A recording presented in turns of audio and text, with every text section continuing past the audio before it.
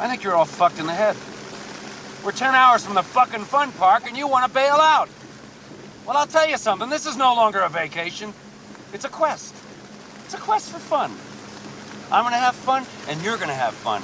We're all gonna have so much fucking fun we'll need plastic surgery to remove our goddamn smiles. You'll be whistling Symphony Doodah out of your assholes. What's going on, guys? Yeah. Awesome. I'm glad you can see. I'm glad to see you got to so cut long, down man. from your. You got to cut down from your original 90-minute version down to just 3 minutes. Yeah, it only took me 4 days to edit it down. But I liked it, man. I liked every minute of it. Well, we got that. I'm ashamed to ask, what's that Michael Keaton movie when he's like smoking like that? I haven't seen that one before. that was on Night Shift. Man. Yeah. Night Shift with him and Henry Winkler. Yeah, I want to pick up yeah. that Warner Archive, right? Man, it's hilarious, man. I haven't seen that movie in forever, but it's a great movie. I hadn't either, man. I remember that shit when I was a kid. Fucking, they trying to be pimps and shit. Yeah, they work at a morgue in the night Yeah. shift, and they turn the morgue into a whorehouse, basically. Right. Yeah, fucking great. Fucking great. I saw one movie on the reel twice. Was there more than one movie on the reel twice? Yeah. Or was there just one movie? On the There reel was twice? one. Vacation was on there a twice, couple times. and Psycho 2 was on there twice. Wait, Right. imagine that. Yeah. Imagine that. Shocker. So how's it going, everybody? This is the one that I've been dreading, 81 to 85. This has truly kicked my ass. Yeah. Most of these, no matter what place they're in, would probably be a number one in the other years. So this is the set of years that I fell in love with movies, and I got fucking 100 that I fucking love. So this was definitely hard for me. How about you guys? Yeah. Oh, yeah. Man, You could have made it the top 20, and I still would have struggled. Yeah. I had to cut some shit and it hurt. You know. Mm-hmm. Yeah, it's It's a current top 5, all-time top 5, whatever way you want to look at it. That's all I kept saying. Which of these do I like the most right now? That's all I had to keep saying because it was just like, man, I love this movie. I've been watching this movie for 20 years, 30 years. Right. And it's just like, which one do I like the most? Which ones do I like the most right now? Yeah. Right. Like I said, I mean, well, there's a couple on here, man, that I didn't grow up with, and I was like, damn, I can't believe this shit's happening. Well, you miss shit all the time, man. I didn't really have a system this time. My system this time was just a lot of fuck. That was my system. Pretty much the system I had this time. So, every time I see another movie, I'm like, shit, that's in this range too? God. Yeah. Well, we have got 19 people out there, guys. Nice. All right. Let's see who we got, and we'll get started here. Johnny Darko, what's going on, man? Johnny? Happening, man. All right, some of my favorites are The Thing, Halloween 78, which would be in the next one. Escape from New York, Pitch Black, which would be in, we already passed it. Chronicles of Riddick, to name a few. Yeah, those are all good ones, man. I like that third Riddick movie. Mm-hmm. I think it was just called Riddick. It's called Riddick, yeah. It's actually really good. It's a good watch. Yeah, super sci-fi, that one. Yeah, I didn't watch that one. I've seen the first two, though. Check out the third one, man. I think it might be the best, honestly. I'd agree with you on that. Yeah, I was really surprised. What's going on, Anthony? Who's ready to watch the best fucking show on YouTube? Let's get it on. Yeah. Man, appreciate you being here, buddy. Appreciate it, man. What's up, Anthony? Sidney Eubanks, what's up, everyone? Popcorn, let's drink a beer and whiskey. I started off with that. Hell yeah, Sidney. Brett Madison, what's going on? I can't wait to see the pics. Ken Carlson, hey boys. Wild Wrangler, hello everybody. Love Friday the 13th Part 2. Who hates on Tater Stack Jason? Love it. Yeah, there's 4 Friday the 13th in this span. Right. Yeah, man. Yeah. Fucking don't I know. Yeah. So Sidney Eubanks, this should have been top 10 instead of 5 because this is really difficult for these picks. Yeah. So No, you can extrapolate the numbers. If it's a top 10, that's a 10-hour stream. right. Right. It'd have to be a part 2. Yeah. We'd have to do like 5-hour, then part 2 next 2 weeks. If it was up to Alan, it'd be a top 25 stream. Right. Yeah. We'll just all talk real fast. It'd be an all-weekend stream. Right. We'd have to give our picks and shifts. It'll be a 10-hour stream. Y'all just watch it in double time. Cut it in All half. right, we're doing a top 100. Shit. All right. Sidney Eubanks, a nice intro. I appreciate it. Yeah, they just keep getting better, man. Yeah, man. I appreciate that. The monkey said, greetings, Sidney and Ken. All right, Joe Joker, what's going on, man? Good evening, party people. Howdy. They drew first blood, not me. Don't get me started. The monkey said, Joe Joker, hello. Saying hey to each other. Live her alone. All right, I can definitely say Raiders of the Lost Ark, The Terminator, The Thing are my top 3. Too difficult to choose 4 and 5. Yeah. All right, John says, I've been working my fucking ass off up here, John. Don't you think I should get paid for the work that I do?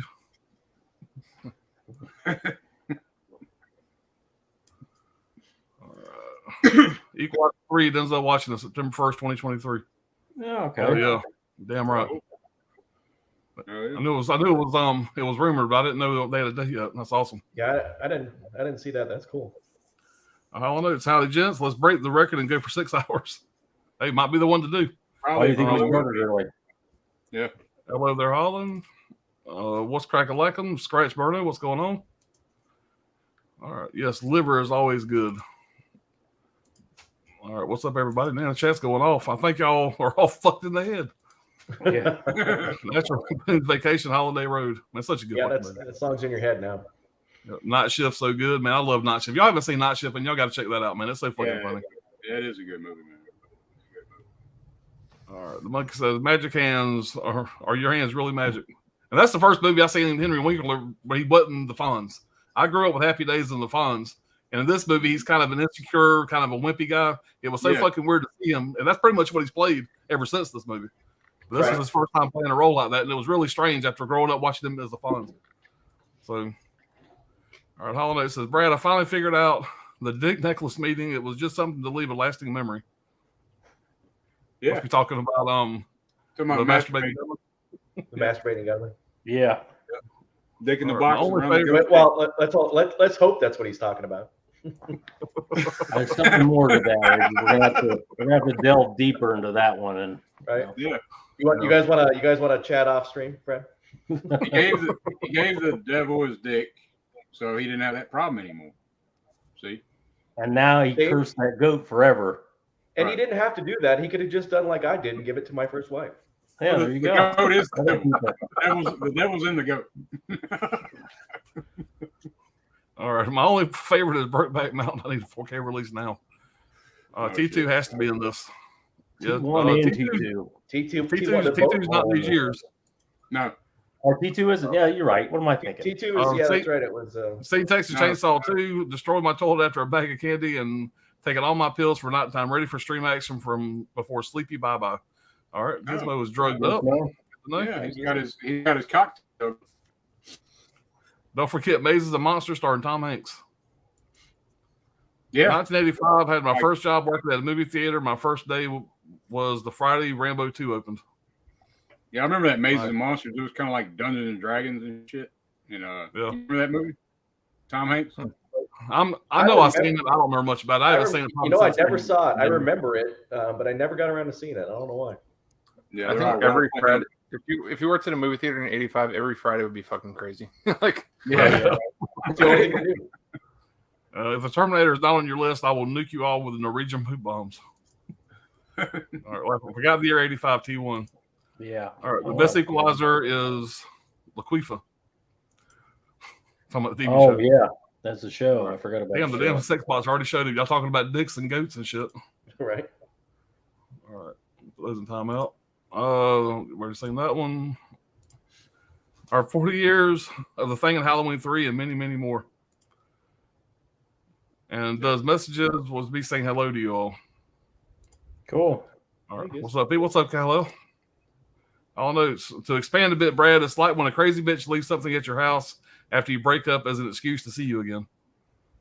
See, the thing is, you never bring them to your actual house. You know. That's how you handle it. Brad has take it to the by the hour. Take them to one of the projects you're renovating or something, and you just you poor mouth them. Like, this is all I can afford. I don't have any money.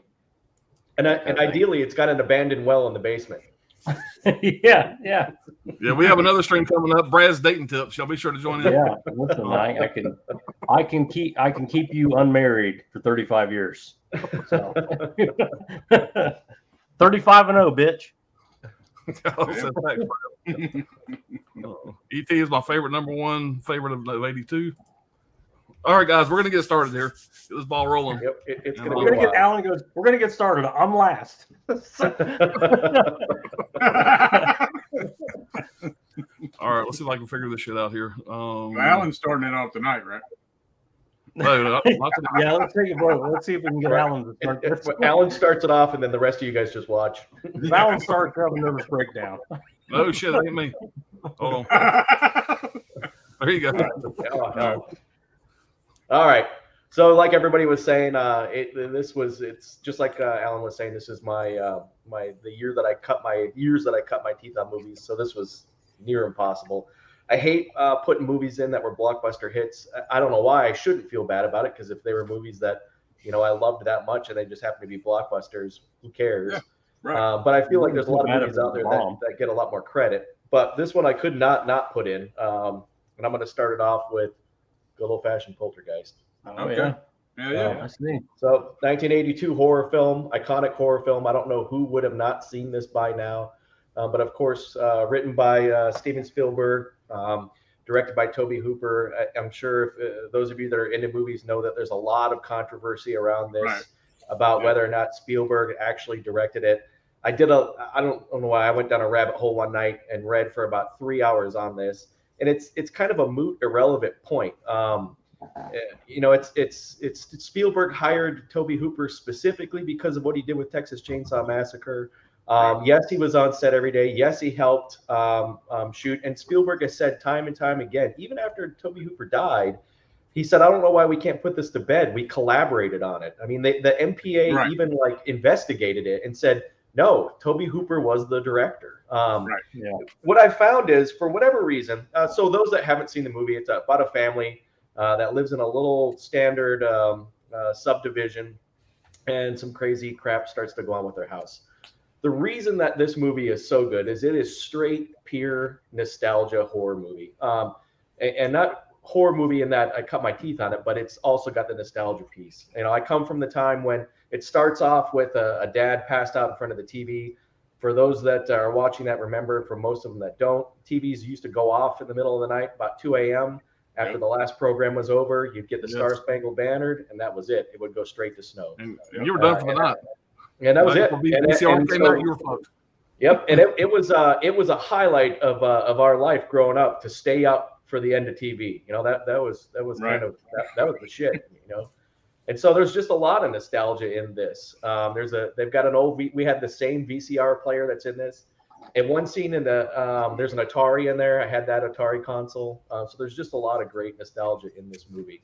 But going back to the Tobe Hooper, Steven Spielberg thing, there's a psychic that comes in. She's a short little guy. Her name was Zelda Rubinstein, I think.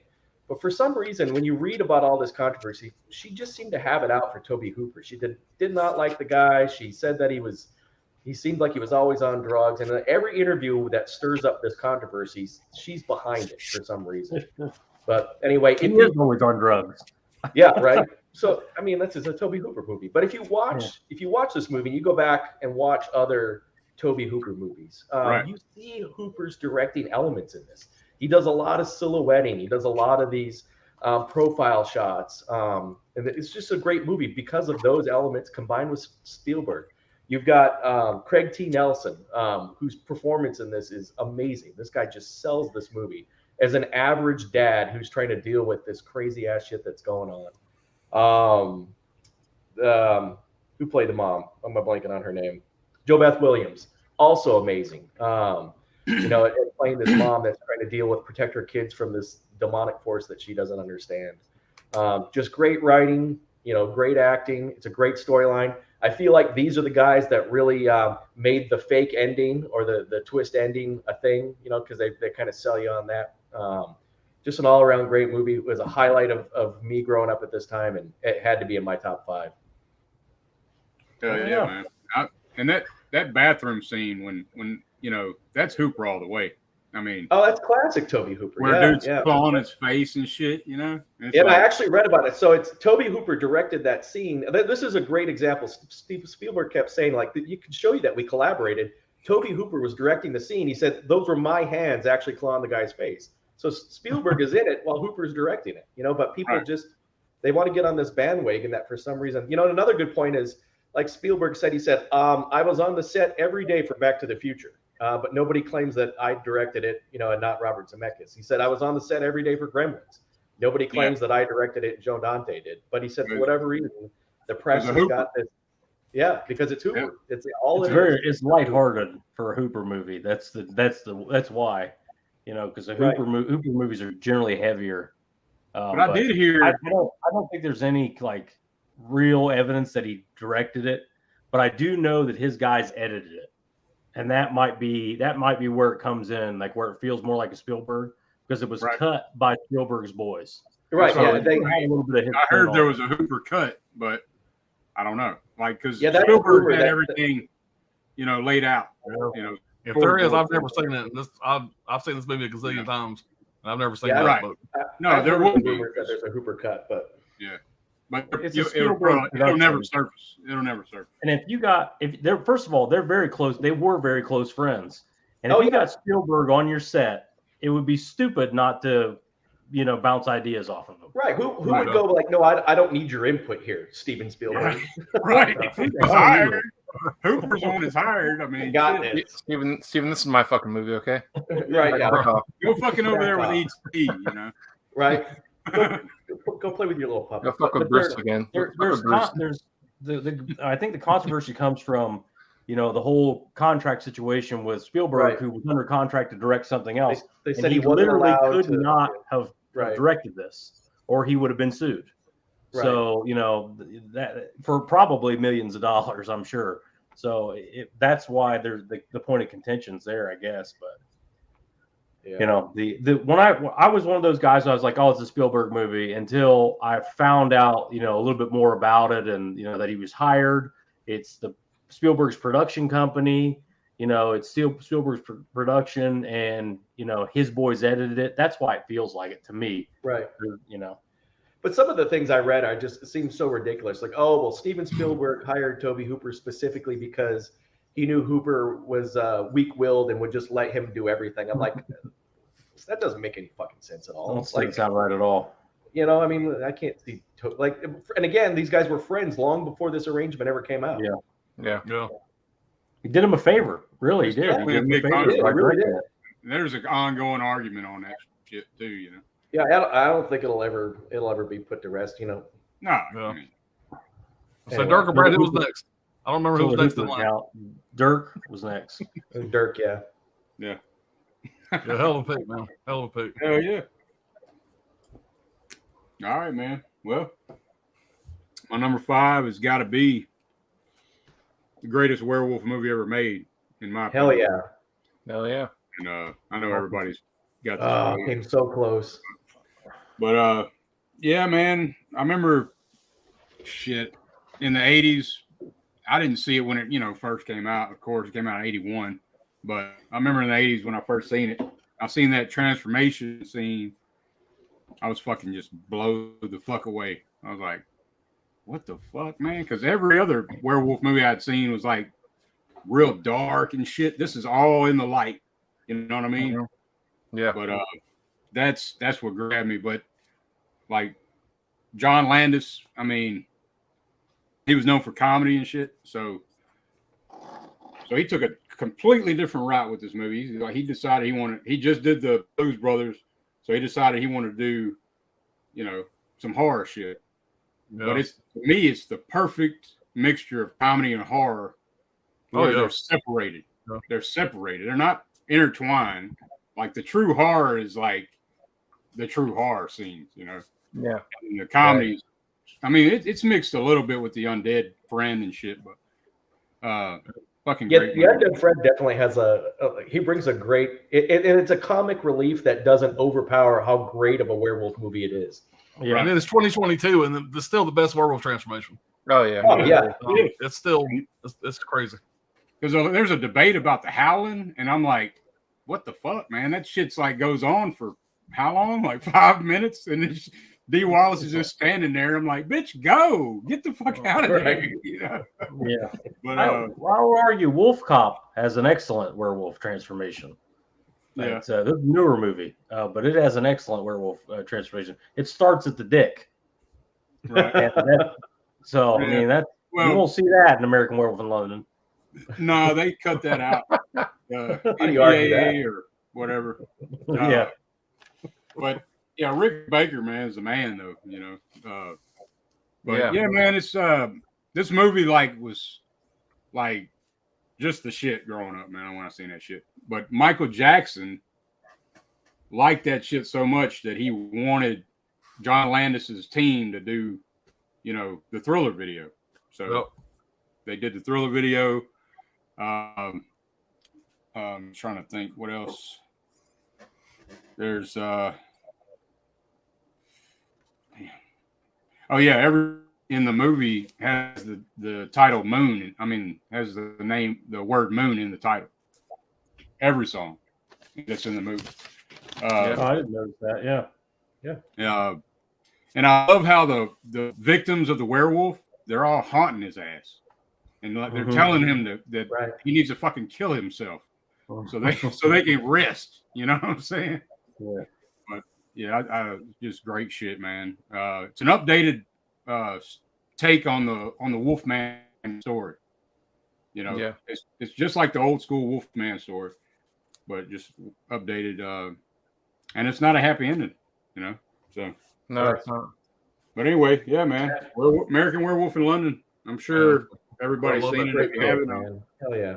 I I like love that movie too. the fucking craziness that happens at the end of that movie whenever all the shit's going crazy when he's Break walking down. around. Yeah. And then they're just crashing cars left and right and nowhere. in the Like, London scene, People right? get run all over. the shit's going down and not even the werewolves involved in part of the shit. I'm a huge fan of this movie, though, man. I just gotta show this too. I'm gonna go ahead and show you that. So, Oh fuck yeah.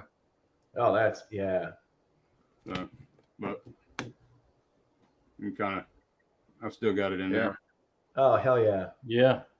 But There's that werewolf to me is still the most vicious looking motherfucker on screen. I mean, Yeah. especially in the theater. Right. That motherfucker, when that damn that guy comes in there with the flashlight, and that werewolf just sitting there eating, it's just so fucking crazy looking. Yeah. Yeah, you don't see him too much. That's the important thing. They don't overshow it. They show it just enough. That's a big deal. You know, it's I don't know. To me, you know, less is more. Shit like that. Right. I don't know if any of y'all ever been to Universal Studios in Orlando, Florida. Oh, yeah. But, the horror effects makeup show they have there, they actually have the head sculpt, the mechanical head sculpt of the transformation head, and they show it off in there and shit, and it still works and everything. It's badass. Oh damn! Hell yeah, man! I'd love that shit. Rick Baker's the man, dude. Yeah, Rick Baker's. You can't argue Rick Baker's. Obviously a legend, man. Especially in this time, he'll come up a bunch, I'm sure. But I like that they put the buddy that gets mauled is the much better actor, and he is the better role, even though he has less lines. And they needed him to act, you know, through the, you know, that's why that's why I think they chose him to be the, because obviously he's the better actor. The lead guy is kind of not, he's pretty cardboard, but he was a damn Dr. Pepper commercial actor, you know? Yeah. But John Landis would go to, you know, the better actor. He wanted a couple unknowns. Can you believe, this is something I left out. Somebody had brought it to him. Why don't you put Dan Aykroyd and Belushi in this? Can you fucking imagine that shit? So I just found that shit out. I was like, what the fuck? That'd have been a whole crate. But he's like, no. I would like to see Belushi do the transformation. That'd have been funny. Right. But that's awesome pick, man. Yeah, hell of a pick. Yeah, man. Appreciate it. Let's see. Well, this movie is from 1981. It's about a shapeshifter, and it's not shot in the United States. I mean, I'm sure you can all guess what it is. It's the Incubus. I just heard it say fucking American Werewolf. I was like, what the fuck? This movie is it's a Canadian production. It's shot around Toronto, Canada. I know probably not a lot of people have seen this. This is a Vinegar Syndrome title. The score is done by Stanley Myers, who's like this legendary composer for film. He's done like 150 some movies, The Deer Hunter, Jarhead, shit like that. But the score in this is really, it's almost too good for the movie. Like that's how well it's scored. I don't know how they got him to do this, but it worked out really well. The movie follows Sam Cordell, John Cassavetes. He was a small town medical examiner and surgeon, and he's moved to this town with his 18-year-old daughter. They have a weird relationship. He almost talks to her like she's his wife. He like sees her naked at one point in the movie, you know, and it's just like he's just keeps going. She's 18. But anyway, I always thought that was weird, and this movie like throws a lot of red herrings at you, and that's kind of one of them, you know. So anyway, it follows them and her boyfriend while a series of like they're heinous rapes and like bloody ass murders are happening all around town. And I mean, heinous is the only word to describe them because they're like in graphic detail, the way they you know, the way they're portrayed and shown, and then they explain afterwards the aftermath.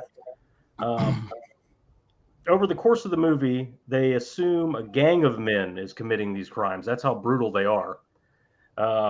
You know, due to the extreme force it would take and the amount of semen that they find. Right. Yeah, I remember. And, you know, it's like it's literally like there's a scene where guys got like a pint-sized beaker, literally like a quart full of red semen. Turkey baster. Yeah, like a quart full of red semen, and he's explaining it to the police officers. He's like, "There's no way one guy did this. It'd have to be an army of guys that did." He was saving up. Yeah.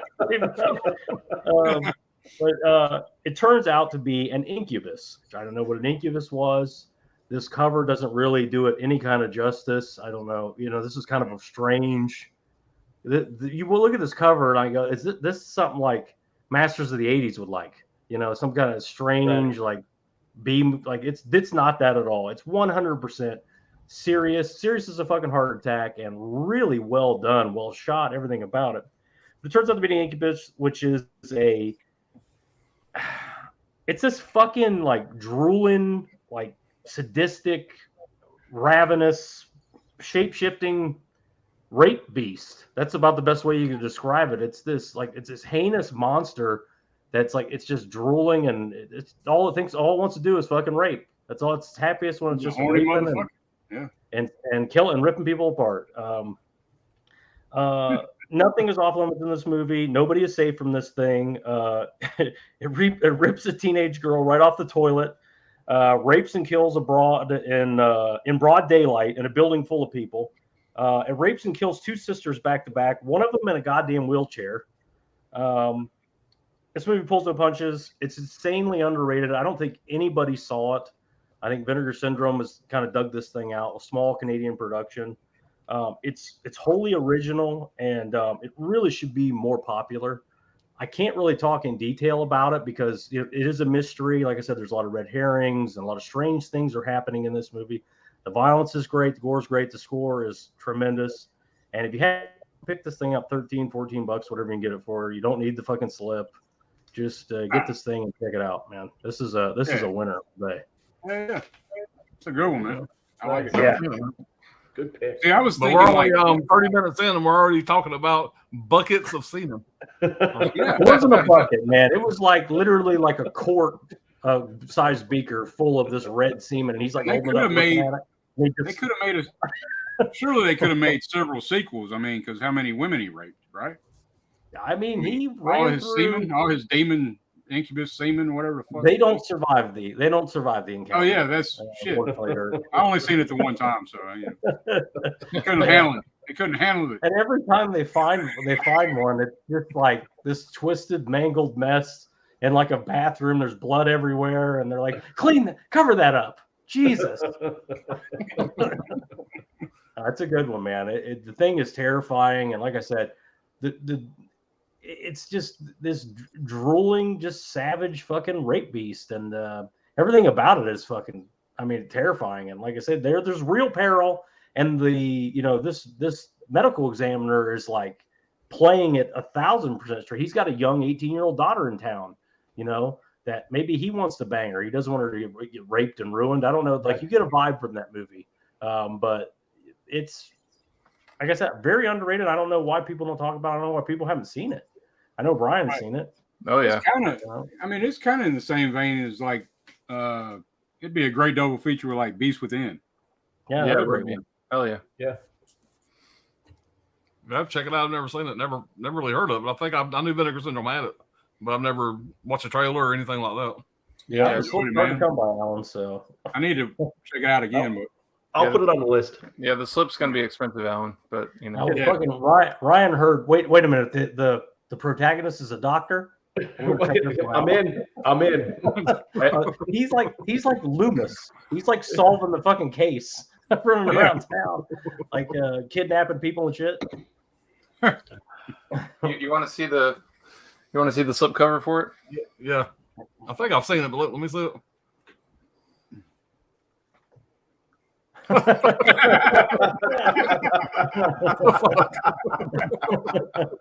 oh shit! No, they had some mini slipcovers for a little while. I have a couple of them. Cool. That's pretty cool. I mean, you guys have seen the movie. How well does that cover represent the movie? Not well at all. Good. Yeah, because in the title, that title don't represent it either. Because well, I mean, when I think of an incubus, it's like the definition is like a sexual male demon, right? Demon, yeah. Right. That thing looks like a robot.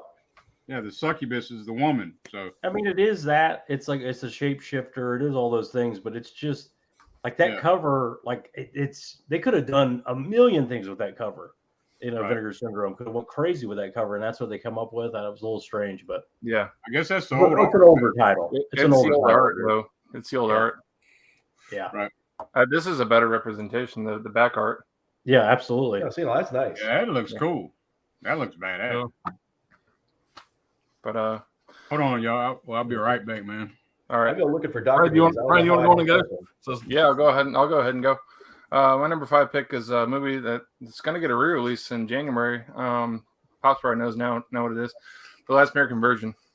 The out of print era release here. But anyways, this story is just basically about three buddies who are set on a journey to lose their virginity, basically, by whatever means it takes. The beginning of the movie starts off, and the main character is Gary, played by Lawrence Monason. He's also in Friday the 13th Part 4, by the way. But him and it's Diane Franklin is the main girl in the movie. But at the beginning of the movie, anyways, they just track down these like three chicks or whatever. That like two of them are good looking, one of them just like the grenade or whatever, and they bring them all back to their house or whatever. The grenade. And yeah. It's, You gotta fall on the grenade. Yeah. Somebody has to fall on the grenade. Yeah, and so they always choose Gary. He's like the little fucker they always put on. They always him throwing the grenade, whatever. Anyways, so they're all partying or whatever, and then they like the girls are like expecting these drugs that they promised them or whatever, and then so they bring out like all this like sugar and shit, and they call it blow or whatever, and they have these girls snorting fucking sugar and shit, and then they get all fuck. It's crazy, man. I don't know if you've seen this movie, but it's fucking nuts. It's like it's a teen sex comedy gone crazy. I don't know. There's a scene where like all the guys like they all fuck the same whore, and then they end up all having crabs. Oh, and they go to try to drown these crabs in the fucking pool and shit. It's crazy. But then like the main guy of the three is not on the cover here, but his name's Rick, and he's like the main guy who kind of leads their trilogy gang or whatever. And he falls for the girl Diane Franklin that Gary, the main character that I like, he's like really the main character of the movie. He's really fallen for, but Rick takes over, of course, and he gets the girl first, and he ends up getting her pregnant. So it gets kind of deep then. So Gary helps the girl out and he helps her out with the abortion and all that stuff like that. And then the movie just takes a total fucking turn. And it has one of the craziest fucking endings to an 80s comedy, teen sex comedy I've ever seen. It goes total dark, total deep, an unforgettable ending to it. I just love this movie so much. I saw this like in the early 2000s. I got it on DVD, and it's just been stuck in my mind ever since. Highly recommend. People don't talk about it that much, but it's getting an MVD Rewind title collection in January. So I'm looking forward to rebuying this one on that line. So I'll keep both titles just because I love it that much. And it's got a great 80s soundtrack. Got R.E.O. Speedwagon, Blondie, Devo, Casey and the Sunshine Band, Police, U2. I don't know. It's just a real fun movie. If you like any 80s teen sex comedies, it's kind of like stuff that like American Pie stole from, basically. So kind of like same vein with like Fast Times at Ridgemont High. Yeah, man. It was. I think it was a year after Fast Times. This is 82. Okay, but it's in the same vein. It was actually based off of a European film called Lemon Popsicle. I haven't seen those, but I think that's like a trilogy of like teen sex comedies in the late 70s. Okay. But yeah. I remember like the first time I saw the first American Pie, I was like, damn it, this is like just like they just walked this right off the last American version. Like they're just taking all of these tropes directly from it. And I don't know, it's just one I always loved, man. And I like Diane Franklin. She's in Terror Vision, my shirt. Yep. And she's also in Amityville 2: The Possession, so and I think she's in Bill Better and Off Ted. Dead, right? I think she's Better Off Dead. Better Off Dead, yeah. Better Off Dead. And Better Off Dead. And she bears all in this too. She's only 19 in this one, so. Okay, that's why you like it. Oh yeah. But she's of age. She doesn't like that part. Yeah. So. That's an awesome thing, man. That soundtrack's fantastic, too, man. Y'all haven't seen I'll that? check it out, man. I might have seen it. I mean, I'm getting that MVD when it comes out. And It's been a long recommended time since I've seen it, but it was great, man. I love that movie. And Dirk, you're right. It is in the same vein of like Fast Times, but it goes a lot darker at the end. The Fast Times does. They both have that. They both draw that abortion line a little bit, you know. Yeah. Right. But her nudity is. Would you consider it better than Phoebe Cates in Fast Times? it's longer. Yeah, it's longer. It's true. Good point. It's suddenly become a Mr. Skin stream again. Yeah. That's a hell of a thing, bro. Yeah. Dirk, you up, buddy? No, you're up. Yep. You're up. No, ain't me. No, Dirk's it's trying to you. win shit, isn't he? Yeah. Fucking Yeah. It's you. fuck. Trying to skip yourself. Who's driving this goddamn thing? Alan's trying to save all his. I ain't real sure. This is the first, guys. This is the first time I don't have a fucking title to show. So I pulled this fucking thing down. I've been driving my mouse left-handed this whole first round. No, I had the box set, that shitty box set, but I gave it to my son last year for Christmas. I let him pick some movies out of my closet, and he grabbed that box set. I never picked up another copy of it. Still hoping for 4K, but yeah, my number 5 is the first Nightmare on Elm Street. Guys, what can I say about this movie? It's a fucking classic. I rewatched it, and dude, it fucking holds up. I've seen this movie so many times, and it's back when this movie came out, I would have been 13 years old. I'd have been 13 years old, and this movie, when I first seen it, scared the absolute shit out of me. It was such an original idea. Everybody's got to fucking sleep, you know. And so anytime you watch this movie back in the day, my 13-year-old ass, every night you go to sleep for months after seeing this movie, it's always in the back of your fucking head. The chance of a fucking mass murderer coming through my fucking window, you know, that's probably never going to happen. But I got to go to sleep every fucking night. And the last thing you're thinking about, you know, months after seeing this movie, is this fucking burned up fucking weirdo coming to fuck with you. And it was very effective. It was very unique. And it still fucking holds up. Everybody knows it was directed by Wes Craven. Now, Wes Craven had a couple bombs coming into this movie here. And basically, if this movie would have flopped, we may never even be talking about Wes Craven. This movie was a big deal for him. It was also a big deal for New Line Cinema. New Line Cinema, if this movie would not have done well, they would have been bankrupt. They'd have been gone. But this movie pretty much saved their ass. It had a $1.8 million budget, and it made $25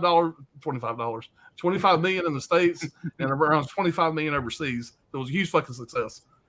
Stars Heather Langenkamp, Robert Englund, obviously, the great John Saxon, and introducing Johnny Depp. First thing Johnny Depp ever done. Lynn Shay has a small part as a teacher. Love Lynn Shay.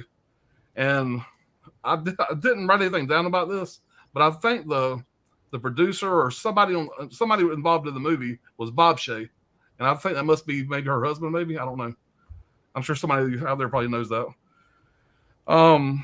Let's see what I got here as far as the notes go. Heather Langenkamp's, I didn't know this. Heather Langenkamp's boyfriend at the time of the shooting is credited for creating the Freddy nursery rhyme. I didn't know that.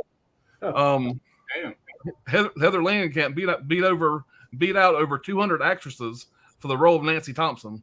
Among them was Jennifer Grey, Debbie Moore, Courtney Cox, Tracy Gold, and Claudia Wells. I don't know who Claudia Wells is. The scene where Freddy's arms elongate were achieved by having men with fishing poles. Y'all seen that in the opening. Men with fishing poles at each side of the alley operating a set of puppet arms that were attached to Robert Englund. The film cost roughly $1.8 million to produce, of which $57,000 were reserved for the ambitious special effects. The effects designer Jim Dole effects designer Jim Dole, because he was so desperate for work, the movie made his entire budget back whenever it was opening weekend. Basically, I fucked up what I wrote down here, but Jim Dole didn't want to do the film. And he basically ended up doing it whatever for a low budget because he needed the money so bad. It would take about 3 hours to get Robert Englund in Freddy makeup every day. And the scene where Nancy's dreams are examined, where her hair turns white when she's in the hospital, and she wakes up and her hair is white. The nurse playing the nurse of that part was Wes Craven's wife, Mimi Craven. The basis of the film was inspired by the phenomenon Asian death syndrome, where people died in the middle of the nightmares, is also known as the Brugada syndrome. That's where Wes Craven got the idea. It was ranked number 11 in Entertainment Weekly's 25 scariest movies of all times. And I already said the part about Wes Craven's last few movies flopping. But guys, I mean, everybody knows this movie. It's a fucking classic. It is absolutely dying for a nice box set from Vinegar Syndrome. I mean, from Scream Factory, anybody, I don't care. It needs a better fucking release. I'm probably going to end up buying that shitty box set again, but I don't own it on physical media right now. And that's why I had to pull this fucking glove out. But it ain't gloves better than that damn set. Alan keeps doing this. I'm going, Jesus, Alan. Right? Right. It's like right. I mean, this is a pretty cool. I mean, these are fucking sharp as a motherfucker, by the way. You know? Yeah, keep throwing them up right next to your eyeballs. Right. But my big old fucking bear paws, I can't fucking close the goddamn back. So, there you go. There you go, Pops. There you go. That's what I need right there. That's a DVD set, right? Yeah, DVD set. Yeah, that's a nice looking set. But guys, I can go on about this movie. I love all the sequels. I mean, some of them are not that great, but I have a reason to like each one of them. but the original is just so fucking good. Oh, absolutely. It's such an iconic character. You know, he's pretty much. If you think about when horror first started, you had the Frankenstein, you had Dracula, you know, all these fuckers, whatever. This is my Dracula. You know, this is my Frankenstein. This is my iconic, you know, for our generation. And I just love him to death. I love the movies, love everything about them. And like I said, any other stream, this would have been number 1, and this one is number 5, just because there's so many fucking. I remember I didn't get to see it in the theater, of course. I was too young, but that was an experience. Yeah, that came out in '84, and I remember the premiere on HBO. Everybody on my block didn't go to sleep after they seen that shit. Yeah, and I know that when Part 2 came out, Part 2 was so hyped up, MTV generation, that that was back for you to reserve your seats. I had to sit in the very fucking corner of a sold out theater, front row. It was so fucking loud you couldn't even hear the movie screen.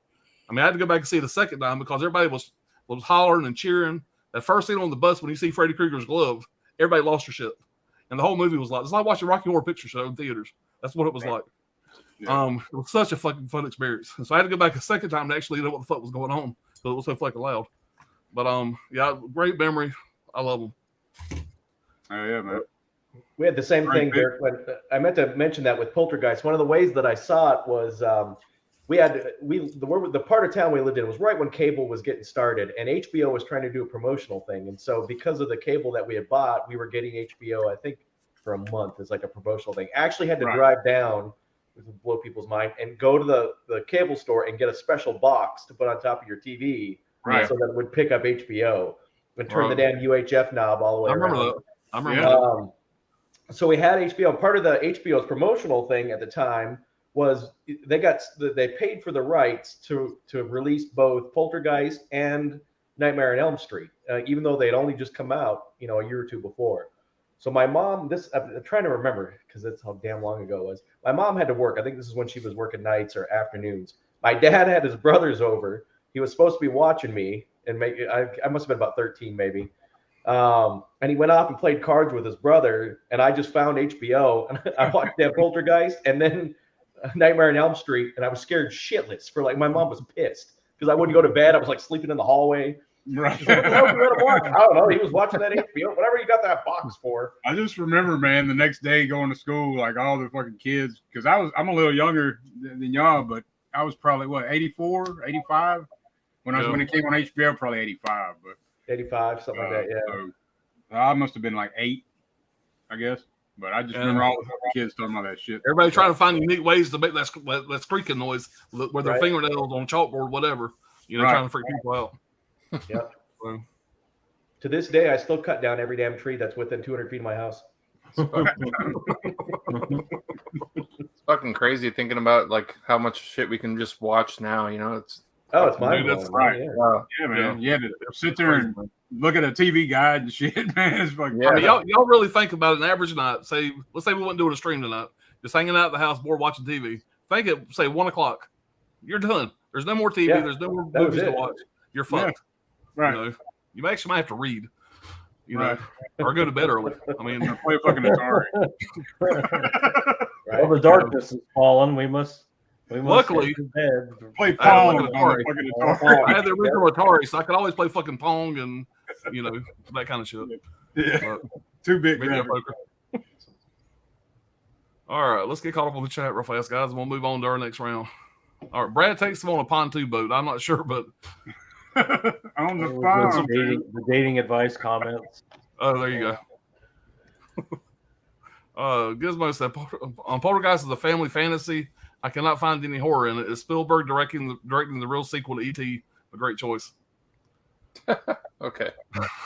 My number 5 movie is Blood Simple, 84, John Getz, Francis McDormand, and Dan Hedaya, directed by the Coen brothers, Addicted to Chaos. That's a movie. That's a great first movie. Yep. It's their debut movie. Yep. Raised the money themselves to do the movie. You got to think too, man. Back then, you wasn't so desensitized to everything. So Poltergeist was a scary motherfucker back then, man. Right. Oh yeah. All right, Wild Wrangler. My parents left me alone watching Poltergeist on TV when I was 3 years old. Special in my heart. My parents were at my grandmother's next door. I'll leave an impression on you. Sidney Eubanks, Poltergeist is a good movie. Snow, Informer, I'm gonna blame a licky boom boom down. Talking about that damn song, you know. A licky boom boom down. You know what I'm talking about? All right, Gizmo, please don't make Bert sing anymore. Oh yeah, I know. If you hear the song, you'd know it. It's a one-hit wonder. Yeah, man, one-hit wonder. It's like Yeah, a Jamaican. It's a white dude singing like a Jamaican. Yeah, Snow's the white dude. Yeah, yep. All right, Brett Mattis said, fun fact, Drew Barrymore auditioned for the little girl in Poltergeist, and he picked her for E.T. based on that audition. Yep. Hmm. Yeah, he found Carol Ann in the cafeteria at like the back studio backlot, and apparently her audition was terrible, but he was just convinced that she was going to be great for the movie, and of course she ended up being. Yeah. Yep. They're here. I love when the mother is laughing after the teen girl was sexually harassed by the 3 men in the garden. Yeah. Right. I forgot about that thing in the 80s. Yeah, and Sonny Lanham was one of those guys. Yeah, that'd be a lawsuit today. Right. Yeah. Oh yeah. I'll be Crazy, in jail forever. Watching it back these days, you're like, what the fuck? It was a different world. Even then, that was fucked up. I mean, listen, you know, Poltergeist is clearly a work of fiction. There is no way that woman has 3 kids. Right. Well, and when he introduces them, actually, he's when he's talking to the first psychologist lady that comes over, he's like, "This is my wife. She's 32. That's my daughter. She's 16." And you kind of go, "Wait a minute. Well, let me do the math here. let me go backwards here." Oh yeah. Yeah. She was 16. Toby Hooper directed the shit out of Poltergeist. Jo Beth Williams looks damn sexy in that film. Yeah, I agree. Yeah, she does. I saw American Werewolf in 2021. Oh wow. Werewolf is great. Have you seen the roundtable discussion with Cronenberg, John Carpenter, and John Landis? It is on the new Video Drone Arrow series. Yeah, I'm sure. I think I watched everything on those discs. Yeah. There's a brand new werewolf film from Norway, Viking Wolf. It's cold. It could have been great if they went old school and not CGI shit. So excited about that. The uncut of that Benicio del Toro one they did. I thought that one was pretty good. Yeah. With Anthony Hopkins. Anthony Hopkins, yeah, the uncut version, man. That's a good movie, man. Yeah, they were gonna do a whole Universal Monsters thing, and then the Mummy fucked up everything. Yeah, the Mummy. Benicio's a badass actor, man. He really is. Yeah. Hagen Connects. Yeah, I want to say that in my Al Pacino voice, but it's too bad. So I'm just gonna say hello to my little friends. What do y'all can give it a shot? Do it, Alan. In my head, it sounds just like it, but I'm not gonna do it. Florida, you can do it. You can do it. The Quavo, she'll love me in the morning. Huck's Pop Culture Cafe. What's going on, Huck? So, hey, dogs. Man. All right. Michael says, don't know if you've talked about TCM2 4K. What an amazing transfer. I would love Vinegar Syndrome to do a Nightmare on Elm Street box set, but I love my kidneys too much. You know, the thing is, like, just a year ago, we would have never said that was even possible for Vinegar Syndrome to do something like that. Now, who fucking knows? Yeah, they're getting some bangers. I'm excited for next year, man. I mean, I'm excited to see what they come up with. They pull out Amityville Horror and Texas Chainsaw Massacre. I never would have fucking guessed they were going to pull fucking Roadhouse. I mean, right. You know, getting some A titles. Yep. All right, I got my video on 4K this week. That Nightmare on Elm Street thing, I mean, it's probably still going to be a while, man. You know, the family of State, the Wes Craven and all that, that's in. Oh, yeah. It's all a money thing, man. It's all money. Exactly. I was just going to say, it all depends on where the cash goes. The cash would go flowing to them if they fucking release a set for us. Yeah, but they got to make a fucking deal. And you got, all of a sudden, you got 15 different cooks deciding what to put in the pot. And how much, what should we get $1 billion? Should we get what it is? And they're not from the movie business. So in their mind, they're like, yeah, we want $100 million each, or we're not doing it. You know, they're entitled. They want what's entitled. We met down at the local Golden Corral and we had a meeting about this. We want $100 million apiece. Golden Corral. Right. Help yourself to happiness. All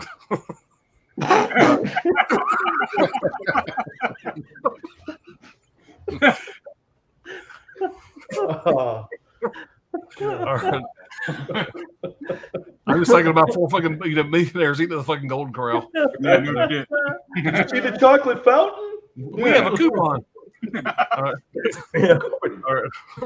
Nice man. TCM2 looks so amazing on 4K. I'll watch Videodrome next week. Have not seen it for at least 20 years. Fucking Gizmo's got TCM2 4K, and I don't even have that shit Yeah, yet. he got it in Norway. I just saw his video. In Norway and fucking our only subscriber on the panel ain't got The it. video was from like 2 days ago. I ordered Video mine was when like 2 days ago. He got it in fucking Norway. Mine's gonna be here tomorrow, by the way. They sent it on a fucking horse and buggy over to his fucking house. Mine was supposed to be here today. I need to check my tracking. It was supposed to be here today.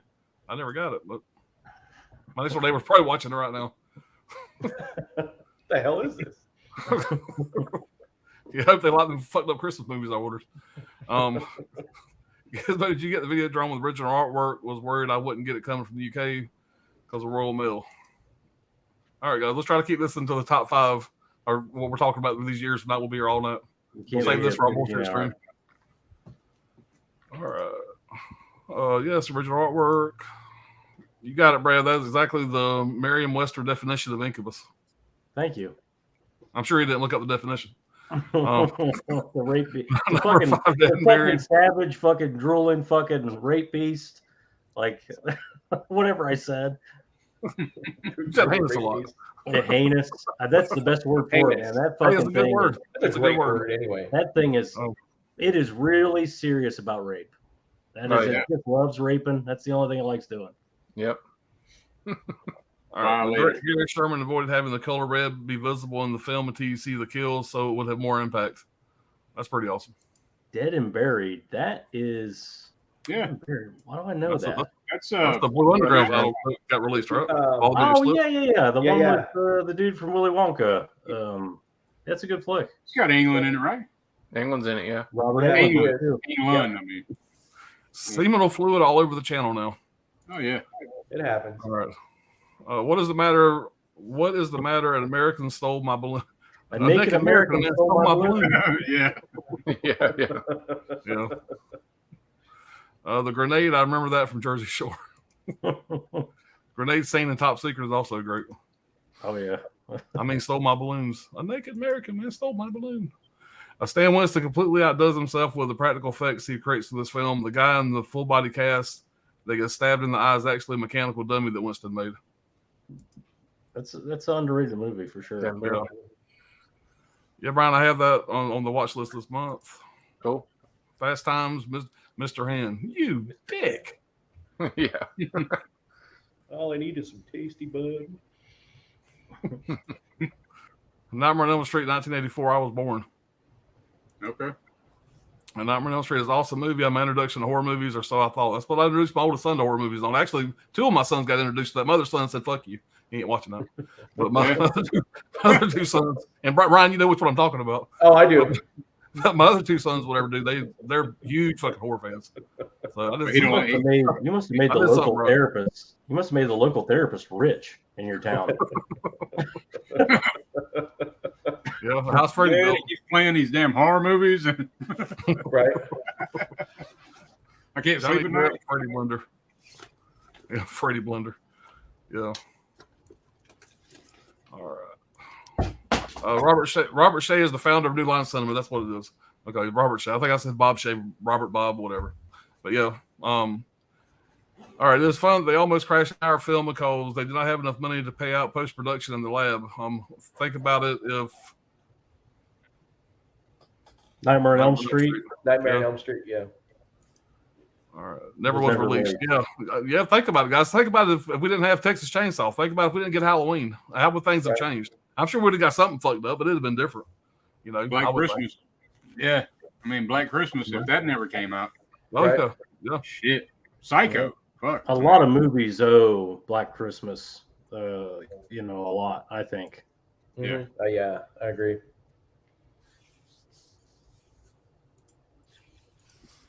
Sorry, I'm trying to get rid of all this sex shit.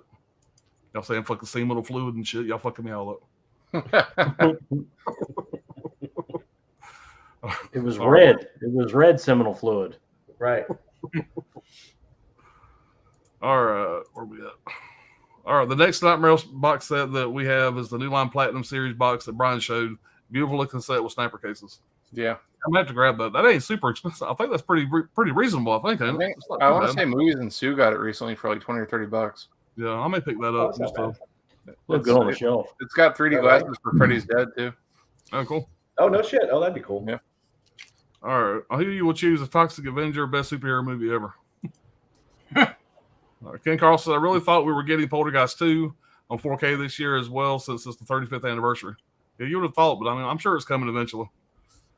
There's boobs on my TV. I have the werewolf versus vampire women in the background. I'll watch it tomorrow, but the boobs look so great in 4K. Yep. I agree. Vinegar Syndrome will release Showdown in Little Tokyo on 4K. That's Brandon Lee and somebody. Drago. What's his fucking name? Dolph Lundgren. Dolph Lundgren. Kenner, just in case we get killed, I wanted to tell you you have the biggest dick I've ever seen on a man. All right. I gotta start pre-reading this shit before I say that. Well, context, Alan. Context. Somebody's at work. Those classes we would have never got skin deep. All right, guys. Thanks for the great comments, guys. Yeah. Keep them coming. All right. Let me get back to our screen here. It ain't working. Oh shit. Not me. All right. There you go, buddy. You're up. All right, number 4, one of my all-time absolute favorite movies by one of my all-time favorite directors, and that's the 1981 sci-fi classic Escape from New York, John Carpenter. Oh, yeah. Nice.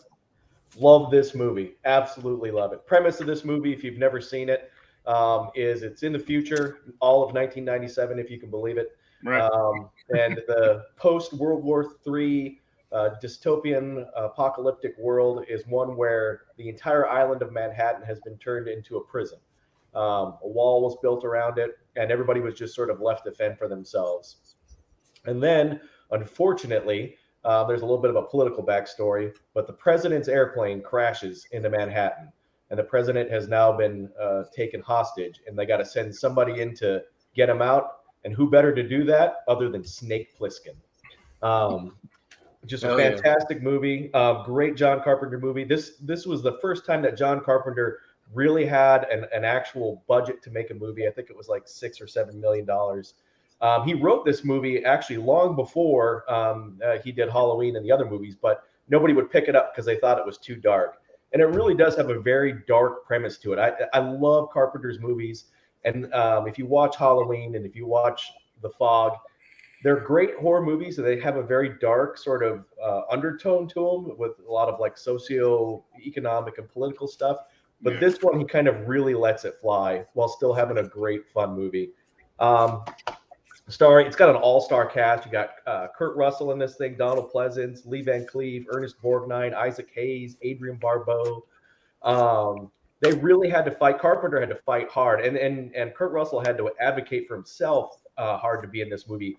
Nobody in the studio wanted him to do this movie. Everybody thought he was still a little too Disney and a little too light to do it. And fortunately, it worked out. You know, I was thinking about this today. Every time that I would do these movies and I start kind of reading about these things, you always read about these how everybody like in the studio and at the film company they'll all have this input they want to put in the movie that's completely opposite to the directors or the writers.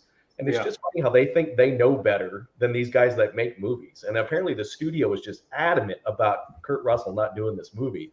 And I can't imagine anybody else being Snake Plissken. Yeah, no shit. I couldn't imagine it either. So just a great, great movie. If you haven't seen it, it's start to finish classic Carpenter is all I can really say about it.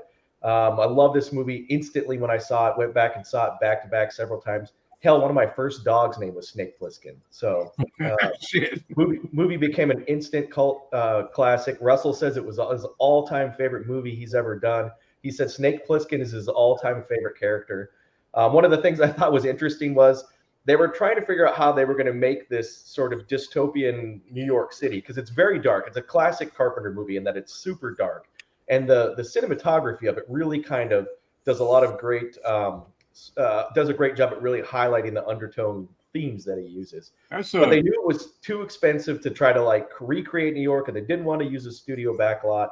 So in one of the commentaries, they said they basically took their location manager and gave him all this money and said, Go find the absolute worst place, most miserable place you can find in the country. And he came back and said, St. Louis. That's where we're filming.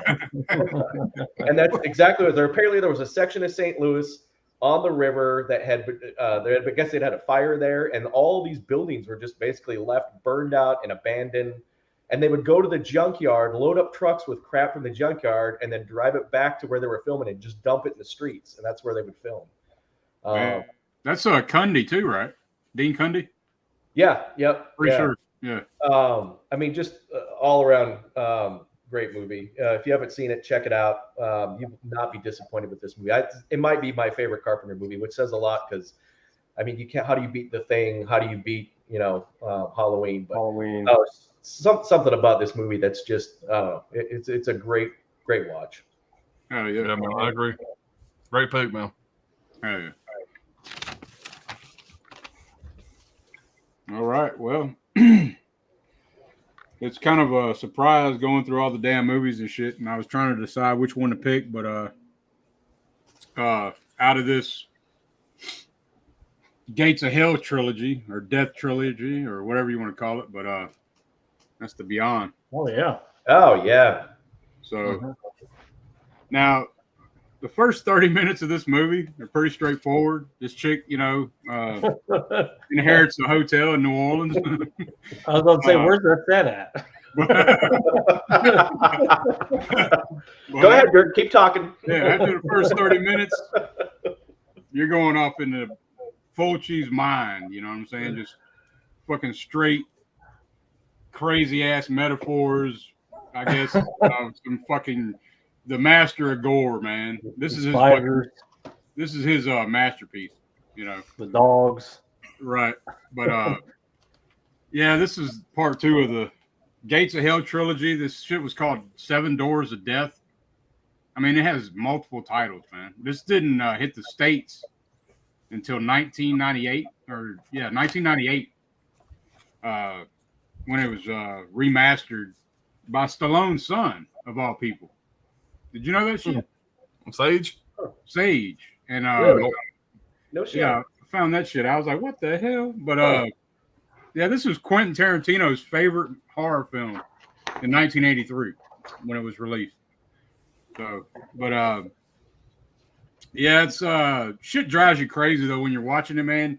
Especially Warbeck, David Warbeck, the doctor. Yeah. Fucking shooting the fucking zombies, man. You're like, what the fuck, dude? You done shot a couple of them in the head. You know it works if it goes to their head, right? Right, yeah. But he's shooting wasted fucking, and he's got unlimited bullets. A lot of shit don't make sense in this movie.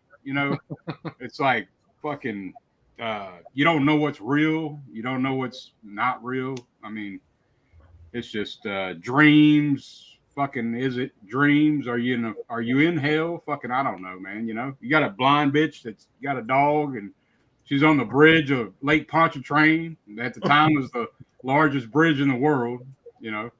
But the cinematography in those shots, man, is like fucking on point. Oh yeah, it's killer. I didn't grow up with this movie, but this had to be my number 4 spot. It's a great pick, man. And I had to pick a Fulci. I was out of these 3 of the Death trilogy. I was like, man, the deciding factor. I was like, well, fuck it, man. I got to go with the Beyond, man. It takes place in New Orleans. It's ambiguous. That's why you picked it.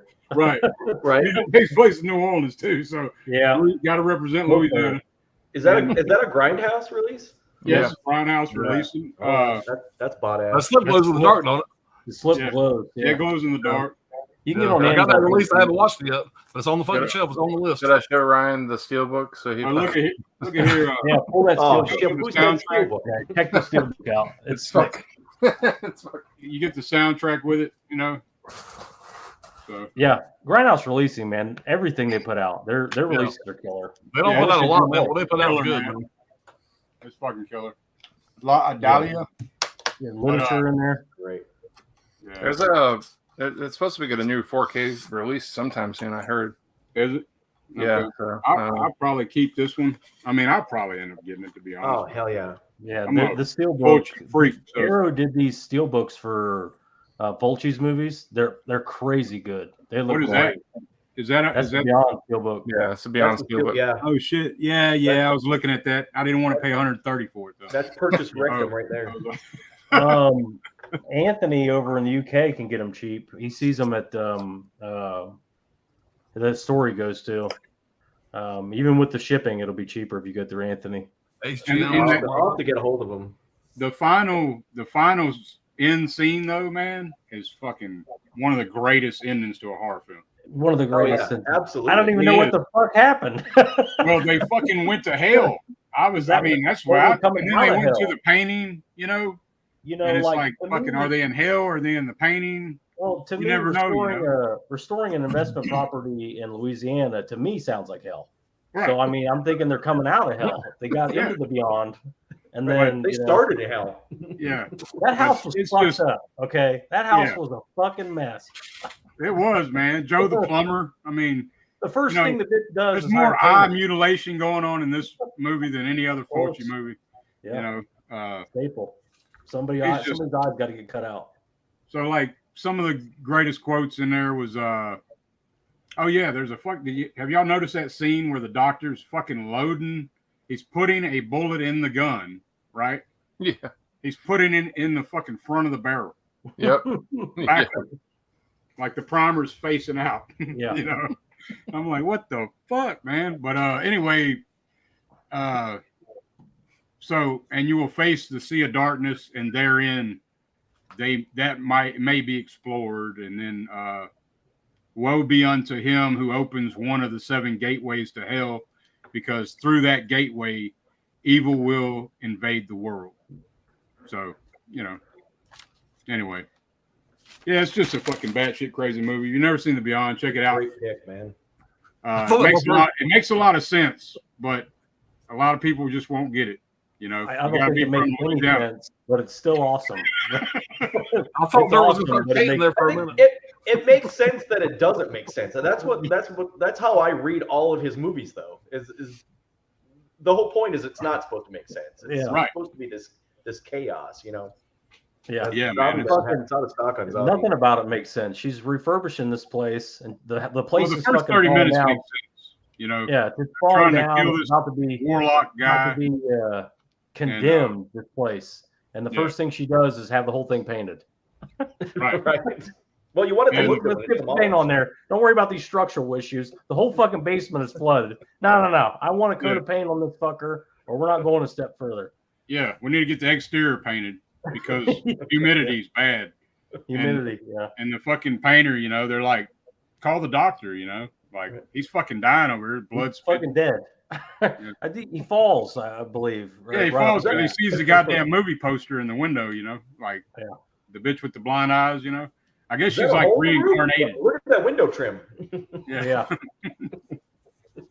But yeah, it's a great one, man. Yeah, man, I still gotta watch it. You just made me put it at the top of the list, but I'm gonna check it out. Yeah, all three of them. If you're gonna watch Gates of Hell. It's also called City of the Living Dead. So watch City of the Living Dead first, then watch The Beyond, and then watch House by the Cemetery. House by the Cemetery. All three. I've never seen House by the Cemetery. And then you can watch. I mean, a lot of people consider it a quadrilogy because why not? I mean, go ahead and throw zombie in that shit, you know? Yeah. City of the Living Dead's my favorite, but I see The Beyond's your favorite. Also got a really cool Arrow Steelbook. Man, you know what? City of the Living Dead, I thought it was my favorite, but after rewatching that and The Beyond, I gotta say this is his fucking masterpiece. Dude. Yeah, I mean, it's one of those things where I don't know. City of the Living Dead may be the best of the three, but my favorite of the three is The Beyond. You know, if that makes sense. Right. Well, I thought it was going to be City of the Living Dead, but after this time, and I'm like, I'd probably still put City, but not. To be fair, I haven't watched it long enough. But City is probably my all-time favorite of his movies. The gore is out. The gore's badass and all his shit. Though, House by the Cemetery's got great gore. Yeah. Hang on just a minute. When'd you get a fucking Evil Dead poster, by the way? I noticed that too. What shows how fucking observant I am. What the fuck, man? What do you think was I going was to just happen? down there fucking Monday. You're supposed to call me when you get new posters in, Brian. damn it. Come on. What the hell? Changing shit up on him. Right?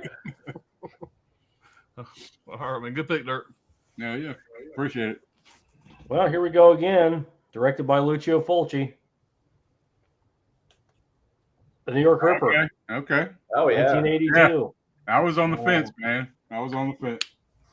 This is, I think it's the most sensical and linear of Fulci's horror films. Yeah. Like, it actually has a story, and the story is really good. I loved how they handled it. But he's not known for his stories. He's known for atmosphere. He's known for gore, and visual styles, like most Italian directors. But this one actually has a real story. Film takes place in New York, and it's shot in New York and for the exteriors, Italy for the interiors. The movie follows Detective Fred Williams, played by Jack Headley.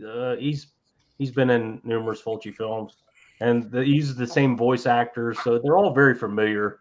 He uses a similar actor. Most of the actors have been in other movies as well. It's this, typical tropey, burned out detective, gruff, short with everybody. You've seen it a million times, that character. Yeah. Fucking prostitutes. Yeah, he gets a series of murders dumped on him, dumped in his lap. One is just like a severed hand that, anyway, it's all young women getting brutally murdered throughout New York. Vagina mutilation. Mutilated by this killer.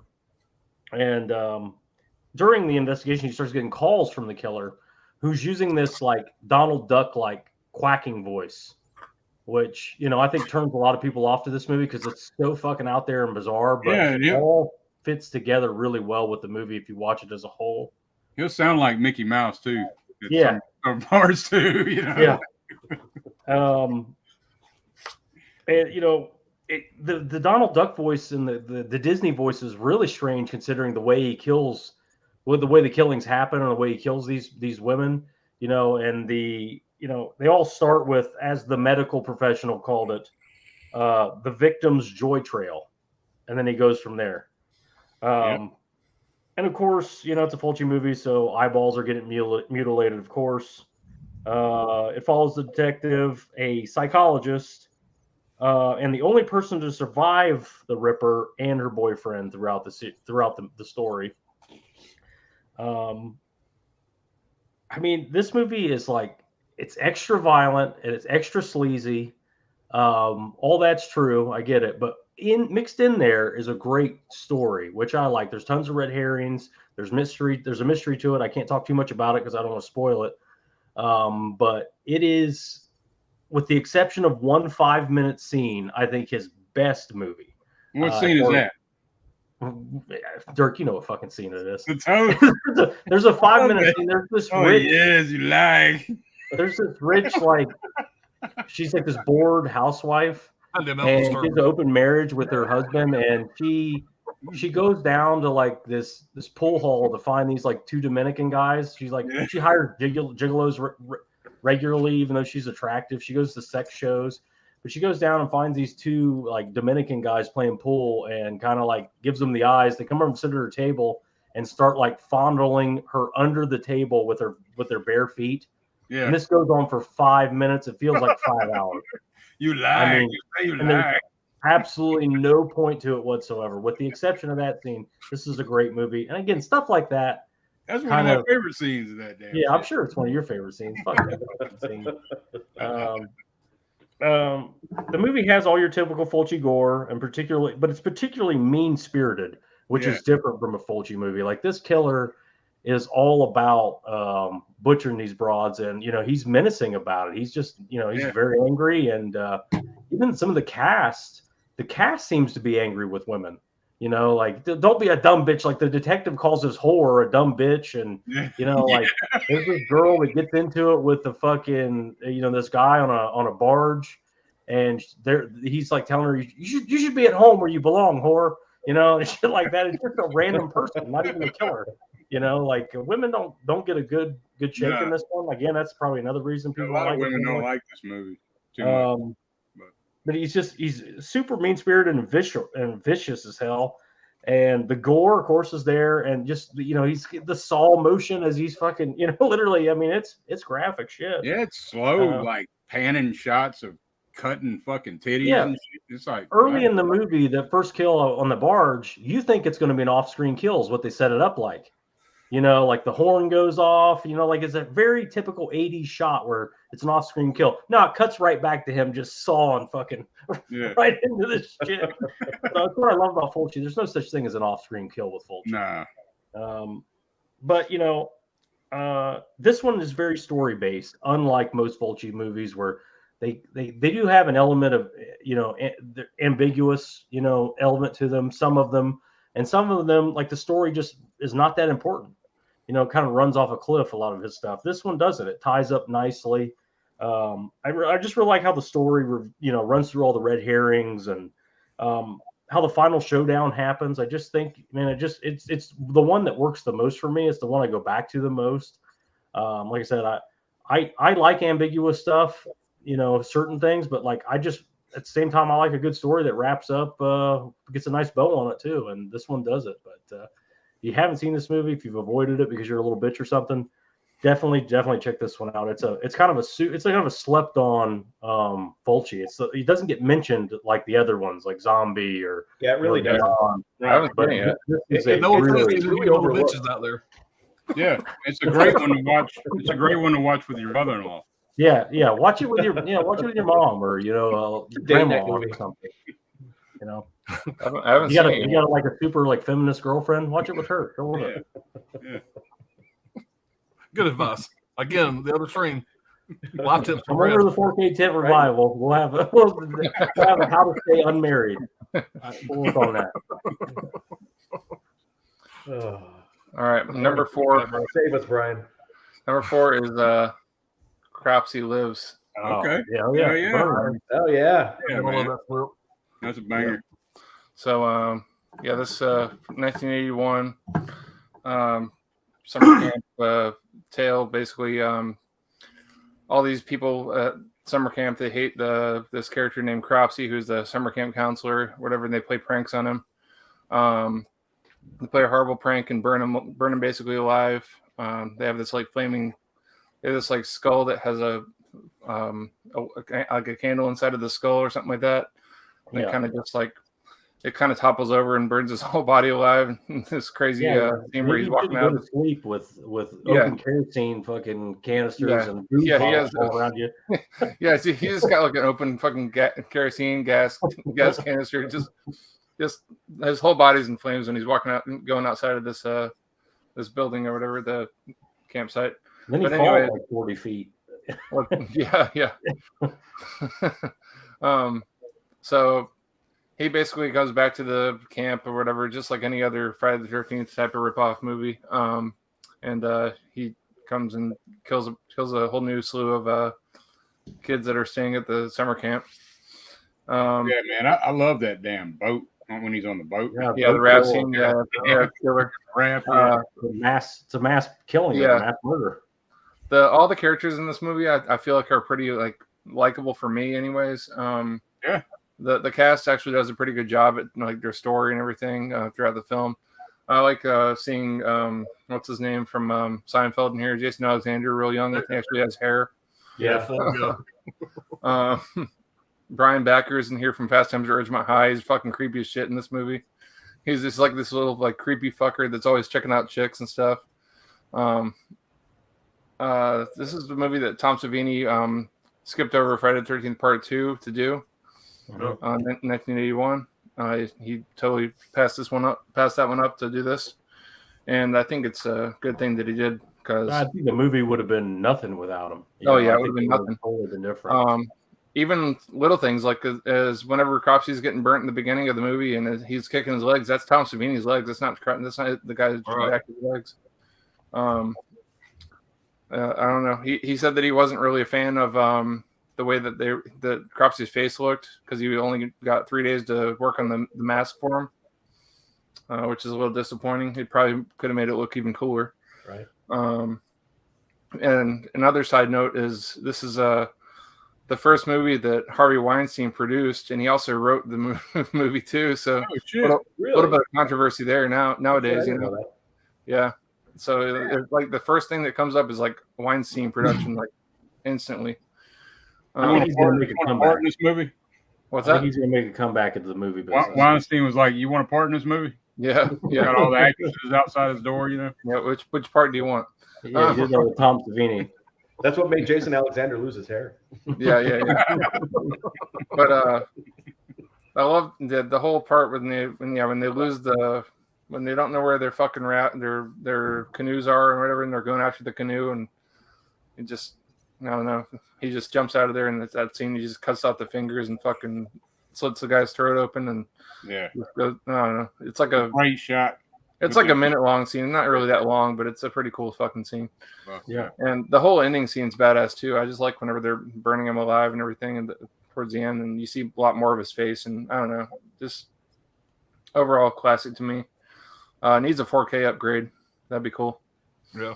So I'm glad it never got a sequel because I mean, you know, I like the sequels to movies, but back then, man, they did one-offs all the time. Yeah. Right. It fucking made the movie great. You know, mm-hmm. They did. Yeah. But yeah, the burning. Hell yeah, man. I got the poster right there behind the TV. Burning's the shit. Yeah. Very pick, man. All right. So somebody mentioned Phoebe Cates earlier. Now, this movie is not Fast Times at Ridgemont High, but it was either Phoebe Cates coming out of the pool, or it was this motherfucker right here that maybe hit puberty. But, this motherfucker right here, when this came out on VHS, I don't think it left my VCR for like 2 years. Right. I watch this son of a bitch all the time. It is still one of my favorite movies of all times. I can't say enough good things about it. I fucking love it. Absolutely, just a fantastic movie. It's a fucking horror movie. It's a fucking slasher movie. Yeah, you know, it's everything. It's what introduced me to Arnold Schwarzenegger along with everybody else in the fucking world for the most part. It's just so many, there's so many great things about it. I can't put it in fucking words. That's how much I love this fucking movie, but I'm gonna try. Yeah, it came out October 26, 1984, directed by James Cameron. Of course, stars Arnold Schwarzenegger, Linda Hamilton, Michael Biehn, Paul Winfield, Lance Henriksen, huge Lance Henriksen fan, and a young Bill Paxton that has a very small role in the beginning. Had a $6 million budget, made $38 million in the States, which I figured would be more than that, and made $78 million worldwide. James Cameron got the idea of giving Arnold Schwarzenegger even fewer lines in the film than Schwarzenegger's earlier film, Conan the Barbarian, in which Schwarzenegger only had 24 lines. In this film, Schwarzenegger only has 14 lines. One afternoon during a break in filming, Arnold Schwarzenegger went into a restaurant in downtown LA to get some lunch and realized too late that he was still in Terminator makeup with a missing eye, exposed jawbone, and burned flesh. So that would have been fucking interesting. O.J. Simpson was considered to be the fucking Terminator, but the producers felt he was too nice, and would never be taken seriously as a cold-blooded killer. Yeah, he's nobody would believe that. And in 1990, before Simpson's first trial, Dark Horse Comics printed issues using his likeness. The puppet of Arnold Schwarzenegger's face took six months to create. Mel Gibson turned down the role of the Terminator. Could you imagine that? Damn. Simply feeling he wasn't right for the part. After seeing the film, he praised Arnold Schwarzenegger as a much better choice. Yeah. This is a cool fact here. James Cameron cited the Road Warrior, which I fucking love the Road Warrior. James Cameron cited the Road Warrior as one of the influences behind the Terminator. In Terminator 2 Judgment Day, John Connor's dog is actually named Max. That's pretty cool. The Terminator is Arnold Schwarzenegger's favorite film he's ever done. James Cameron, Michael Biehn, Lance Henriksen, and Bill Paxton all worked together again in Aliens. Yeah. And Bill Paxton is a shit in that too. Man, I fucking love Bill Paxton. It's a small little role, but it's funny as hell, man. The most memorable role in that. Yep. In 2008, the film was selected by the Library of Congress for preservation of the National Film Registry. Pretty big fucking honor. That's all the fucking notes I took, guys. Everybody was James Cameron married to her at the time, Linda Hamilton at the time? I don't know. He left. I don't know. I think it was after Gail Ann Hurd is who he was married to. He left Gail Ann Hurd and then ended up marrying her. Yeah, he's got a habit apparently of whoever he's working with at the moment. I think he was trying to marry Jamie Lee Curtis later on. I think that was his plan. But you think about it. I thought it was his wife at the time. She has a graphic sex scene with Michael Biehn. I mean, and like you just imagine that's his wife. He's there. He's like, they weren't married. Grab her tits. Yeah. And right. You know? Yeah. There's something else to the view of the Terminator. The computer looking screen of the Terminator when you're looking through his eyes. Yeah. That's actually some kind of code from Apple II computers back in the day. You could type in a certain command and their whatever their DOS program is for Apple, and you could actually see that view that they used for the Terminator. Oh shit. The dog at the German Shepherd at the hotel, when Arnold Schwarzenegger's coming up and the German Shepherd's barking at him, that was actually James Cameron's dog. Just little facts like that. I thought kind of cool, whatever. Stuff I didn't know about the movie.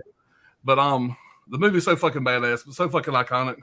And I don't have very many of these fucking media books, but That's this is a cool ass release. pretty cool fucking release. Yeah. I hadn't seen that one. So, Give me that 4K, damn it. Yeah, there's no. I just 4K. got the damn. gotta get a 4K of this movie, man. It's There's a million fucking Blu-ray releases of that movie. Yeah, I got the one. It's got all of them together. What is there? 6 of them. That's the one I got. right. Got all 6 of them, but it's just a basic bitch blue. I mean, people go back and forth. What's better, Terminator, Terminator 2? One's an action, one's a horror. In my opinion, It's the same debate as Alien versus Aliens. It's apples right, and oranges. exactly. Right. I But love This is a little bit different too because it's the same. this right here is where it's at. They're Right. never going to Director. T2. Now, when But anything after T2, they're wasting their time. You when can't. 2 you can't came run- out though, it was 2. Yeah. If that makes sense. When 2 came out, it was 2 for a long time in my mind. But then, and it's still probably my favorite action movie of all times. right? But you know. now I'm like you. I much rather watch the first Terminator. Yeah. I still haven't seen the last one. Oh yeah. I heard it was garbage. Yeah. I watched the one. just to do it. But, it is pretty much garbage. It's okay at best. At best, but it's just I can take it or leave it. Yeah. No, I mean, I love the it's Michael Biehn, right? Yeah. Yeah. Michael Biehn is carrying the whole movie on his back. The interrogation scenes when he's caught by the police and he's explaining to them what the fuck's about to happen, and he's just like, I mean, he's explaining it like the world's on fire, and nobody's listening. I always love that performance by him. I think he's the reason the movie works so well. Arnold doesn't do much. Arnold can't do much. That is his best role, in my opinion. Arnold's best role. He's doing what he can do, but Michael Biehn is the reason that you go back, in my opinion. He's taking it so serious and playing it so serious. I've always thought he was way underrated. I mean, he's a highly respected, regarded actor, but I still think a way underrated actor. Yeah. And he does that in a lot of his movies. I think. Watch The Abyss. Ed Harris, amazing. Yeah. But if you watch Michael Bihn's performance in that as the antagonist, it's phenomenal. I mean, absolutely phenomenal. Yeah, the whole bit. He's gonna come right in here and rip her fucking heart out. Like that whole bit, it's just Right. I love that. Mm-hmm. And that when he's done Tech Noir with that bar or whatever, he's got that red laser on his fucking gun like everybody had in the fucking early 80s. Yeah. But they said that was an early prototype. That was only just the laser part.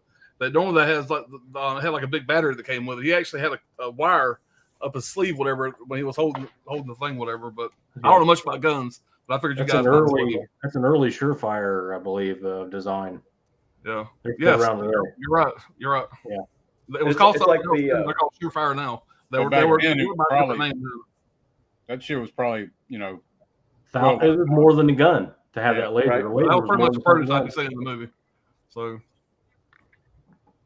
all right, guys, let's get caught up on the chat real fast. We're going to start off with this one right here. I think that's where we left off at. Brandon Lee says the Dolph Lundgren character, biggest dick. It is so weird in a Hollywood action movie, and it comes out of nowhere. All right, my number 4 movie is Beverly Hills Cop. Yeah, man, that was one of the kids I had to cut, man. One I loved to death. Judge Reinhold, John Ashton, those 3 guys are great together. Directed by Martin Brest, to heat his own. Man, it's so fucking good. Wild Wrangler, Escape from New York. We need 3rd film, Escape from. Yeah. Where the fuck, wherever Brad's living at, that's where we're going to escape from. Chicago. Escape from Chicago would work. They talked about doing a prequel for a while, but I guess it fell apart. I saw Escape from New York 3 times on cinema when it was released in 21. I just had to go back and see it again and again. Music, production design, Russell.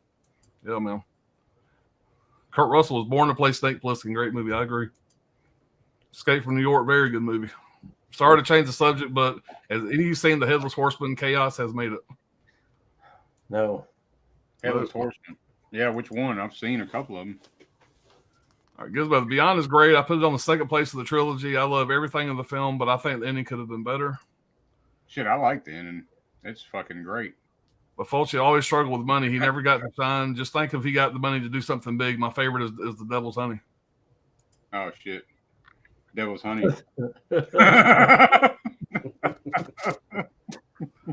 I love Italian horror.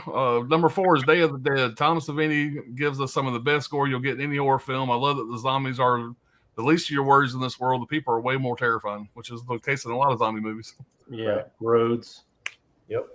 All right, well, my mother lived next door to a cemetery when she was a kid.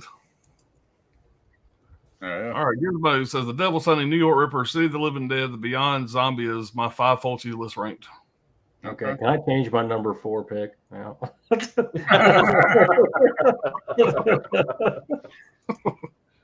All right, the original cover art for New York Ripper and the original cover art for The House on the Edge of the Park is my favorite ever of posters. Yeah, I mean that New York Ripper other art, man, is the shit. Yeah. All right, I'll bring it to the retirement home, Brad. Hell yeah. Smash the like button. Appreciate it, 4K. How you doing, man? All right, Brian is a fan of Harvey Weinstein. Now we know. Me too. Yep. Yeah. Me too. The Burning, Jason Alexander, and Holly Hunter.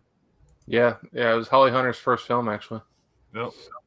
Terminator, awesome. All right, everyone knew who Schwarzenegger was after Cactus Jack. Arnold had a downfall with the Terminator. I wish O.J. Simpson was cast. All right, yeah, that's strike one, Gizmo. Strike one. I'm fighting words. This is perfect. This is the perfect time to announce this. Me and Dirk are going to be doing some videos with Gizmo. I've been talking to him today. Okay. Oh, nice. So he's going to come on and talk about some movies like The Possession and shit like that. Oh yeah, man, that'd be awesome. I don't know if it'll be awesome. It'd be great, man. That might be the wrong adjective. It'll be an experience. It'll be something. Yeah, It's going to be something. Something will happen. All right, Terminator slasher film. Yep. All right, It won't be Cavill as boring. Superman. Yeah, I know you motherfuckers ain't superhero motherfuckers for the most part, but Cavill coming back to play Superman is a big deal. Yo, that's a huge deal. Yeah. Who? did anybody see that footage from Henry Cavill. Superman Lives? The Nick Cage Superman that they were working on. I've seen a picture of him in the suit. I've never watched the I haven't seen that. Footage Long of him time in the ago. suit, and he got like Jack to play Superman. It was coming off of Con Air, and Yeah. he got even bigger to play Superman. And he's in the Really? suit with long black hair, and I'm like, What the fuck, man? I don't Yeah. know, man. It I've might seen a have been- picture I of the don't suit. know. I mean, But I've I'm not never seen saying him. he couldn't. I mean, he's played so many fucking different roles. He'll take any role he's offered, but I could see that. Back Yeah. then, he was a big deal too. Oh yeah. You know, so Well, he I played saw Big that. Daddy. He was Big Daddy in Kick-Ass. Yeah. Yeah. I'm not, Cavill says, are those Blade Runner Scotch glasses from Stevie? Is that an abbreviation for something I'm missing? I love the first 2 Terminators. After those 2 was weak. Yeah. yeah, We'll be man. fine. Yeah, Gizmo says y'all stream will be fine. Not to be worried. He'll be at Yeah. his best behavior.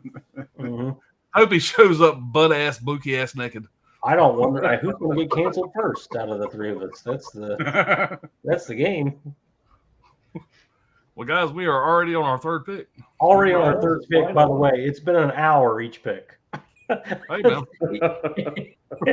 Basically an hour. At this point, I'd be disappointed if it wasn't. Yeah. Oh, 3rd pick. All right. So now we're getting into the top 3 or the movies that I mean, these might be movies that will always be in my top 3 of all movies. But if you want to picture a movie that you have a director making his directorial debut, and he's got just all kinds of amazing experience, having worked on movies such as Alien and Star Wars and Heavy Metal and Total Recall and Screamers. And he's sitting in a bar and he goes to a gentleman's club in New York and he's hanging out with these strippers and he's bringing up drugs. Yeah. No. And he decides, he's going to make a zombie movie. This is what you get. Oh yeah. One of my absolute all-time favorite movies. This is the movie that I guess if you wanted to phrase it very succinctly, I lost my proverbial zombie cherry on this movie. Right. This is the movie that made me fall in love with zombies. Hadn't really watched much zombie before this. So directed by Dan Bannon. This was his directorial debut. Written by John Russo, who had actually written with George Romero, the original Night of the Living Dead. They had sort of split ways, and it was a very much agreed upon way. That's why you've got Romero doing works that don't have living in the title. There's a little bit of controversy out there when you're looking it up about between the studios, but John Russo and Romero had agreed that they were going to go separate ways and remained good friends about it. They just wanted to take the sequel in a different direction. This is a true zombie comedy movie. The whole premise is you got a guy who's he's getting a new job. He's being introduced around a warehouse that stores medical supplies. Of course, this is right up my alley. I love movies about doctors and medical stuff. And you need a the guy that's there takes him down into the basement to show him these canisters that they have that are being stored from the U.S. Army. Of course, in those canisters is the iconic Darrow Chemical Company 2,4,5-trioxin, which is the chemical that makes zombies. And of course, that's a tongue-in-cheek remark against the Dow Chemical Company's 2,4,5-dioxin, which is Agent Orange. So there's a lot of really smart plays in this movie. I like, even though it is a straight 80s zombie comedy movie, because what more could you have other than a bunch of punk rock kids hanging out in the cemetery, waiting for this kid to get off work from his job at the warehouse. You got a stripper that dances on a grave. Oh yeah, they're all punked out. Linnea Quigley. Oh yeah. And it really is. So hung out in this bar. Well, it's a gentleman's club actually, where he met these strippers, and he wanted to put them in a movie. And so it's a great cast. You got Clu Gallagher as Bert, James Carrion plays Frank, Tom Matthews as Freddy the Kid. My favorite absolute character in this movie is a guy that runs a mortician a mortuary that happens to be right next door to this. He was in my intro video. I love him, man. And so it's very subtle, and I didn't pick up on it at first. I was probably due to my age, but going back and watching it, it becomes real obvious that this guy is like an escaped Nazi concentration camp guard. Because he knows his way around the mortuary. He knows his way around a crematorium. He's got like all this Nazi music on in the background. He's got a picture of Ava Braun hanging on the wall. So it's just all around great acting. Just something. This is the first time anybody ever alludes to the fact that zombies want brains, and they actually the practical effects and physical effects in this movie are actually phenomenal. They got a scene where they actually throw a zombie onto a table, and she's just a head and a spinal cord, and she explains why the zombies want to eat brains. Even the teenage guys in this, it's all around great movie. It's a fun zombie movie. It's still a great zombie movie, even though it's a comedy movie. And it'll always be one of my all-time favorite. This movie made me love zombie movies, both zomcoms and straight zombie movies. So this will be a movie of my childhood forever. Hell yeah, man! Because there's not many comedy horrors that I do like, but that's definitely one of them for sure. Yep. They perfect it, man. It's perfect. Yeah, Linnea Quigley takes her clothes off and then never puts them back on. I don't think the whole movie. Right. There's a funny backstory. So the Jewel Shepard is the stripper that O'Bannon had been. In her interview, she said we became really good friends, especially because he kept bringing the drugs. So apparently he was supplying them all with drugs, and he wanted her to play that role as the stripper. And she said, "Nah, I've already done that." She said, "My tits have been in magazines. I've done the strippy thing." So he still gave her a role in the movie. She just plays the non-stripper. Quigley, so she was stripping, and they decided to have her strip completely nude on this grave. and it showed pubic hair, but they didn't like the way that it was shot, so they made her go shave it all off. And then they came back to shoot it, and then they freaked out because they're like, well, now we can see everything. I don't like that either. Then they sent her over to have like a prosthetic cup to cover everything up. She said they spent more time zoomed in on my crotch trying to film this one scene than they did for the entire movie. Let's just go ahead further. Get her to dance. Yeah, we got to get this right. You know, We're seeing a Take little this bit out a too little much 80s, poontang. 80s MPA was a real bitch back Yep. then. Yeah, Ryan, that's we'll talk at the end of the stream. Yeah. That was my favorite child that is no longer with us anymore. Let's just say that. And I've lost sleep. We over it. lost Luke Gallagher recently. Yeah. I know, man. I know. Yeah. But man, the opening scene, like I've said this before in other streams, but when he sees playing to fucking Freddy about, the weirdest thing he's ever seen, he's going through that whole fucking spiel. And you don't, Right. what's so great about that scene is when the phone rings and Freddy jumps, you don't realize, but you're just as fucking invested and intense as Freddy is. And so when the Right. phone rings, it's always kind of jarring, and it's done so fucking well. It's just perfect. Those two guys together are some of my favorite two on screen. Yep. Yeah. It's great, man. Yeah, this come on, man. This thing ain't gonna leak. It was built by the Army Corps of Engineers. Right. Smacks it. They Just told the immediately truth, the Army would just sue their ass. And apparently it was totally unintentional. But I remember thinking about this when I even saw. I was like, oh shit, their names are Bert and Ernie. Yeah, right. In Kentucky, I hate my right? fucking brain. Yeah, let's just stop the fucking stream. We're gonna talk about this movie for an hour, and we'll come back. Yeah, great fucking pick, man. Daniel, man, he's just so damn funny, and he really is. It just seems like he was hanging out and having it. So he talks about. So there's an Army guy, of course, a colonel, and he lives in this mansion, which I always in these movies, especially in the 80 movies, especially when the military was involved, they always show these guys as having like all this, like they have servants and they live like you as a colonel in the 1980s, you probably made about $32,000 a year. Yeah. And so he lives in this like mansion thing because he's responsible for tracking down this 2,4,5 trioxin. And so he's going on about how it's like we found this house and we got to save money because we didn't have to do anything with it. He said because it was absolutely fucking hideous. And he kept going on about how like garish this house was. And it's like somebody's house, like that they just rented out for filming.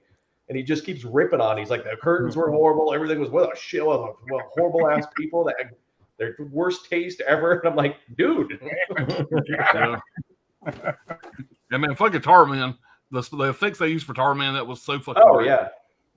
Just his body movement, everything. Such a great looking character. Oh yeah, man. Well, I'm Tony Montana. You fuck with me, you bet. That's okay. I wasn't gonna say that shit because it's kind of like everybody says that shit all the time, But yeah, man, this shit holds up still to this day, man. Written by Oliver Stone, Brian De Palma directed it. Al Pacino, man. I mean, this is a story of the rise and fall of immigrant gangster, and it's a remake from the old school one from 1932. Anyway, Pacino hung out, man, with Stephen Bauer, Manny, the guy that plays Manny. Hung out with him for like 3 months. Like, this is how they did shit back then. They hung out together, and he learned the fucking Cuban accent from Stephen Bauer. Pacino, that shit. So anyway, I give Stephen Bauer a lot of credit for Scarface. You know what I'm saying? Michelle Pfeiffer's character, man, she was just like eye candy, I guess. They pretty much acted off of her. She was like a set piece almost. I mean, she had a few lines here and there, but yeah. And if you watch the movie, if you watch it though, you'll see her getting skinnier and skinnier throughout the movie. I don't know if y'all noticed that, but in her, because she got to be a dope head or whatever. But yeah, this movie, man, I've seen this shit. I couldn't tell you how many times I've seen this damn movie. I mean, still holds up, man. Yeah, it's iconic, man. It'll always be iconic. Right. Yeah. Let's see. How'd you get that scar, tough guy? Yeah, eating pussy. Yeah. And they ask him if he's homosexual and all that shit. And he's like, what the fuck is this guy? You know? Just so many fucking things. What the fuck is wrong with this guy? All this shit. But yeah, man, you know, Scar was the nickname of Al Capone. I didn't know that shit. So one of my favorite quotes is where Tony's talking to Manny. He says, me, I want what's coming to me. Oh, well, what's coming to you? The world, Chico, and everything in it. And a fucking Olympic-sized hot tub and a bathroom. Right. Yeah. I mean, the moral of the story, I mean, greed, right? Greed and excess. And fucking, you know, didn't follow through with what he was told, you know, from Sosa and shit. I mean, of course, he couldn't kill the kids or whatever, but then he killed his best friend. That's when it all really went to shit. So yeah, because he was fucking his sister. Yeah, that shit was weird. Yeah. With the sister thing is weird as hell. And they were on so much damn. I mean, Oliver Stone. I mean, I'm pretty sure he was coked out of his fucking mind, you know, during this time. As in, with so a lot of people was, but anyway, that's my number 3, man. Scarface. And you know that movie was made today. I don't bring no shit up. That movie was made today. People will be bitching that they didn't cast a true Cuban to play Scarface and his sister. Yeah. You know? Because neither one of them are Cuban. No. At least I don't know what kind of fucking name Master Antonio is, but I don't think she's Cuban. Yeah. But I give her a head of hair in that movie. I know that much. You know, like a fucking Brillo pad. Like I said, Stephen Bauer, he you know, that ain't his real name. He's got this long ass Cuban name, you know. If it wasn't for him, man, I mean, I don't think it would have been what it was. But everybody, you know. Yeah, that's the first movie I ever seen in theaters. Me and my brother went and seen it, and I want to say, if memory serves, that is the first introduction I had to Al Pacino, I think.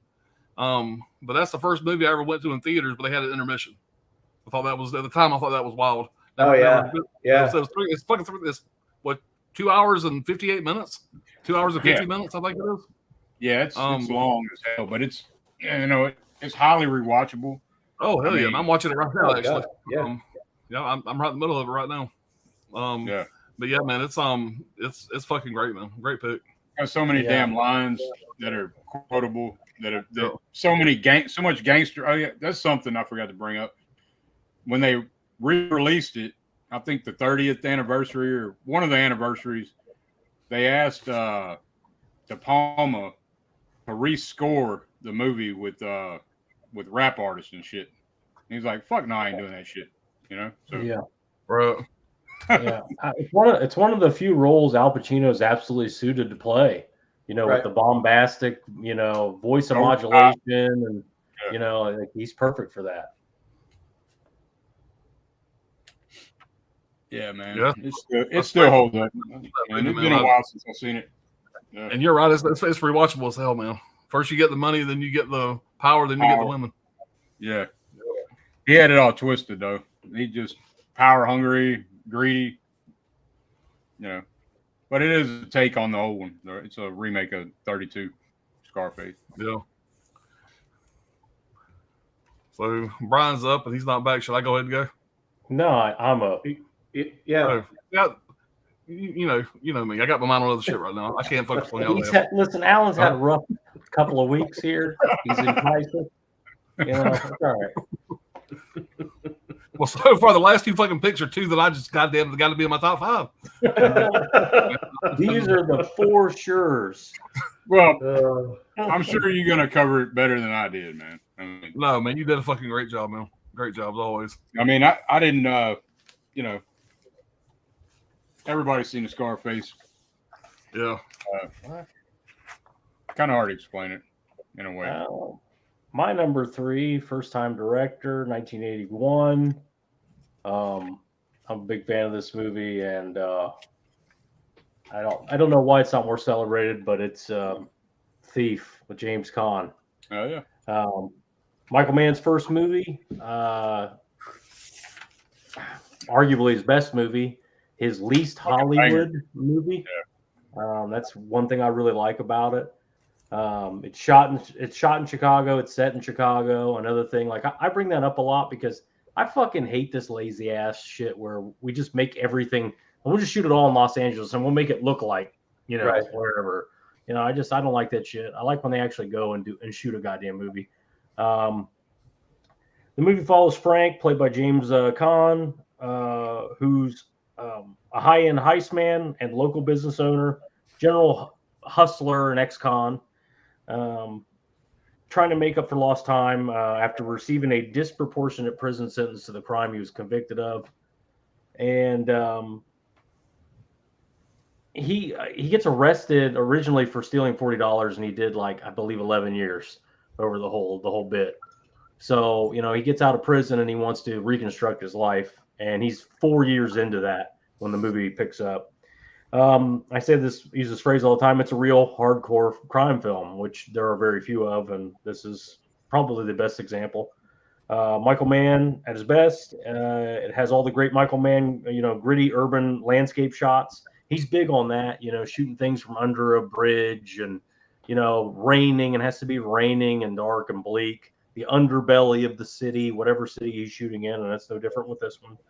The score was done by Tangerine Dream. It has, all the earmarks of a great crime movie. The matter-of-fact dialogue, the workmanlike approach to the crimes. It's not fancy. It's not jumping a car. They're not having a good time. They're at work. And that's the way it should be, in my opinion.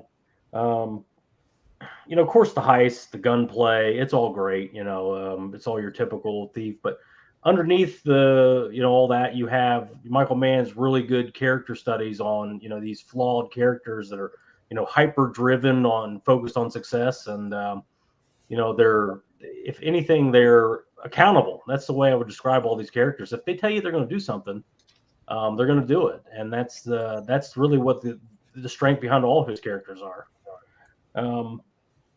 Great performances by James Caan and Robert Prosky as Leo, the mob boss, who's a very underrated character actor. This was actually his first movie, and you wouldn't know it by watching it because he's lights out in this. He's at one point like a father figure, very nurturing type mob boss. Like, let me get you a baby. You want a baby? What color baby you want? You want a house? What kind of house do you want? I'll get you anything you want. I'm your father. And he really is, working that angle, and you believe him. James Caan believes him, who's a streetwise guy. He believes that things are going good, and then at once it turns into he's Satan. I hold the paper on your whole fucking life, man. You work for me until you're fucking dead, and like it's ice cold and menacing. I love how serious that the character is, who looks like somebody's fucking grandpa, who turns into this terrifying mob figure. So like I said, he gets out of prison. He's 4 years into this whole rebuild. He's second acting his life, whatever people call it. I use that term. He's like 30. He's playing like 35. He looks about 62. He's got a lot of miles. The car ain't that old, but it's got a lot of miles on it. Frank has basically storyboarded his life when he was in prison. He carries around a picture. It's like a collage almost. It has, like a car dealership on it and a bar and like these skulls and his like mentor and some random blonde woman and a baby. And it's like he's almost done. He's almost, built his life to that that specific vision that he had while he was in prison for 11 years. And it's his driving force to the movie. That's what he's trying to do. He's in a hurry.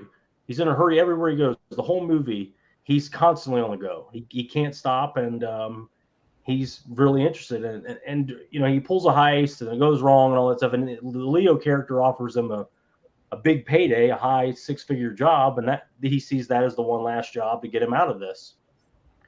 You're really in it for James Caan. James Caan carries the movie. His performance is great. You believe him as this character, and it kind of takes a turn towards the end where he has this life he's built up, and it's a nice life for himself, and he tears it all down.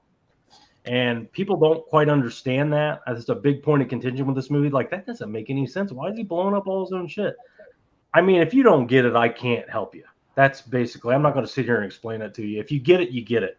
You know what the fuck was going on, why that's in there, why it's so important, and why it works so well. The final gunplay, you just got to be a final shootout and a showdown. And of course there is. I love the way it ends.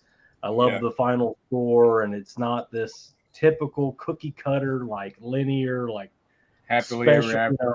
There's no studio influence in this. Michael Mann did it the way he wanted to, and I think it's the perfect ending for this. So if no one's seen this movie, stop talking about fucking Elf and the dumb shit he did when he was old. This is the movie James Caan has said. Is that a shout out?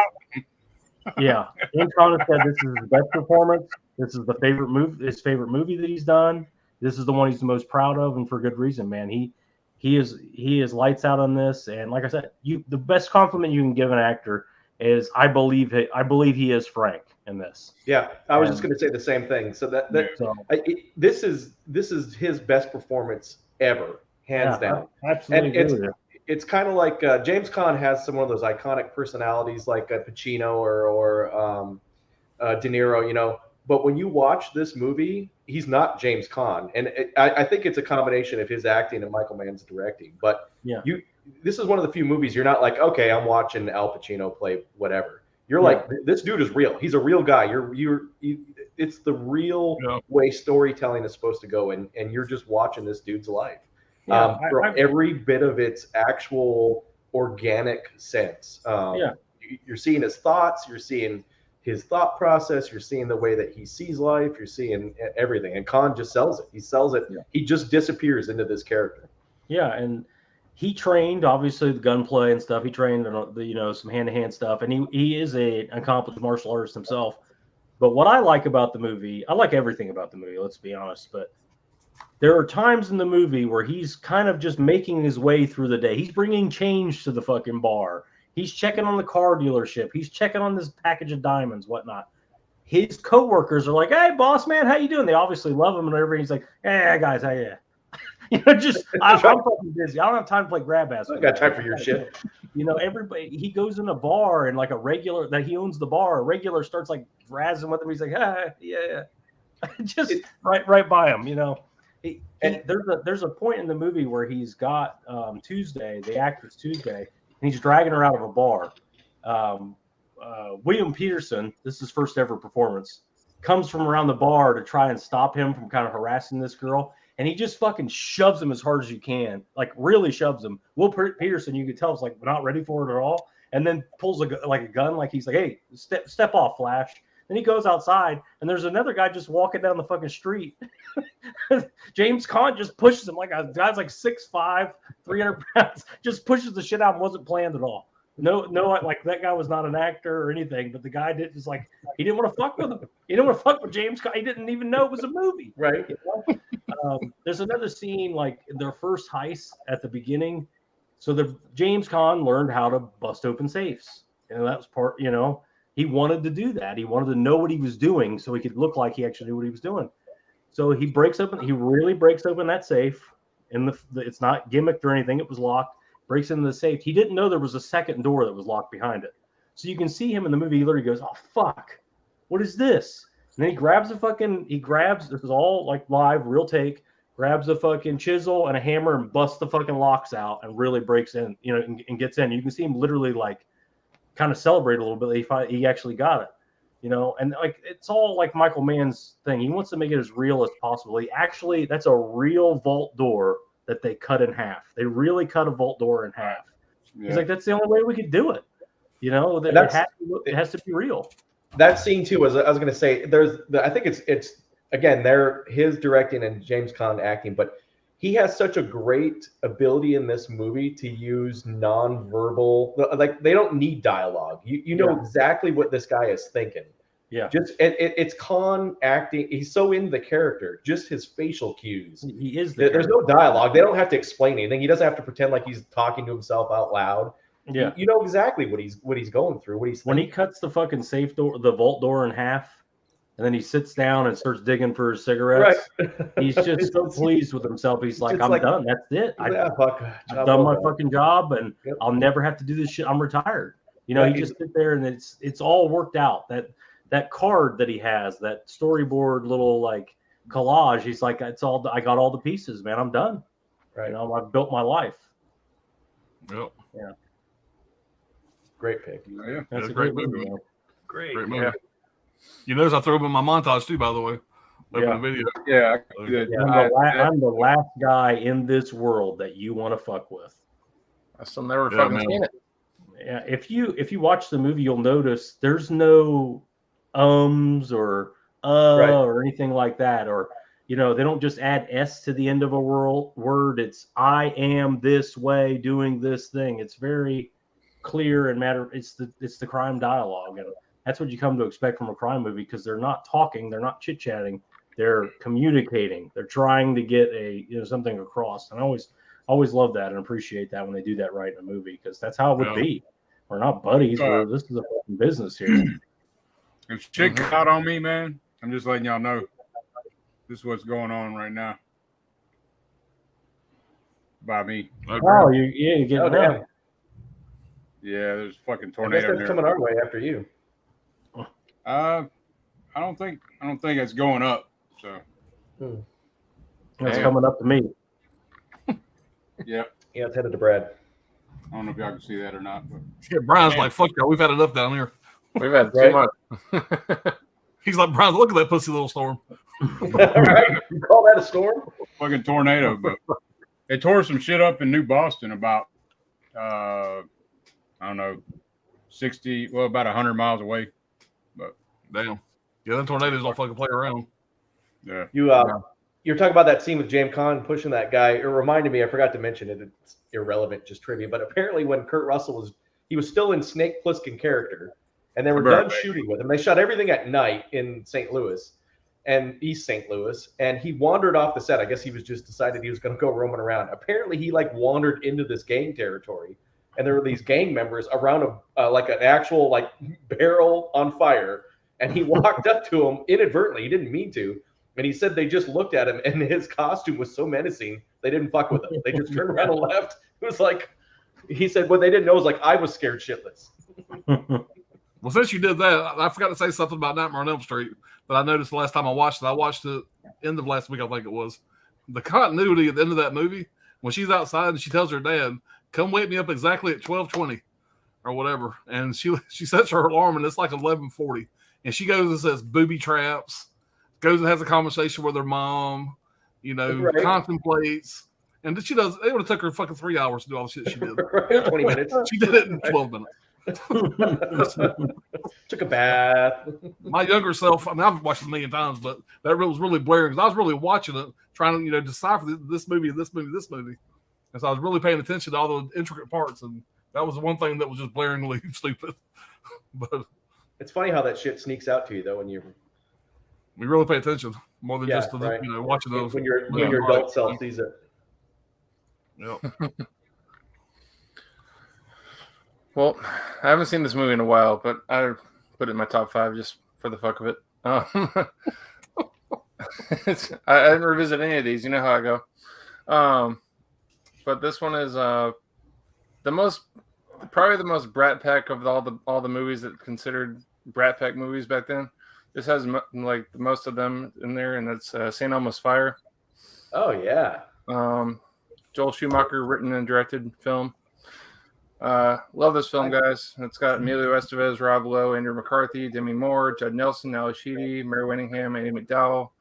I don't know. It's just a great film about post-college life and friends trying to stay together after college and just throughout their relationships and all sorts of trials and tribulations and everything. I don't know. It's just breakups and all sorts of relationship drama, and Judd Nelson's a Brian movie in here. What's up? I said it's a Brian movie.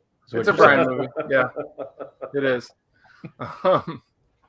Yeah, Ali Sheedy and Judd Nelson are they're a fucked up couple in this movie, and they're going through a breakup and everything, and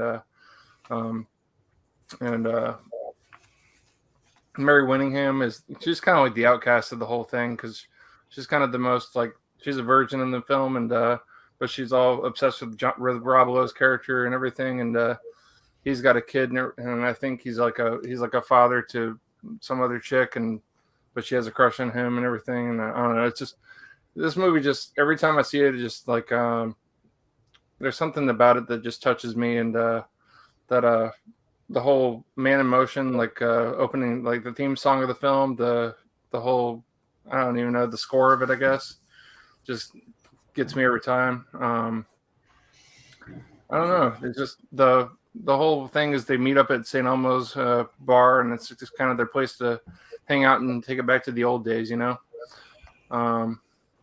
Just it has been a while. It's been like 5 years since I've seen this movie.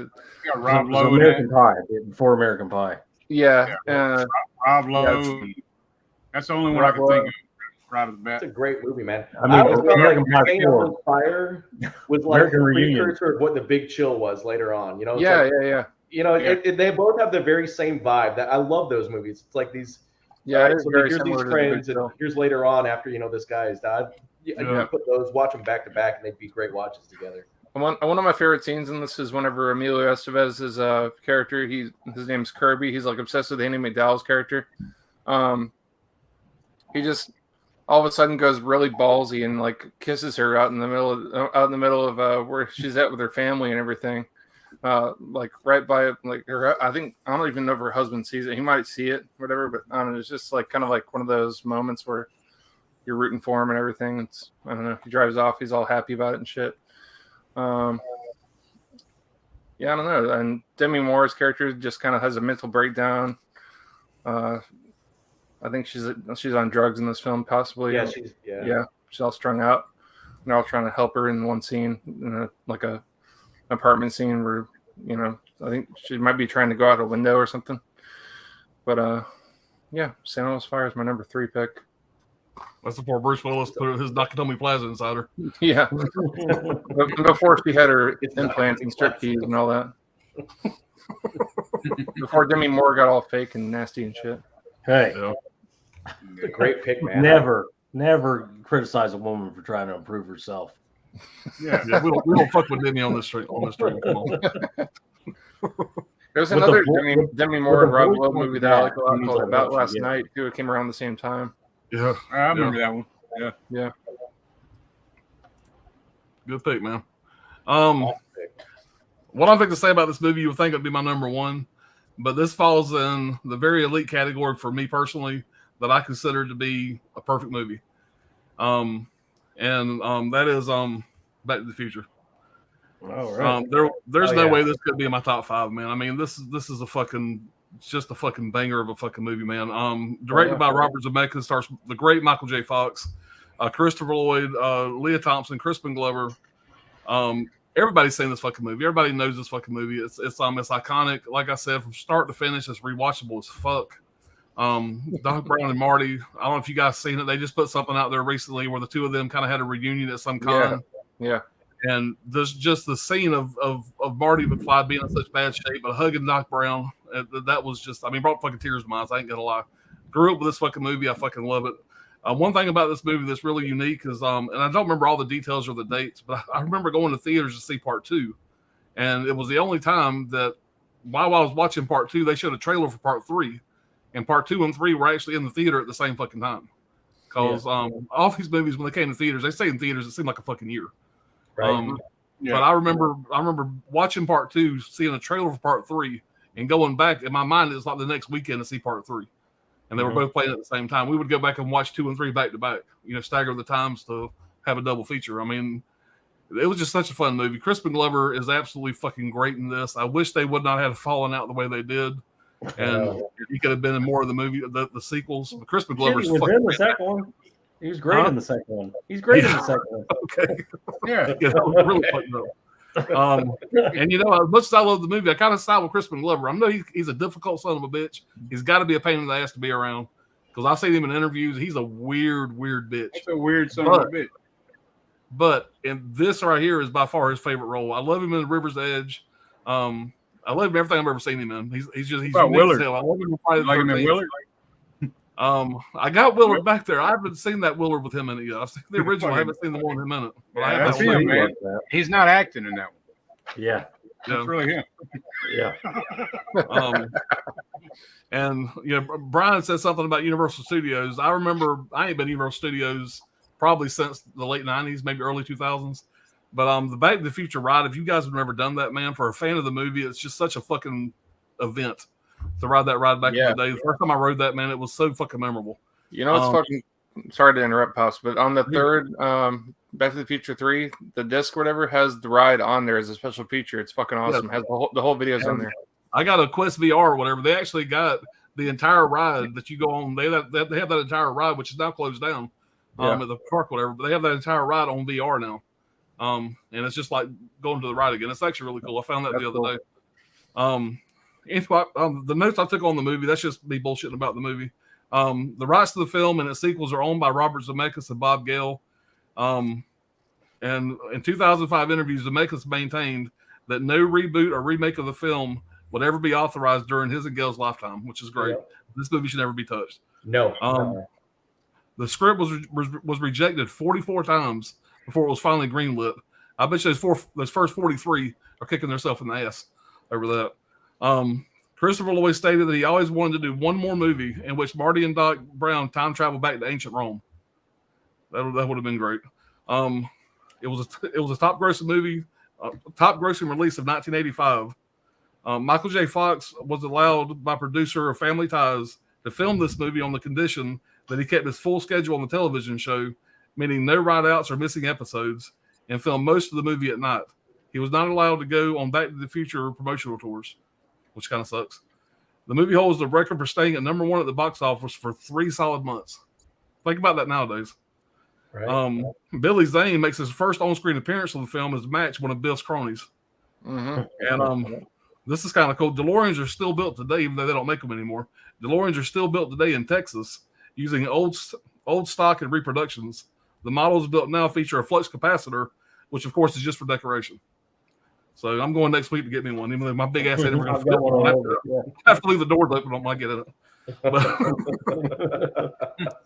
But, and something else, and I read this. I didn't write it down, whatever. But the 1.21 gigawatts, it's actually supposed. I think it's Brian, Dr. Ordinary. You can probably tell me about this, but it's supposed to be gigawatts. It's gigawatts. Well, he says gigawatts, and it's so popular that most people in the field that would say fucking gigawatts, they say gigawatts instead of gigawatts.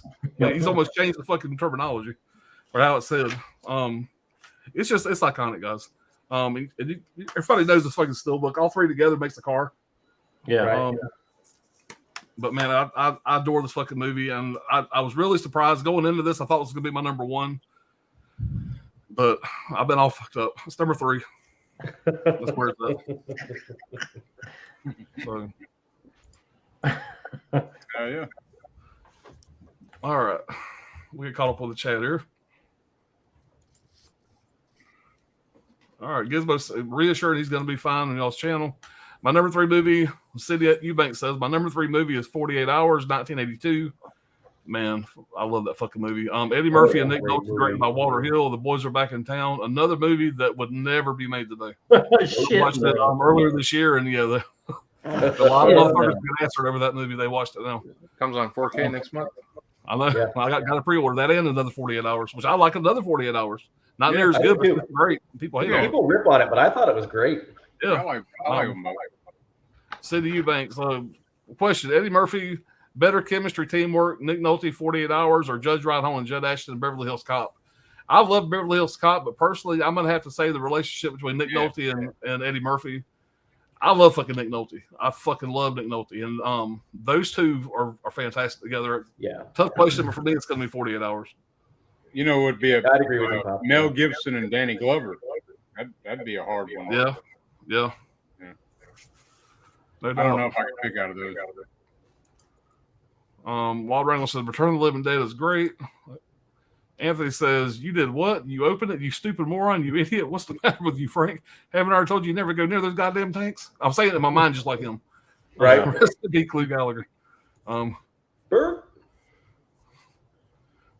Wrangler says, split dog. Yeah.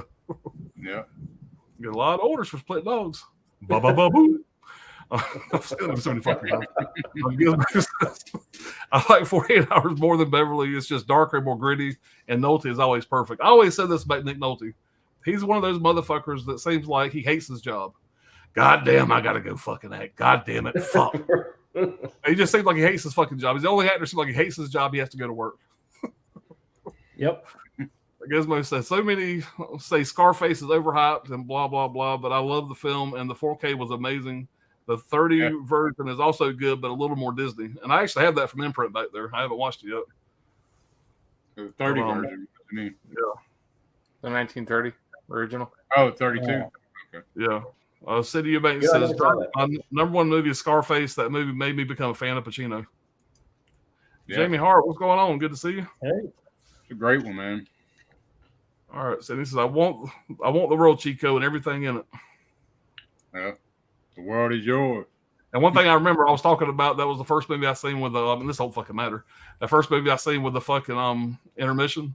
It's when he's looking out the fucking window and he's talking about the world is his oyster or whatever. That's where they cut for the intermission up. Every time I watch the movie, I know that's what the intermission was. But it was so memorable for me back then. Anyway, useless information for y'all. Anthony Soramore, what's up, Jamie? Hollow Notes, hey Jamie, my world and my balls. I ain't breaking them for nobody. So many fucking good quotes, man. Yeah, the shit with the tiger and all that shit too. Yeah. All right. Working on my background in my studio while listening to the conversation. Awesome. Yeah. Now, Jamie, do you have a channel? Does Jamie Hart have a channel? Do you know? Yeah, she does. She got a channel. Well, fuck. I need to. I'll make sure I'm following. I'll never be following her, but I'll make sure after the stream. All right, City Eubanks. Scarface is always rewatchable. You need people like me so you can point your fingers and say that's the bad guy. Well, we have Brad here. That's Brad. He's that guy. We've got our own. Scumbag. Say the bad guys in there. Sidney says Al Pacino, you can put him in any role and he'll deliver for you. Yeah, man, he's a living legend, man. Thief, great movie. I agree. Yeah. What's up, Mom Blu-ray? I enjoyed Thief. Yeah. All right. I must give Thief a rewatch, and I did not like it when I was younger. I have the era release, so easy peasy, give it a go again. Yeah, I watched it. I guess it was earlier this year I watched it. And that's first time I seen it in years. I can't believe it slipped me. Like, I'd never seen it until Brad mentioned it to me and shit, and I was like, well, shit. Yeah, I'm sure I just casually mentioned it. I went, well, you haven't seen Thief? What the fuck is the matter with you? Right. God damn it. I haven't seen it yet. On a Criterion sale, man. I was like, what the fuck, man? What the hell was I doing? You know? All right. Hopefully we see Thief 4K from Arrow and Criterion soon. Never seen Thief. Need to see it. Yeah, man. James Caan, rest in peace. Yeah, man. James People Caan, need to see it now. fame. Yeah, I love Elf, man. Yeah, known for his role in Elf. You know, James Caan probably doesn't even remember that fucking movie. But I like him as Sonny, man. I always remember him as Sonny. Yeah, Sonny. Yeah. Y'all say it's his best role, but motherfucker, me and Annie Wilkes has to fucking disagree a little bit. Yeah. I mean, Misery's a hard fucking. That's pretty right up there. Yeah, it's right up there. Yeah, arguable. It's pretty good, but Sonny, I don't know, man. When he's whipping that motherfucker in the street, you know, with that belt right up and down the street. Yeah. I don't know. I like him in Bulletproof. I love them both. I like him in dude everything. He can say anything. Way of the Gun. Way of the Gun, yeah. Yeah. Yeah, we lost him again.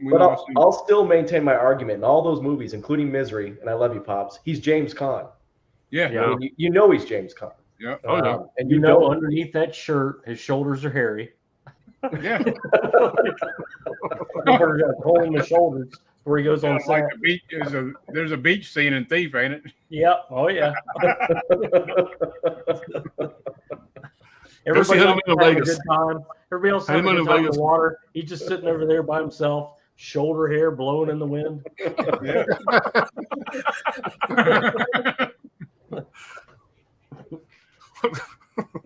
Are you saying about Honeymoon in Vegas? Yeah, Honeymoon in Vegas, him and Sarah Jessica Parker, man. He's out there in the water trying to steal her from Nicolas Cage. And, that's a fucking great movie, by the way. Right. Caveman says, hell yeah, smash that like button. What's going on, Caveman? Hey, now. Golden said, hello, what's up, buddy? Make sure you bang that bell to subscribe button. Appreciate it, Caveman. Little guy. All right, SBC, be carefully, neighbor. Oh, okay. You're talking about a tornado? Yeah, I'm paying attention, man. I'm looking at the radar, man. I'm like, Fucking blowing Yeah, here. man. he's over in Texas. I think he's in Texas too. So Yeah. that's where it hit. It's already hit, tore some shit up in Texas, man. Yeah, I've never been involved in a tornado, man. That's some scary shit because you don't know what the fuck they're gonna do. Right. Sure as shit. Yeah. Well, St. Elmo's Fire, very good movie. The title track is always stuck in my head watching the movie. And that movie was ate up with fucking MTV days, man. I remember MTV advertised and showed videos and all kind of shit from it. Yep. All right. Mama Blu-ray, St. Elmo's Fire classic. All right. Damn it, Brian. Now you got me wanting to watch the movie St. Elmo's Fire. It's been a minute since I've seen it, man. It's a good movie. AJ's Movie Place. What's going on? Well, Who out here wanted to learn how to play the saxophone in front of girls? St. Elmo's Fire. Yeah, Rob Lowe. Fuck I yeah. like talking about Devil's Honey. AJ. Only John Cusack and Better Off Dead. Yeah. Sorry, your mom blew it, Ricky. Number 3, Beverly Hills Cop. I've probably seen that movie over 100 times with my dad. Eddie Murphy is hilarious, especially when he teams up with Rosewood and Taggart. That strip scene is great. Yeah. Billy, What do you say? He says, y'all don't do, y'all ain't allowed to let y'all's dicks get hard.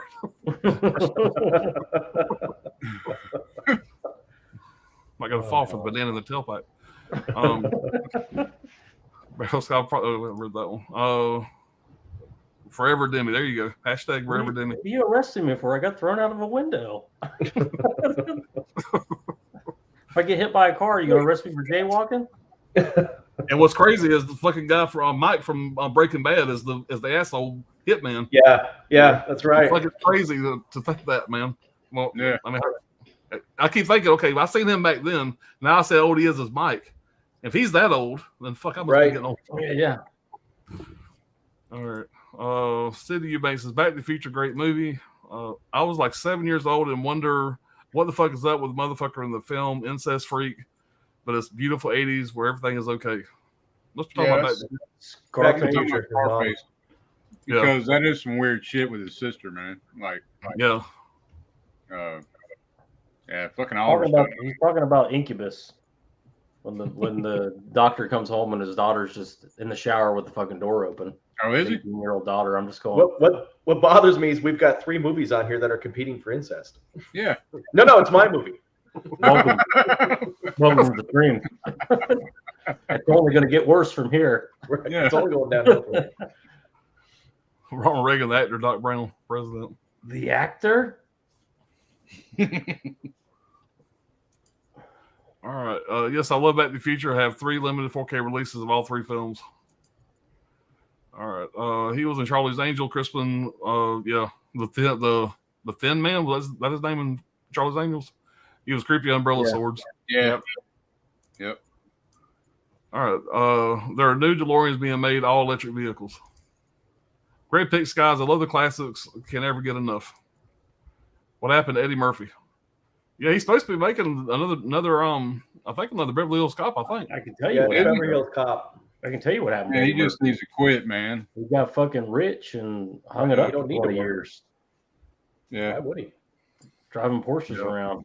He was a popular bitch back in the day, man. I think he was a hot item. In the 80s, he was a good good singer too. Remember that shit? Oh yeah.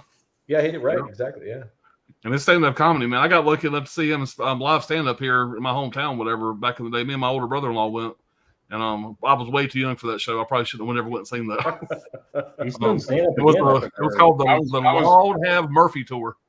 Yeah. I still got a show somewhere in the box somewhere. I remember Eddie Murphy Raw, though, man. That was like... right. This wasn't Raw or Delirious. This was just some other random tour. I mean, it was just called the Lord Have Murphy Tour. They were supposed to put Raw on Blu-ray, but it fucking never came out. Yeah. But yeah, that damn Party All the Time song, man. I was fucking around, man. That shit was... Oh, you sure? That shit was so fucking like annoying. When he was so popular back then, he could have done whatever the fuck he wanted to do. My God. All right, Hollow says, great Nulty Pops. I have a channel. Sometimes I appear on Region Free with Piz. Cool deal. I'll be looking you up, Danny. All right, Ben. Midnight Run when Eddie Moscone, Joe Pantalone, bounty hunter Jack Walsh. Located Yeah, mob. Midnight Run's great. Yeah. Yep. Midnight Run.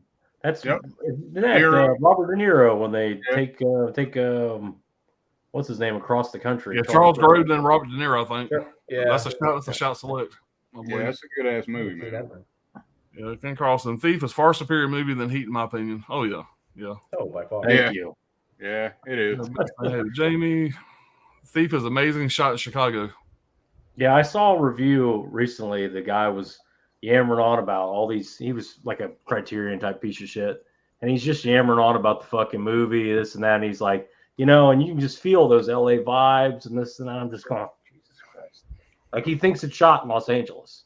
And there was another asshole that thought it was a New York movie. The fucking license plates say Illinois, dude. like, what are you like? Did you even watch the fucking thing, or did you read the back of the Criterion, or there's no LA vibe in that movie, man. Yeah, well, like he's known now for LA movies because he moved to Los Angeles and he shoots in Los Angeles, but he's from Chicago originally, and that's why Thief takes place in Chicago. Makes sense. Score by Tangerine Dream. Yep, I mentioned that. Yeah. Okay, said, did someone say banana? Oh shit! There we go. In my tailpipe. You take hey, what's up? The View with Drew. What's going on, man? You seem like a new name. Appreciate you being here. Caveman Movies and More says, hey to Drew. Hey, Caveman. My favorite 80s movie are the Indiana Jones trilogy, Empire Strikes Back, Terminator 1, Predator, Back to the Future, and Die Hard. All good. All good. I got thrown out of a fucking window. You gonna arrest me? You gonna arrest me for? All right, no particular order. Friday the 13th Part 2, The Elephant Man, 16 Candles, The Goonies, Dune, Nightmare on Elm Street, Return to Oz. All right, Alan, you sure you don't know this, Jamie? She's doing your thing with her top five. Yeah. Yeah, she's around, man. Been around. Yeah, well, me and her will go out and do a top 30 stream here soon. Yeah, top 30. And he says, getting thrown out of 80 horror movies. All right, I have to take a pill every 6 hours or I feel funny. I have delusionary schizophrenia with involuntary narcissistic rage. Oh, shit. Me, myself, and Irene. Yeah. Another funny ass movie. Yeah. That's a great movie. A little random. Has anybody mentioned anything about that? Just kind of pull that up. It's perfect for Giz. It's just a random. It's as random as the prosthetic chin. And he's saying what movie? Yeah. Our question for everyone: out of the Indiana Jones, which one is your favorite? Unpopular opinion, mine is The Last Crusade. I love Raiders of the Lost Ark though. Temple of Doom for me. Temple of Doom. Raiders. When I was younger, it was Temple of Doom. After getting that box set, 4K box set, I rewatched them all with my wife, whatever. I'm probably going to go one and then Last Crusade and then probably Temple of Doom. I just couldn't stand her in Temple of Doom. Temple of Doom is the goriest. I love the whole, so I didn't like the chicken in Temple of Doom. Rewatch, she got on my fucking nerves. All the screaming and the oohing and all. The screaming was just. She got on my fucking nerves. It was a little much, but I mean, it's still a fantastic movie. I still loved it, but the opening scene from Temple of Doom with the diamond and when they're in the restaurant, that is. There's different elements to each one that I really like. Screaming that gets on my nerves is fucking Stretch from TCM2. Come on. Yeah. Really? Yeah. She screams so fucking much. Stretch don't bother me. Nobody's as bad as Franklin from TCM1, but I've actually never seen Indiana Jones film, so I couldn't tell you what one was the best. Well, you'd love them, man. Got to fix that. They're a lot of fun, though. You'd love those movies. Yeah, I think I would. Sorry, Seth. How many people get raped? Risky Business is a classic 80s movie. People get raped. None of How that. many decapitations are there? How much seminal fluid is in Temple of Doom? There's some heart rip. There's a heart rip out. Temple of Doom does have a dude rips a fucking heart out. Yeah, but he doesn't jizz on it, so it's not. Not as good. Don't spit and come on. Watch it. I took notes for a movie called The Church, a Kelly Suave movie, and the notes I think I started out with was like you have to go 4 minutes and 35 seconds before the first decapitation. So, if you got like trouble with patience, This is you got a low intention. Time for this shit. Which why Has it been like 3 perfect, minutes? man. You're gonna get some gore in the first 2 minutes, you know. There's going to be an opening kill regardless in a Fulci movie. Yeah. Right. I forgot to mention Risky Business, classic 80s movie. I started off our intro with it, Risky Business, and I love that fucking movie, man. If there wasn't so many fucking bangers, it'd have been in my top 5. It's a great Tom Cruise movie. What was the question? Raiders is my favorite. There's some great gore in that one too. Yeah, there is. All right, they found a girl for you guys. All right, hey there, Channel Don Star. All right, we're caught up, guys. We can move on to our next round now. So this will be what, our number 2. Yep. All right, you are up, sir. All right. So a little bit. Well, first of all, this is nobody should have to know this, but the whole time we've been doing these things, I've had some people that I know in a roundabout way who've been watching. They haven't been commenting in the chat, but they've been watching, and they'll approach me and they'll say like, "What the hell are you doing with these guys?" Because they've sort of figured out that you guys are all boutique collectors, and they know that I'm not a big boutique collector. So they've been bugging me to kind of, and they wanted to see what the movie room looked like. It's people that I know, but they've never been over here to see it. So for those 3 people in the world that want to see what Dr. Ordinary is about, if you go to my channel, I actually put up a little intro video about me and a tour of the movie room. So it's the only video you'll get from me, but if you want to check it out, it's out there. Nice. Okay. So awesome. A little bit about my top 2 choices here, my number 2, my number 1. I grew up in the middle of nowhere, Michigan. I mean, the middle of nowhere, Michigan. And so our movie theater had 1 screen.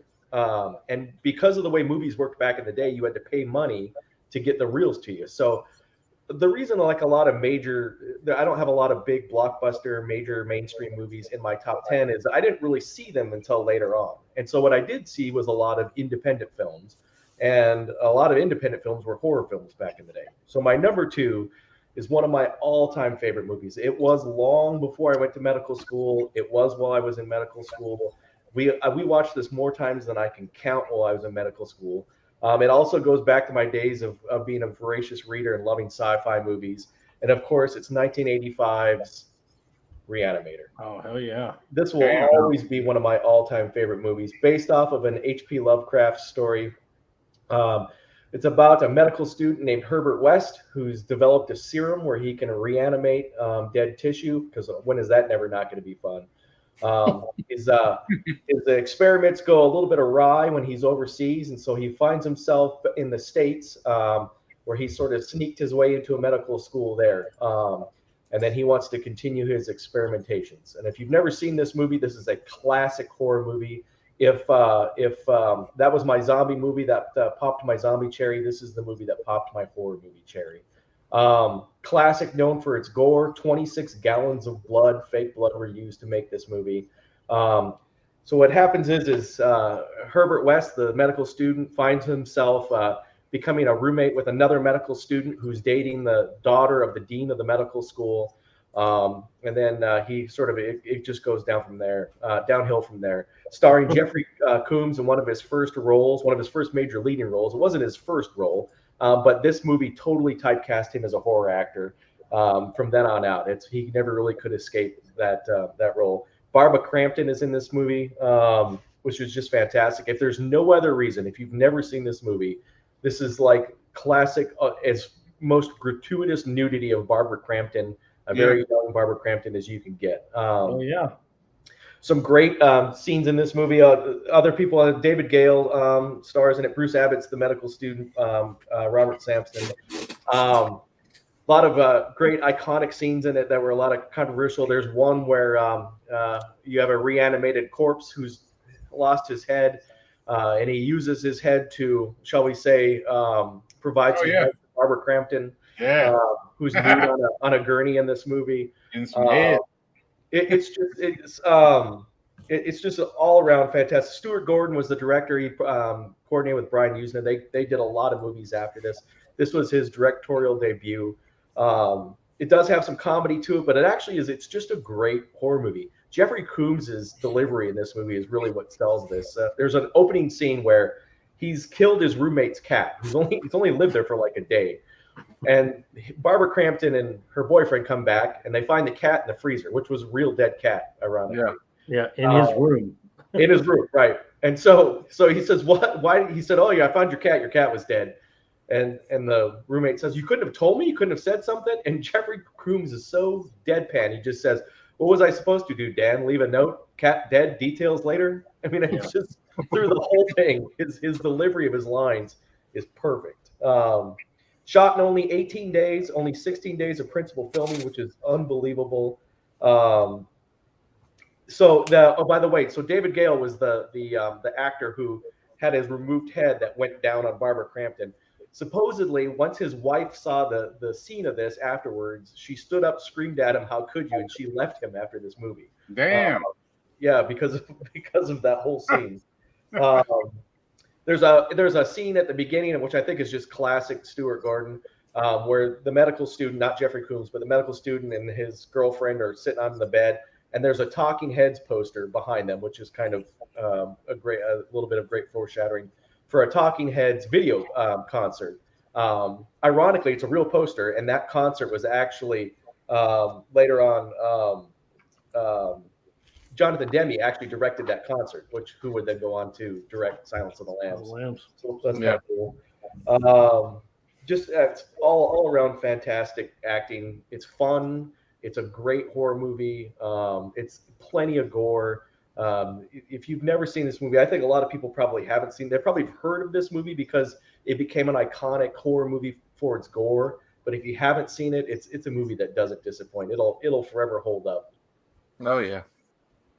I remember American Beauty. Remember they were referencing Reanimator in that one? Oh, yeah. Exactly. Yeah. Remember that scene where the dude goes down, go down on the girl? It's another movie that has an excellent breakdown, like American Werewolf, or at the end where, Combs is just shooting the bodies up right and left. Everybody up right. Oh, yeah. And the damn glow stick, shit, man. The glow stick reanimator agent. And yeah. That was like toxic. They had to fucking be careful or some shit. Yeah, I'm sure it was. Who's gonna believe a talking head? Get a job in a sideshow. Get a job in a Get a job. Apparently, Jeffrey Combs hated that line. He didn't think it was very well done, but his delivery's good. His delivery is fantastic. I thought so too. He's so fucking serious and straightforward, So I mean, he sells his lines so well. And the whole time he's just maintaining this thing. He's like, I got this. I figured this out now. Yeah. Both the sequels are good too. Oh yeah, sequels are great. Bride Reanimator, fantastic. Yep. Great pick, man. Oh yeah. Yeah. All right, man. Well, now we're getting into the nitty gritty. Getting into the meat championship rounds. Right. The meat and taters. Well, man, I'm gonna show this, but got a couple other things to show. It's gonna be Friday the 13th, the final chapter. Oh yeah, The supposed final chapter. Part 4. Yeah, part 4, and yeah, it's the best Friday the 13th ever made. It's got the best kills as far as a whole in a movie. Savini, man, he agreed to take it on with the special effects because he finally gets to kill what he created, and Ted White and Corey Feldman, man, they didn't get along.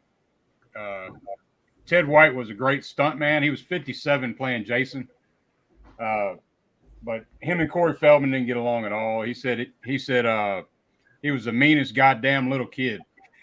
So, I can see that.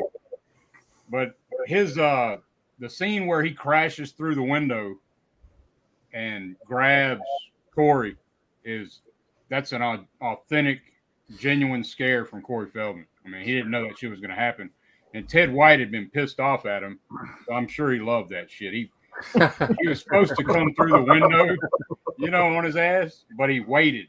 He just fucking waited and just let him wait. And Corey Feldman just thought the stunt went wrong or something, and then he crashed through on his ass. And but Ted White got into it with the director Joseph Zito because the actor was like, he didn't work with none of the actors well. Like, he didn't. I mean, he was pissed at him with that, but he was pissed at him the most because the way he treated Judy Aronson, or however you say her name. The scene where she's on the raft in the freezing water. They were filming that shit in December, and she was wanting to come out of the water, and he refused to let her come out. So he was pissed about that. And he was so pissed about it.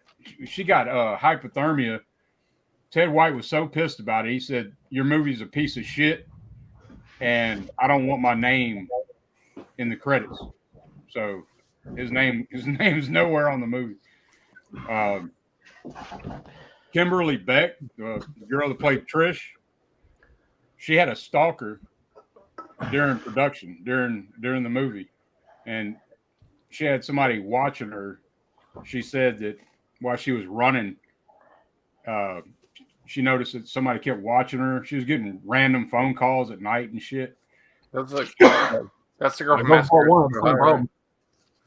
Was that? So that was the girl from Massacre at Central High, Kimberly Beck, right? Yeah, Kimberly Beck. She's more filled out than that one, seemed like. Yeah. Oh, yeah. But, all right, Dirk. Yeah, Crispin Glover, man. That dance he does, man. The classic. Yeah, that's great. Dance at the party. Yep. I mean, that's just fucking the shit, man. Yeah, he was dancing AC/DC Back in Black. Yeah, that's what he was listening to when he was dancing. But yeah, and I love the quote when he says, "Hey Ted, where the hell is the corkscrew?" And it's fucking, he gets in with the corkscrew, but it's so funny to me because it's Ted White, and it's stabbing with that shit. But I guess the other good quotes would be from Rob. He's killing me. Oh man, that's one that gets me every time, man. Yeah. But he's like out of all the Jasons, I mean, I know none of this shit's scary, man, but out of all the Jasons, to me, Ted White is the scariest Jason. I'd agree with that. Fastest moving. He's just like fucking menacing. He's not fucking around type shit. Right. Yeah, he's all business. Yeah. And that kill with him is the best kill in the movie, in my opinion, too. The Jason kill with the machete. The way I mean, it's awesome. I like the hospital kill, man, with the saw. Yeah, around. Yeah, I like that too. But I don't know. That's just iconic. I guess seeing that shit when I was a kid, I was like, what the hell? He's got to be dead. When his head sliding down the fucking machete. Yeah. And then Corey Feldman, and when he's saying die, he was thinking of the fucking director. He said that. He said he was thinking of the director because that's how fucking much of a piece of shit he was to the actors. But and something I noticed too, man, the remake of Friday the 13th kind of took the story from Rob's character. Yeah. Because Rob's looking for his sister. You know what I'm saying? Mm-hmm. Yep. So I never noticed that. I guess I just didn't put it together. But, it took from all three movies, But let's read the first one and then the fourth, and then some of the fourth, obviously. But and of course, man, Harry Manfredini, man. I mean, fucking badass score. He added some horns in this one and shit. The dun dun dun shit. I mean, it's fucking killer, man. But I'm doing sound effects. But yeah. And then you got the Double Mint Twins, man. Hey, Dirk, how'd it go again?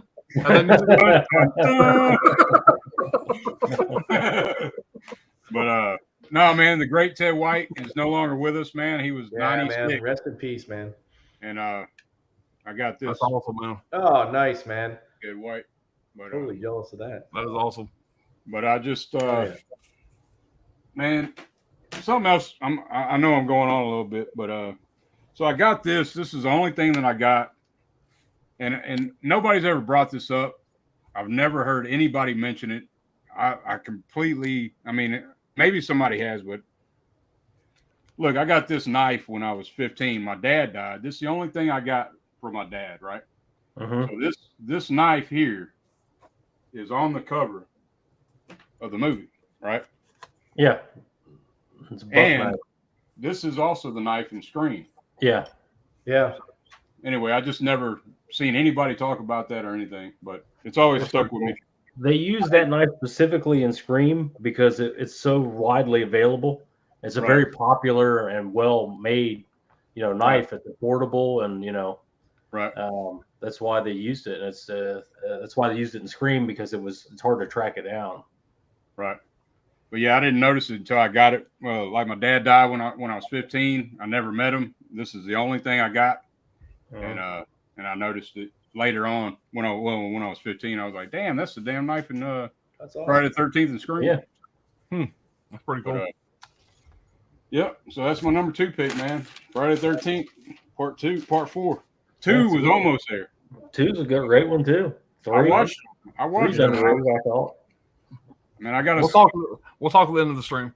Right. I got a lot to say about what you're talking about right now. Right. Amy Steele, man, it's hard to beat, but damn. Yeah. Ted White and that whole cast and the budget and just the way it's done, man, it's fucking great. I think that you'd be hard pressed to find somebody who didn't say it wasn't the best Friday the 13th of the original, 9, 8, 9, 10, whatever. It's also the horniest Friday the 13th. I mean, everybody's fucking horny in this movie. Yep, everybody. The chicks, everybody. Except for the dead fuck. Of course, the dead fuck ends up getting some too. Yeah, right. Yeah. Ironically, the only one that don't is the Last American Virgin. Right. Yeah. The Last American Virgin don't get no ass. She gets a good old axe in the chest, with the amazing towel that don't come loose. Yep, you saw that running. That you'd be really. Another great kill with that shower scene. Yeah, when you'd be already busted and squishes his head against the ceramic. There's so many good kills in that, man. Like, as a whole, I think it has the best kills in out of the franchise. Well, it's like I keep saying, best and favorite. So they don't always connect. Well, it's my best. Even if somebody says anybody says it's not the best, but it's still my favorite. You know what I mean? Like that's probably both for a lot of people. It's the best and it's their favorite. Right. Yeah, that's how it is for me. It's the best and it's my favorite. So. And just a little side note. This is a very small side note. I'm going to be pimping not to have the room that got the fucking hammock in it. I don't want to be sleeping and fucking in a hammock. There's so many reasons why that's going to go bad. They better mount that fucking hammock in a fucking studs. All I got to say. All right, enough about that. We'll move on. Brad? No, tell us more give us some more details about this hammock. It's even mentioned in the movie. It's like, how the fuck are we going to do this? She's like, well, you know how. And I'm like, I don't know how in this. Or he's like, I don't know how. Little skinny fucks. They're worried about it. Right. Yeah. Well, my number 2 is an all-time classic. 1982. I'm sure you guys all know this one. Frank Henenlotter's Basket Case. Hell yes. I love this.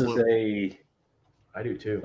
It's a perennial favorite for mine, man. I got so many childhood memories of this movie, and it's for all the wrong reasons. I saw a trailer for this on something. I don't know what it was, but I remember, the routine when you're little. If you're gonna rent a movie and you sneak a horror one by. Well, my video store, they were like, "You got money? Here you go." Right. You keep bringing them back. You can keep renting them.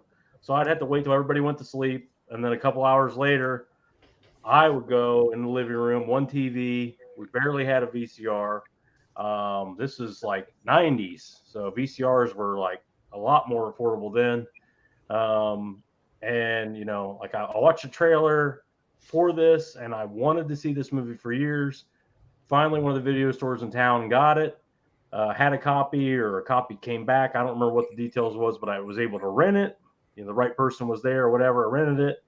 Got it home. The VCR eats the fucking tape in the opening.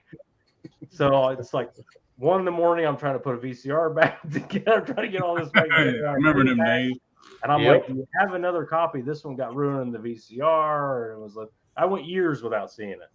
And I finally see the movie, and it's everything that I thought it could be and more. It's exactly what it should have been. Written and directed by Frank Henenlotter. Movie takes place and is shot in New York City, like most of Henenlotter's work, and it cost under $40,000 to make. That's the big key here. Like, Henenlotter does so much with so little over again. It works very well. that way. Like he shouldn't have too much money, I feel, There's another release I got of it here. I think this actually has a little bit better artwork, but we all got this one too. Yeah. The sequels are fucking batshit crazy. The first one's batshit crazy, but the sequels are even crazier. The movie follows Dwayne Bradley and his brother Belial, who were conjoined twins as children. Eventually, it's decided to surgically separate them against their will. They bring a couple of shitty doctors in. This is all done in the house, of course. They don't take them to a hospital. It's done right on the kitchen table with some bed sheets thrown over it.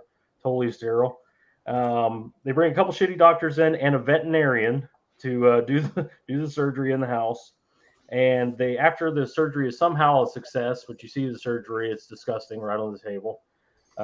They decide to discard Belial because he doesn't even really look human. He looks like a ball sack with arms, eyes, and a mouth. That's basically what he looks like. Yeah. He's like about the size of a beach ball, maybe a little smaller. But they discard him, because he's a hideous freak, of course. And they tell Dwayne that he died. But what they don't know is Dwayne and Belial have a telepathic link, conjoined twin type thing, and he's able to find Belial. This happens when they're like around 14, something like that. And, from there, they begin an odyssey of brutal revenge, one by one. It's basically a revenge movie. They start with their own father.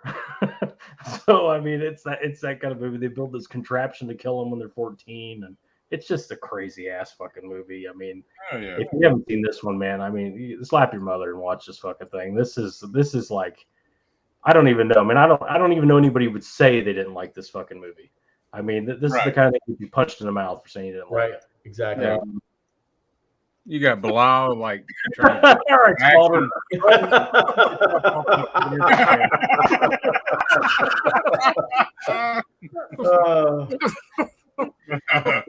It's totally fucking original.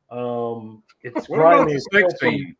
It's disgusting. There's a rape scene, not a sex scene. Belial, that's a rape? I thought it was a sex. No, it's not a sex scene. It's a rape scene. That's a common theme with my picks tonight, apparently. Yeah. Belial brutally murders, again, not even a strong enough word, everybody that was involved, all the doctors, one by one. And he stays in like this $20. It's literally $20 a night. The hotel they stay in, real nice hotel. Yeah. And he's constantly feeding them fucking packs of hot dogs and whole bags full of hamburgers. I mean, he's just this monster. And the noises he makes, he doesn't talk, but he just kind of screams and stuff. I don't know, man. What they did for $40,000, the way this fucking came out, it's a riot, man. It never gets over me. I can watch it anytime. Yeah. Like I said, the sequels, the first one's crazy, totally insane. The sequels are batshit fucking. I mean, they're completely insane. Yeah, and he got a lot more money to do the sequels. He did the sequel for $2.5 million. The first one was $40,000 budget. The sequel was $2.5 million. Yeah. So I mean, he went crazy with the freaks. You see some of the freaks in the sequels down there. Like I said, wholly original. But what makes the movie is Frank Henenlotter, man. Without Frank Henenlotter, you don't get stuff like this. This man is he's a fan first, and that's what's great about him is he makes these movies because he loves doing it. He's never made any money doing these movies. He just loves making them. And he's currently, you'll love this one, Scolder. He's currently in production and he's currently in development for Basket Case 4. That should be coming out hopefully next year. So you can definitely check that one out, dude. You'll love it. Put that on your list. Yeah, put it on your fucking list. He does so little. He does so much with so little, and that's what's important. You can tell he actually cares about the projects, and he wants to make the best movie possible, regardless if anybody else wants him to do it or if he has money. He's doing it anyway, man. And we need more of that, I feel. But yeah, he's a special guy. He makes special movies for special people and with special people. And man, this is an all-time favorite movie. It really should be my number one, but man, I don't know why. At the last minute, I kind of changed them because I watched the last one first. It just kind of worked out. But either one of these could be my number one. But this is a This is a classic, and if you haven't seen it, pick up The Arrow. I would say just pick up this so you can get the sequels too. It's about the same price. That's the one I got. Yeah. But The Arrow is pretty loaded with features, and they're both clipped, 16 millimeter, really cheap. But yeah, definitely check them out. Yeah, I got both. Yeah. Oh, yeah. You got both? Why would you have both? Fuck. The movie's not even good. Fucking crazy. All right. Number 2 for me is going to be John Cusack's Better Off Dead. Man. I fucking love that Hell movie. yes. Yeah, man. Yeah. The movie's fucking great. Obviously, it's about this guy named Lane Meyer who is dating this girl, Deb, and she, yeah. She's a big old whore. And she's a big old whore, played by, what's her face from fucking Nightmare on Elm Street? Tina. Yeah. I forget her name in real life, whatever. She does a lot of cons now, but anyway, she leaves him basically for a ski person that a ski guy or whatever. I don't know what the fuck you want to call him. He's not really a ski jock. Wait, a ski jock. Yeah. So she leaves him for him, and then Lane becomes a little suicidal and everything. So he tries to kill himself in a bunch of different like funny ways. I don't know. It's just this movie is just like a whole big cartoon kind of movie. Like it's directed by Savage Steve Holland, who went on to do a One Crazy Summer and this cartoon that I used to like back in the day called Eat the Cat on Fox Kids. But it's autobiographical to the director's real life, actually. This film. Also, apparently John Cusack hates this movie. He was telling the director, I don't know what you were thinking, making me do this movie. I didn't want to finish it. Just all sorts of hate towards the director after just whenever he was doing One Crazy Summer, he saw this movie and for the first time, I guess, and was really shitting on it. So they're in the same damn vein. I don't understand. I don't know what's up John Cusack's ass, but I guess he hates this movie and he's under contract to do One Crazy Summer with him. So after that, he kind of just like left. He didn't want to do this kind of comedy anymore. I don't know.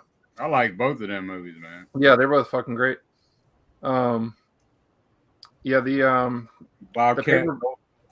Bobcat Goldthwait was great in One Crazy Summer, yeah. But this one has the guy who plays Charles DeMar or whatever from the Goonies. Not from Revenge of the Nerds, I mean, not the Goonies. Yeah, he's pretty great in here. The role of Ricky, whatever. Clint Howard actually went after the role for Ricky. That would be great. He got denied for that. It's got Diane Franklin here as well from Last American Virgin and stuff. So, right, yeah, I was like, had a crush on that bitch, man. Back then. Yeah, back in the day. And nowadays, that bitch. Nowadays, her daughter's a looker nowadays. I don't know if you've seen her daughter, but she's a looker. You see her daughter, Dirk? Yeah. But the iconic "I want my $2" scene. The paper boy. Yeah. $2 cash. $2. Towards the end of the movie when he's fucking falling off the ski, when he's got his bike on skis and he fucking falls off the cliff. I fucking love that. Yeah. The Van Halen scene, didn't it? The Van Halen scene. Everybody wants some. Yeah, with the hamburgers dancing and shit. That claymation scene was fucking awesome. Yeah. Everybody's like supporting role in this movie is hilarious. So like the little brother, he's like building shit out of cereal boxes. Yeah. He's like a little pimp. He's got like a little leisure suit on. Yeah, he like gets he's reading this book, How to Meet Trashy Women, How to Pick Up Trashy Women, or some shit. There was like 3 whores in his room. Yeah, and then the dude that plays the teacher, one of his teachers. At the beginning. Oh yeah, it's the teacher from Fast Times, right? From Fast Times, yeah. And like they're all just like enraptured with him and like laughing at him. Yeah, they're all loving. Makes no fucking sense whatsoever. Yeah, they love fucking school. I don't understand it. But man, I need to get that damn steelbook. What the hell? And then the parents or whatever, they're They're crazy. The mom's like making this fucking crazy jello that moves and has like everything she cooks is terrible. Everything she cooks, she's cooking like there's like an octopus tentacles like fucking flying out the pot. French fries. She's like, you love raisins. yeah. The neighbor's mom, the French foreign exchange student's mom. She's fucking. Does she boil the bacon? Yeah. Right. What was her son's name? He's extra Ricky. creepy, trying to Ricky. Yeah. And then you got the dance scene in the party or whatever is Elizabeth Daly fucking doing the songs and singing and dancing from Rugrats and other movies, Valley Girl. She also played a role in that show Eat the Cat back in the day too, one of the voices, because she does like cartoon voices. Right. And then there's the two Asian guys that always pull up that want to race. On Howard Cosell. They only learned how to talk like Howard Cosell. Here he is again. And then you got you also have the guy who owns the pig burger place, and it's like the same guy from Porky's. Yeah. But one of my teachers in like 9th grade, I think, showed me told me about this movie being her favorite movie, and I rented it on VHS, and I always loved it ever since. So. This steelbook's actually getting re-released, I think, this month or next month or something. So look out for it, Dirk. You said you wanted it. In 9th grade, Brian was probably only 6'4", so I'm assuming this is one of those stories where the teacher bangs the student. Is that why you like? That's what I was like. That's what I was wondering. Like, I mean, that's been the theme tonight. Was she hitting on you, Brian? Is that what this No, was? she wasn't hitting on me.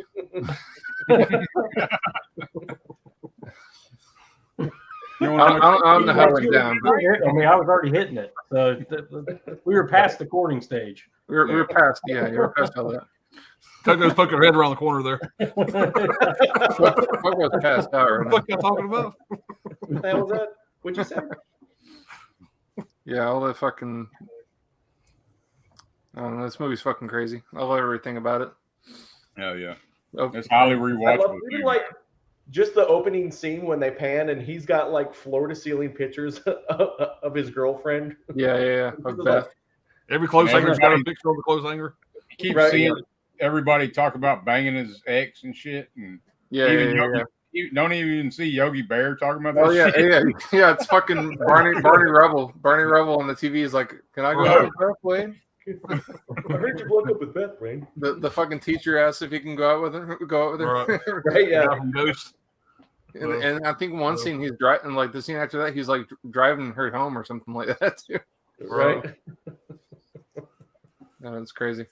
It's funny. Great pick, So you say it's Meanwhile, not a basket case, or it's not? Is it similar to basket case, or No, not at all, man. No. It's a lighthearted basket case. And you're screaming at the screen the whole time because he's got this super fine French chick, Yeah. that he don't even give a shit about. Yeah, she's funny with her accent too. Like whenever she's talking about putting his testicles on or whatever. Testicles. He's like, man, tentacles. Go that way really fast. Now turn. He's like, this is pure snow. He's like snorting the fucking snow and shit. My brother I makes can't see my left arm. my monster eggnog from lighter fluid.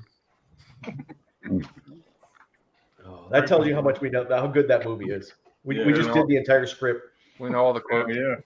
All right, guys. Before I do my number 2, I want to back up just a little bit. I meant to show this when I did my my Back to the Future pick. But me and Ryan and our wives, whatever, every year for Christmas, we'll exchange gifts. Now, Ryan is known for giving us some pretty extraordinary gifts, whatever. So this past year, I walked into an ABC liquor store because, Ryan's an alcoholic. He's borderline. Whoa. I mean, not cool, man. Borderline. Sorry, not there yet. We're working on it. It's a 12-step process. Anyway, I went into ABC Liquors, and I said, okay, I'm going to get this motherfucker a good gift, I went inside ABC, and I never went into the lock cabinet. They walked me over to the lock cabinet. I felt like J.D. fucking Rockefeller. They unlocked the fucking bottle of fucking Johnny Walker, whatever, and they carried it. I said, it'll be waiting for you at the front counter. I walked out of there, motherfucker. Goddamn right. I got this motherfucker this year. And so get down there. I was so fucking excited to open this expensive-ass bottle of scotch. And he opens his gift, whatever. Then I go to open my fucking gift. And this is what this motherfucker got me. Got me a fucking Michael J. Fox signed Marty McFly. Oh, Damn. that's badass. He knows how much I love this fucking movie. I fucking love Michael J. Fox. And this is my favorite piece of my movie room right here. And so, anyway, I wanted to show this. I meant to show it whenever I showed the movie earlier. And I'm so goddamn worried about what I'm picking. I didn't even think about it. But that was an awesome gift. He fucked me again. He got me a better gift than I got him. But that right there will always be in the fucking movie room. I'm very proud of that. I also meant to show this. Another piece I like from Back to the Future. I grabbed this from, I think, Target for like $12. Yeah, one too. I've been placing these bets, man, but I ain't got no money yet. So, anyway, I wanted to cherishing that scotch, man. I wanted to bring that up. Whatever. It's just I love that piece there. I love Ryan. You're an alcoholic. The first step is everybody else admitting that you have a problem. Yeah, that's apparently I'm the only one that doesn't know about it. So Ryan, let me ask you a question. In the morning, probably about 10 o'clock. What are we doing? AM. In the AM. Wow, he's not hearing. Yeah, this is Ryan. This is your intervention. So this is what this is really about. That means I gotta stop drinking too. I was gonna say, what the hell? All right, guys. My number 2 pick, and I went back and forth like a son of a bitch on this, but this is probably, I would say, pound for pound, probably my favorite horror movie of all times. Everybody knows it's Psycho 2. Yes. Oh, yeah. Okay. To me, this is. Every time I watch the movie, I just say the same thing. It's absolutely, to me, a perfect horror movie. Anthony Perkins, he's made to play this fucking character. I mean, yeah, I know Psycho's a classic. I know Psycho did a lot for the horror genre. Yeah. I love the original Psycho, but I strongly believe this is the greatest sequel that's ever been made. I mean, it's got a good argument for sure. I mean, it's so fucking good, man. It was directed by Richard Franklin, and it was written by Tom Holland, who did, Child's Play, as we know. And it stars Anthony Perkins, Meg Tilly, Vera Miles, and Robert Loggia. Robert Loggia plays a psychiatrist, whatever. Basically, it's like 20 years later. Anyway, he gets out of the insane asylum, and he goes back home, which doesn't make any sense. He goes back home to the fucking house in the hotel where all his problems were at. You figured, get him a halfway house. Get him an apartment in town. Sell the fucking place, get you a place somewhere else. It kind of goes back to the fucking house. Yeah. Creepiest fucking house ever. And he's rehabilitated. He's trying to get his shit together. And the funny thing about this movie here is, I just watched a couple days ago, is basically Norman Bates is almost the good guy in this movie. Yeah, right. Exactly. You're rooting for him. He's like trying to get his shit together, and people keep fucking with him. Victim. Yeah, he's the victim. Basically, got the girl that died in the shower in the original Psycho, and this one here you have her sister and the sister's daughter, or she would have been the niece to the lady that died in part 1. Well, basically, they're trying to fuck with Norman Bates, whatever, make him go crazy again and get him back in the insane asylum. That was their whole plan, their whole master plan. And I'm sure everybody's seen Psycho 2. I don't really want. Well, fuck, I'm gonna spoil it. Turn the stream off. I'm fixing to spoil Psycho 2. Yeah, go ahead. The whole fucking movie, you think is this fucking you think it's this one lady or whatever, and basically when she gets killed, it's like first time you're watching this, it's like what the fuck.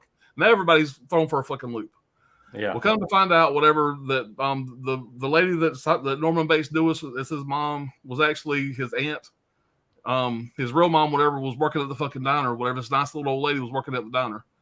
She shows up at the end to enjoy one of his great toasted cheese sandwiches. He makes really good toasted cheese sandwiches. Oh yeah, and it's kind of famous for them.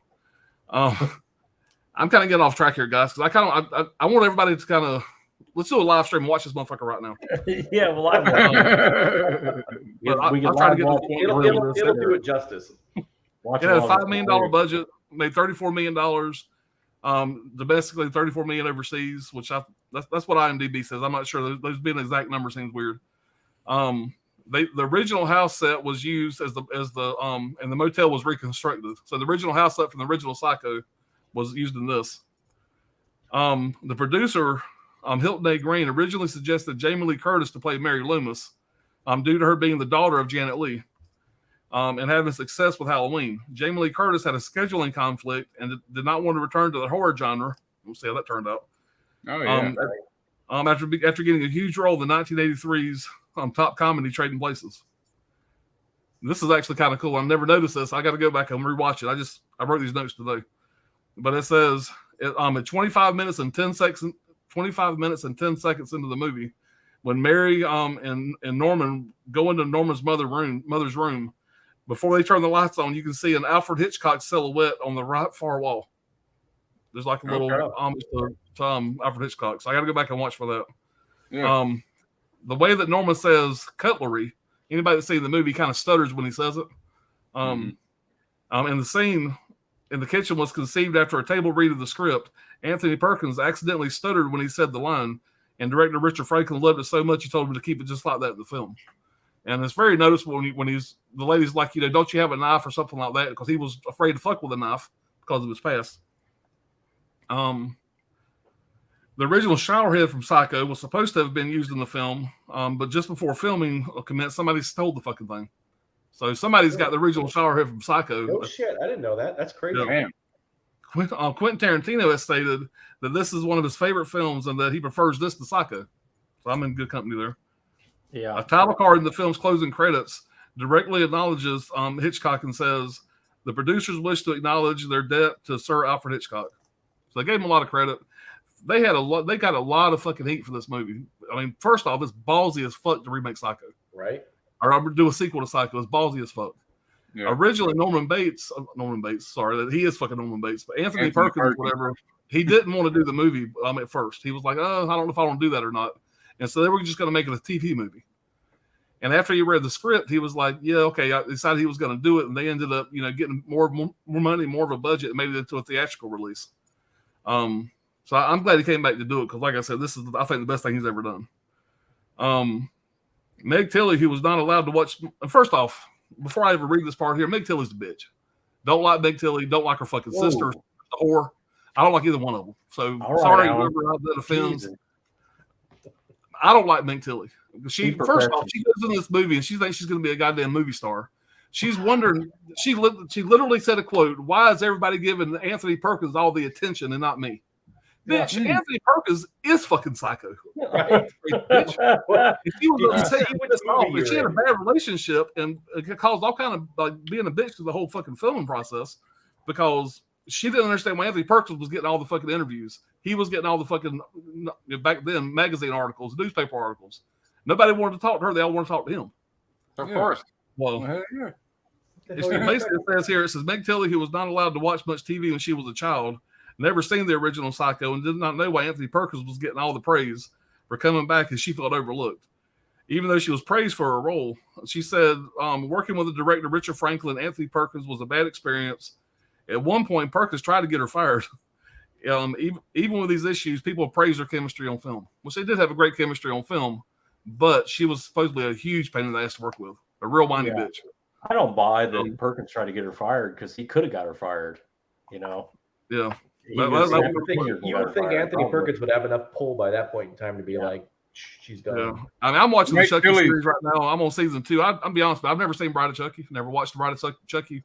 But Jennifer Tilly and the fucking Chucky series, just take her out. I can't stand her. Yeah, I agree 100%. Maybe that's maybe that's a bad thing to say because I'm sure there's a lot of fans of that shit. But maybe if I need to watch the movies, maybe I'd appreciate it more if I seen the Bride of Chucky.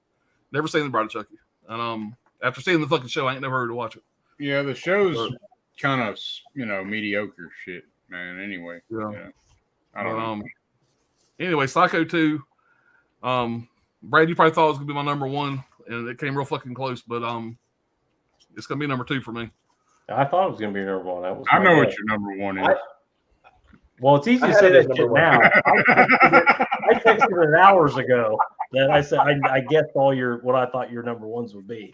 I knew what it was going to be. I honestly thought it was going to be his number 1 too. I know how much he loves that movie. I'm not saying nothing. All right, let's get caught up with. I don't know what my number 1's going to be though. No, y'all surprised me got me up to y'all specs. I was waiting to fuck off. No, I mean, Psycho 2 is it's the best sequel ever, I think, and I like it better than the first one as well. I love how he's like you said, he's scared of cutlery. He doesn't want anything, and every time he turns around, somebody's putting a fucking butcher knife in his hand. Here, cut this, cut the cake, do this, and it's like the exact butcher knife. Yeah, and like you said, you're rooting for him. But when his cheese finally gets removed from the cracker, when he finally goes fucking crazy, when Mama comes home. Yeah. And she's getting ready to sip her fucking tea. He's so proud of himself, just waiting. And it's just the look on his face, whatever, the way he starts whistling after he beams her in the fucking head with his fucking stone shovel. His little whistle he does, it's like motherfucker's back. And it comes full circle, man. To me, it's a perfect horror movie. He's got a real arc, Yeah, it really does. And part 3, man, don't sleep on part 3. Part 3 is badass. Good too. Right. 4, go ahead, go to sleep. Sleep on that one. 3. I'm such a big fan of 2 and 3, so I enjoy 4. But I understand what you're saying. Part 4 is a big drop off. Yeah, I can't even. 3 has the chick that's in Mommy Dearest, right? It's the nun. The little girl that's in Mommy Dearest, or she's grown up. The grown up. That is the girl from Mommy Dearest. I never realized that. Yeah, I remember that. When I was a kid, I first seen Psycho 3 at summer camp. Right. Damn, I never knew that, but you're right. Now that I can picture it. Never dawned on me either. All right. I think that's where we left off, guys. Sorry if I'm missing anybody. Hollow Note says, I'm sure there's a Rapers of the Lost Ark out there for Brad. Yeah, I hope so. Rapers of the Lost Ark. All right, The View with Drew. With 4th installment of a movie franchise, would you rather watch again Live Free or Die Hard, Indiana Jones and the Kingdom of the Crystal Skull? Oh, I like the 4th Die Hard. So that'd be an easy one. Yeah. I mean, that's Kevin Smith one. Yeah, that one. I'm thinking of the one they get a Russian. That's the one I can't fucking stand. That's terrible. That was awful. But Live Free or Die Hard, I like. It's the only one I've ever watched one time. It don't make sense either. I mean, no, I mean, its directing is bad. The writing is bad. I'm gonna go Indiana Jones and the Crystal Skull. Are you? Okay. I think so. Well, I don't know. I'm not a big Indiana Jones I'm gonna go Live Free or Die Hard. Die Hard is like nerds Die Hard. All the computer hackers versus John McClane. It's got fucking Justin Long in it, right? And fucking Oliphant. Timothy Oliphant. Yep. Is the villain. Yeah. He's the villain. Yeah. And you remember he was talking about, hey, was that your girlfriend that you sent over here? I threw her down an elevator shaft and then rammed an SUV up her ass.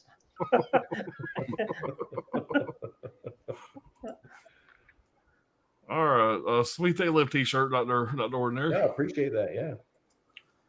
While Wrangler Reanimator the best. All right, which action movie character do you like more, Terminator John McClane or Neo, and how would you rank them? Oh, McClane, easy. Yeah, I'm gonna go McClane. I'm gonna go McClane over Ryan's Neo. favorite's Neo, though. Oh yeah. Ryan's a huge Matrix fan. Now, if you had asked me in 1999, I might have said something different. I don't know. Right. All right, my number 2 movie is Falcon and the Snowman. Timothy Hutton and Sean Penn, directed by John Schlesinger. The Level of Deception, awesome soundtrack by the Pat Metheny Group. Yeah, I remember when that came out. I've never watched it, whatever. It was a little too fucking old for me whenever it came out, and I just didn't really have an interest in it and just never watched it. But I heard it was good. All right, hey, Indy. Great pick, Doctor. Barbara Crampton, beautiful.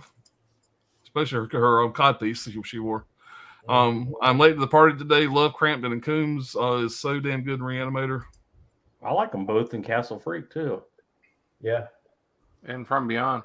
And From Beyond, yep. All right, View was your Terminator, Neo, John McClane, but I prefer Conan over all those.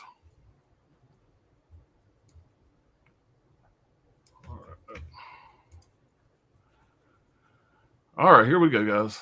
Buckle up. Something regarding license plates. California requires front and rear matching plates. There, in the majority of the country, also rear plates. While every single car, one of Dexter filmed in L.A., California. No, he's in Florida. He's in Florida. Yeah, he's in Florida. Well, they might have filmed it. They might have filmed it in California. I don't know. Filmed it. Okay, I got you. Yeah, he's in. Maybe what he's saying is that in the they have front and back plates, but they're not actually really required in Florida. Yeah. They're not required here. They are in Texas. Yeah, New Jersey they are. I know when I lived there they are. All right, from the end, 86 Stuart Gordon. I'm glad they're not here. I like my Falcons tag in front of my truck. I don't want fucking 2 license plates. And the music is so psycho. All right, hey, India Phantom. This is probably my favorite period of movies growing up. Definitely mine for sure. Amen, brother. Our Conan is great. Arnie does no wrong.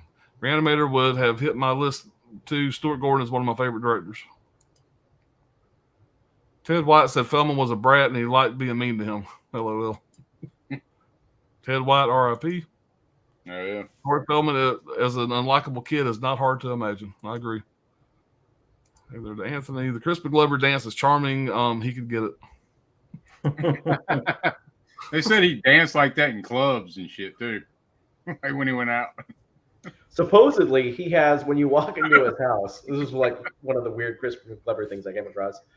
He's got like an entryway to his house, like a little ballroom area, and he put nothing in it except for an antique gynecological chair, and he'll make people sit there and look at it until he comes out to greet them.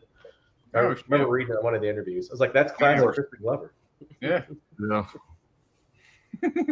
He bought that from Nick Cage.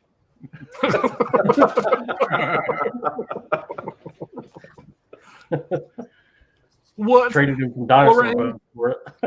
How do you fuck with your company? All right. So the set was a bit of a nightmare with Crispin doing some whack off-screen shit. Yeah, Ted White is menacing. Hey, Anthony, agree. Halloween 2, fuck Jamie Lee Curtis. It's all about Loomis and Michael. That's the relationship that makes Halloween work. Loomis tells the audience what badass motherfucker you're dealing with. Oh, hell yeah. Yeah. Yep. Yeah, I agree. Michael doesn't talk. Michael doesn't talk. Loomis does the talking for him. Right. Yep. And fuck Jamie Lee Curtis. That buck knife is fucking badass, Dirk, says Anthony. Yeah, it really is. Thank you, man. Go to Caveman. And there's the, you know what that is. What's in the basket? Yeah. What's in the basket? What Dirk said. Basket case is gloriously nutty.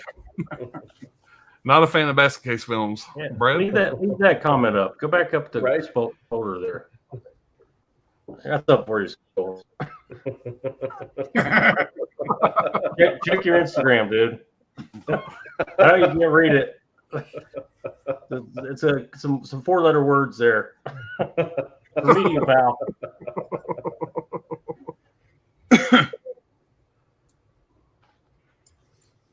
All right. Basket cake's great.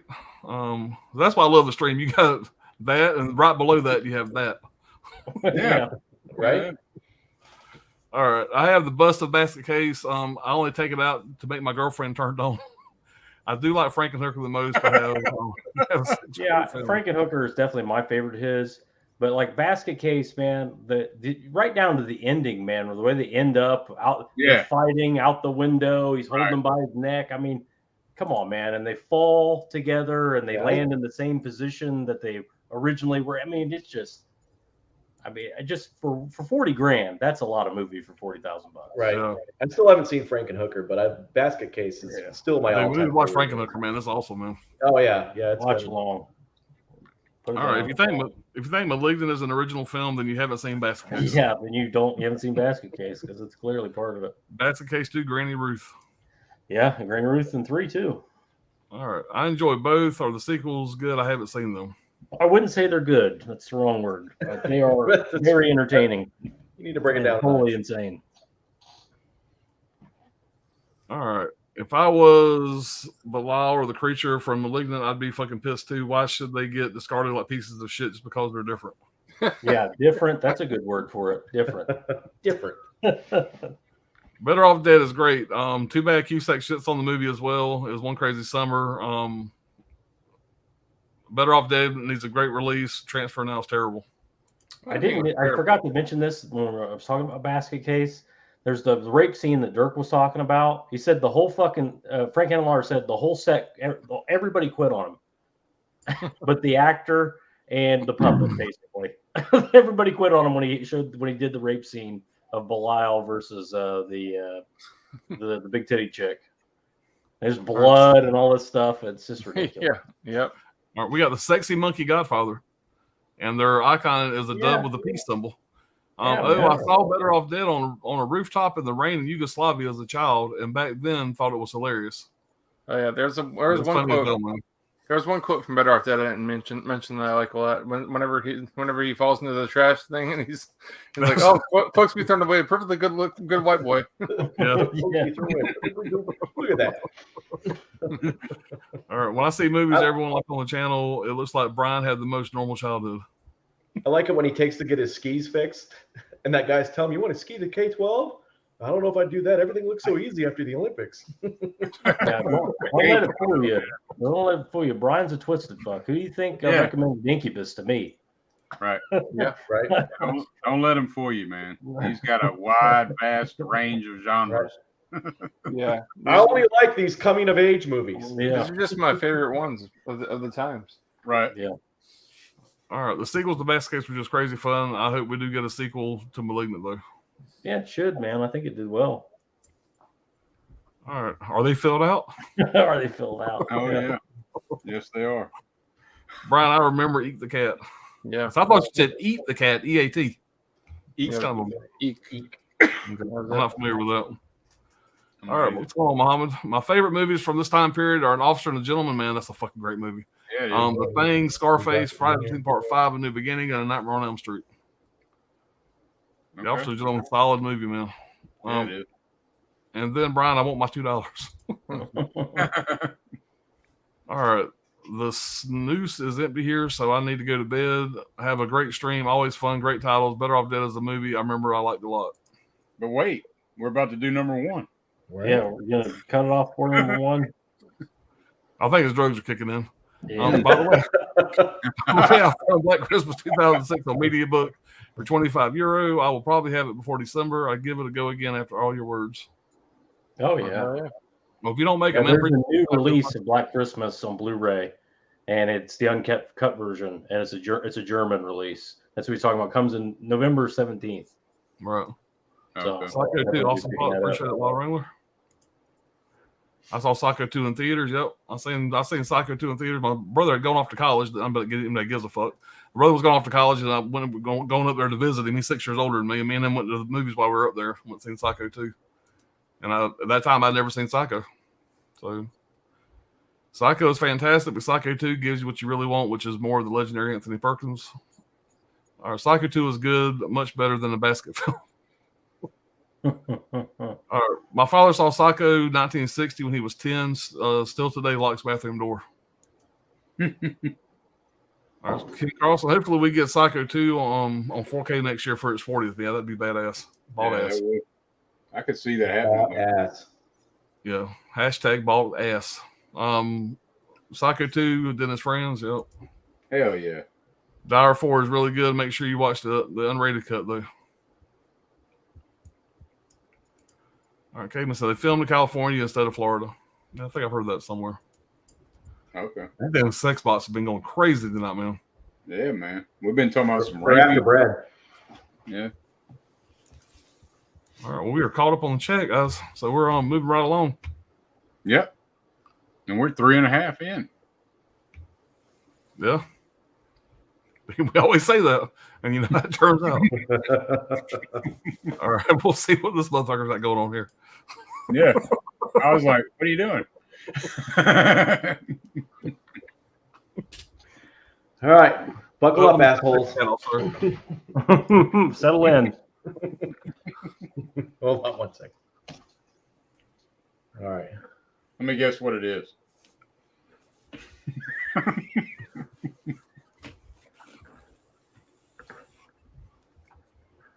All right, let me get rid of this. Okay. All right. Damn. What the hell? Fucking dissertation. Section 1. I got one page over here, man.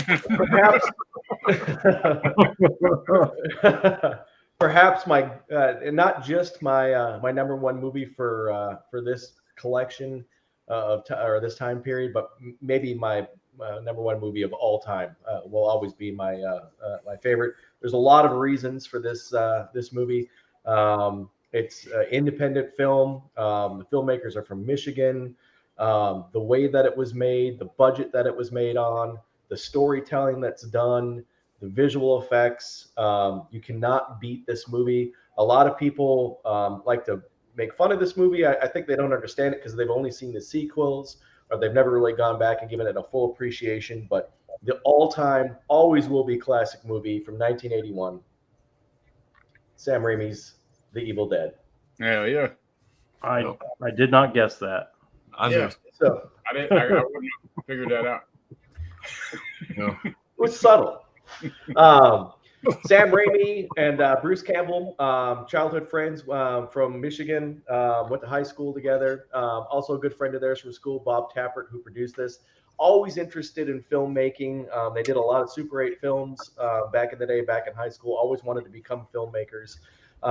Sam Raimi's got some brothers that were always interested in it too. Ted Raimi, which frequently appears in a lot of his movies.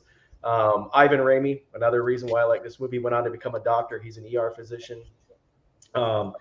They pitched this movie they made a small movie called Within the Woods, I believe it was. I've seen a couple of trailers of it, and used it to pitch it to people to try to they wanted to make a major motion picture. And they had to have it in 35 millimeter because that's what was required in order to pitch it. Because originally they were shooting it in 16. And so they were trying to get money for it. Originally shot on they actually went out and literally went door to door in rich parts of suburban Detroit to try to find money. Bruce Campbell, who of course went on to become an icon of the Evil Dead series and other movies. He's got a great autobiography out. If you've never read it, you really should read it. It's just a fantastic read. It's called If Chins Could Kill, which if you've ever seen Bruce Campbell, it's fantastic. He talks about one of the things that's really funny is apparently when you're trying to make a movie, and a lot of other movie producers have gone on to say this, the place you go to get money are dentists. Apparently dentists have like the most amount of disposable income that they like to loan to filmmakers. So that's where they got a lot of the original $375,000 budget to go on to make The Evil Dead. Premise of the story, if you haven't seen it, is it's a classic story. 5 college friends go to a cabin in the woods for a vacation. Only one comes out. It's because some demons are released. I don't want to give too much away. But it's classic gore. These guys, they wanted to film it originally. Of course, they're from Michigan. They wanted to film it in Michigan. They had a hard time finding a location, and they were actually worried that the winter was going to be bad. So they ended up filming at a cabin in Tennessee. They had so little money, they all had to stay in this cabin while they were actually filming it. And apparently the conditions were terrible. It had no running water. It had no electricity. They had to bring electricity into it. And apparently all the actors and all the production crew were basically at each other's throats the whole time. It's considered one of the greatest cult films of all time. It's considered one of the greatest independent films of all time. If you think about what Sam Raimi went on to do, think of the reason why this movie is so good. I think, and if there's a lot of people that if you've only ever seen the subsequent Evil Dead movies, you're going to think they're meant to be slapstick comedy. They bring out a lot of like Three Stooges humor, especially like Army of Darkness. But this is truly, truly a horror movie, and it's what it was meant to be. The way Bruce Campbell is watching his friends die in this cabin, and while he's trying to save his girlfriend and he's trying to save his friends, it really is a great movie. Sam Raimi has some very specific cinematographic or directorial hallmarks that he has that are already evident in this movie very early on. They had no budget. They had to do things like mount a camera to a 2x4 and have 2 people run to sort of simulate an effect. They still show up in his movie today. If you think about it, he made this movie for $375,000. Years later, he would do Spider-Man for $375 million on a bad budget. So that kind of shows you that these guys aren't professional filmmakers. These are guys that just love movies, always grew up watching movies, and they really capture the idea of visual storytelling of the craft. This movie is they dropped out of college to make this movie on a chance that they were going to make it big with no promise that anything was going to come of it. It's simplistic. It's visceral. It's real. There's no filler in this movie. Everything in this movie is meant to be right where it is, with the gore, the practical effects, the dialogue. If you haven't watched this movie, but you've only seen the other Evil Dead movies, you really need to go back and give this movie a chance. It's raw. It's a really great movie. And people are going to say, oh, well, it's got a little bit of a campy element to it. Of course it does. It was made for an absolute minimal budget. And it's going to have that component to it. But if you watch it for its visual storytelling, it's iconic. I mean, I think it's considered one of the greatest independent films because it actually set the stage for a lot of other people to go on and do what Raimi did, the Raimis, I guess, because Ted was involved, and Bruce Campbell and Bob Tappert. For example, Kevin Smith cites it, the Coen brothers. So Joel Coen was working in an editing studio in Detroit when they decided when Raimi had the Evil Dead edited there.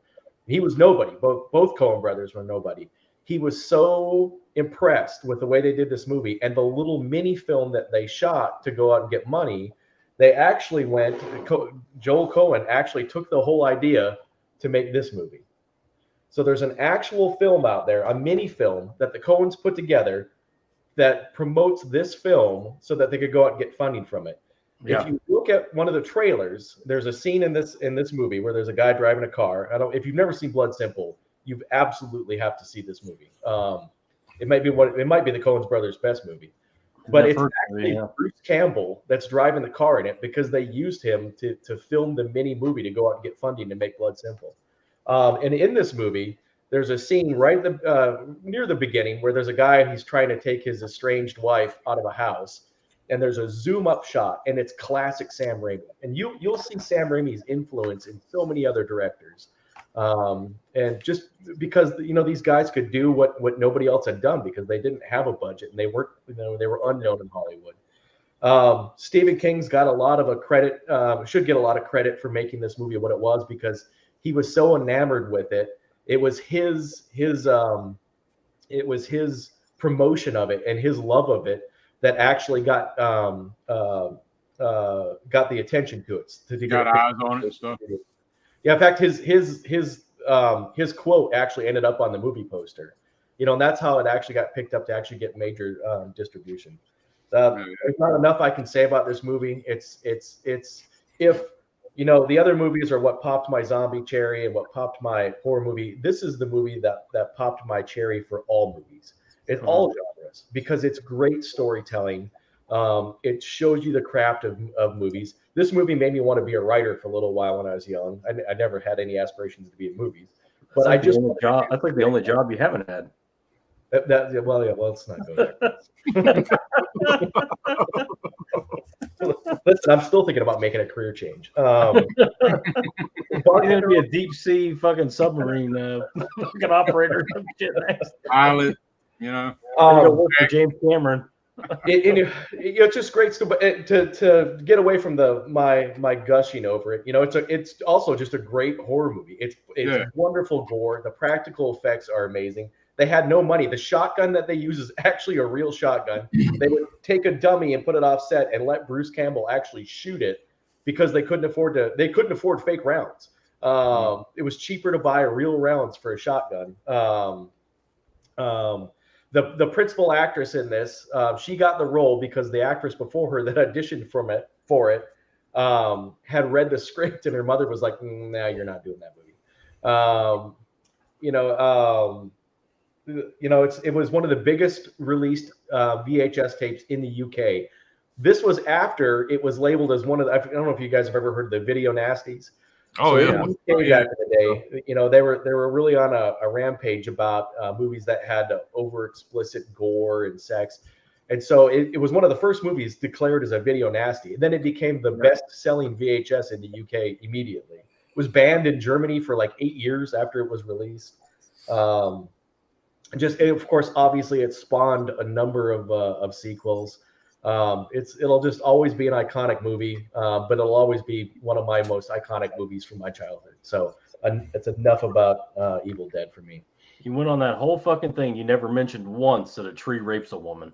Yes, you're right.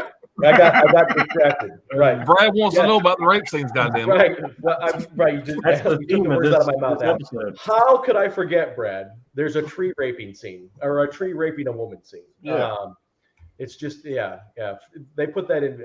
Sam Raimi called me this morning. He said, "Make sure Brad knows." So yeah, if you haven't seen it, that shit's creepy as hell, man. And most people like part 2 the most, but I agree with you. I like the original. By the way, Alan, in part 2, I don't know if you ever noticed this, but when they're walking through the shed, when Bruce Campbell's walking through a shed, Freddy's claw is actually hanging on the wall. Is it really? Yep. Sam Raimi did that specifically. By the way, there's he makes a lot of nods early on. Like when they're in the basement, there's a Hills Have Eyes poster near where they find the Necronomicon. So that's pretty cool. Yep. It was all, filmed. Keep So an eye they out filmed for it that. in the cabin, but the rest of it was like filmed in Sam Raimi's basement in Bob Tappert's garage.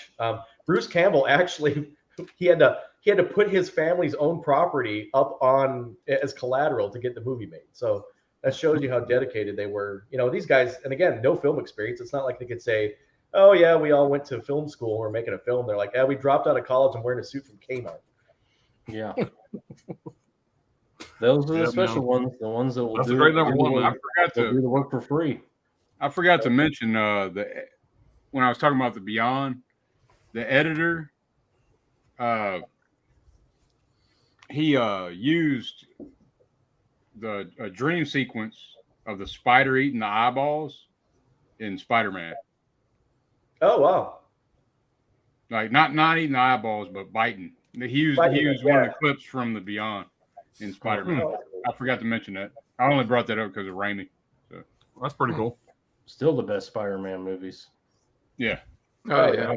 Hands down. No. A great fucking pick, man. Oh yeah. All right, man. What could this be? There's just so many movies this could be.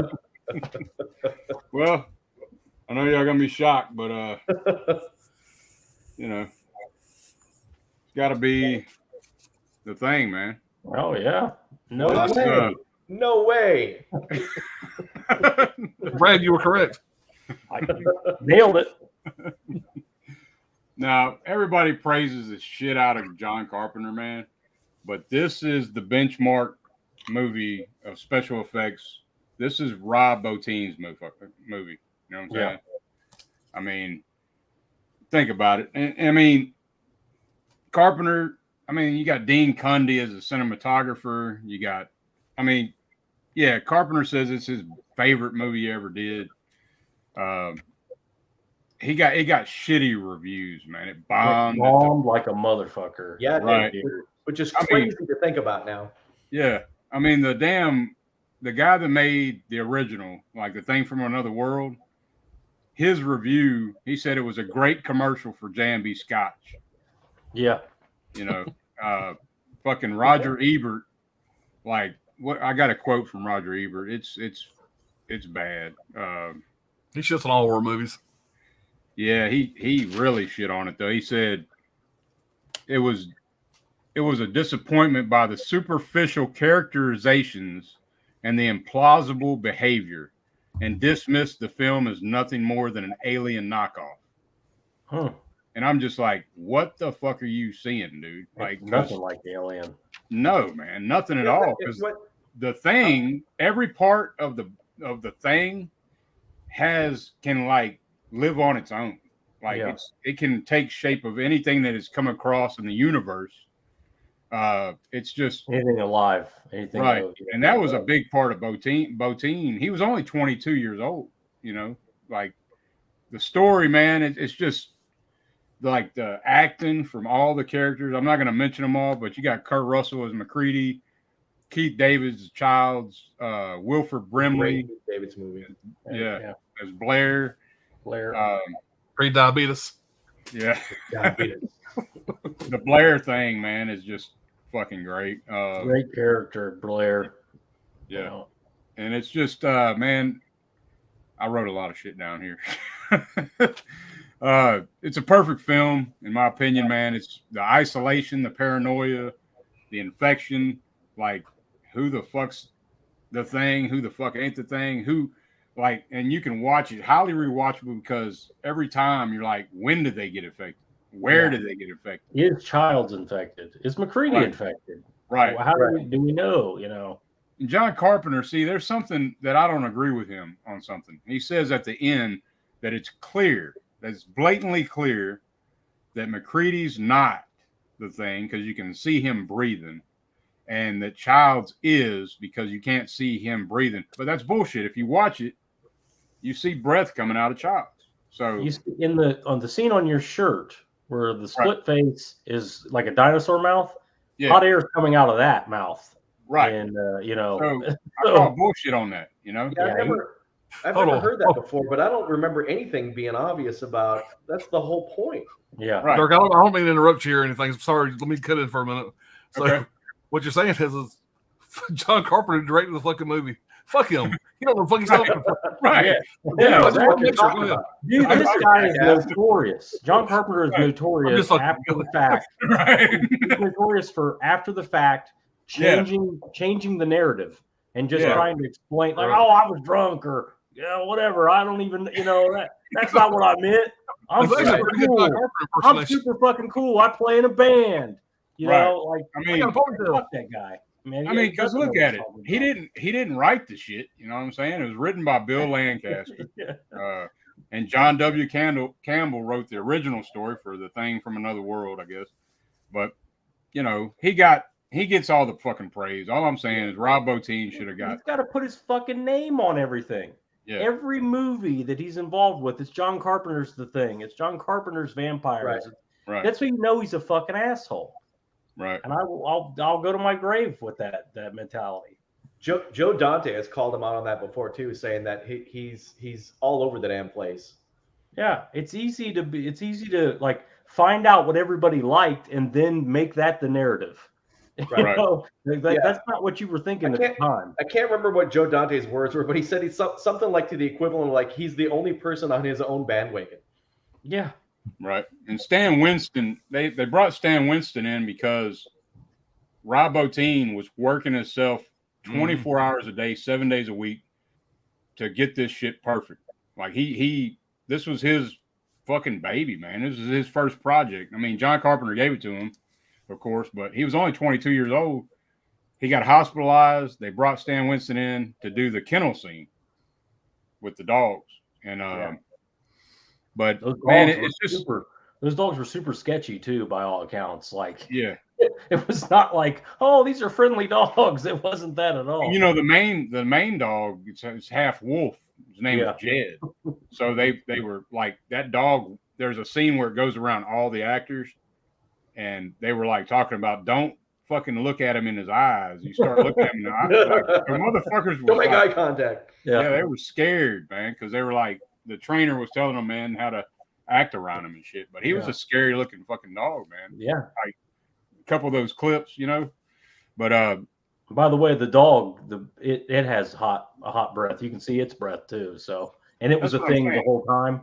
Yeah. John Carpenter, you fuck yourself. Yeah, that's what I'm saying. It didn't make any sense because no matter how many times I watch this shit, so like when at the end when Kurt Russell hands Childs a drink. Right? Yeah. So he hands him the drink and he takes a drink of it, and then you see Kurt Russell smirk. Yeah. So it raises more fucking questions. Was Kurt Russell the thing? Are they both the fucking thing? Yeah. So the lore, lore is that bottle was full of kerosene. Right. And that's why he laughed, because he's a thing and he wouldn't be able to he didn't know that it was supposed to taste like something good. Yeah, so but really what so many arguments. Yeah, there's arguments, but really what it is it was whiskey. McCready goes to the shack, remember? It was whiskey, and he laughs because earlier they mentioned we should prepare our own food. We should drink after each other. And he drinks it because he's like, well, he laughs because he doesn't care if he's a thing anymore.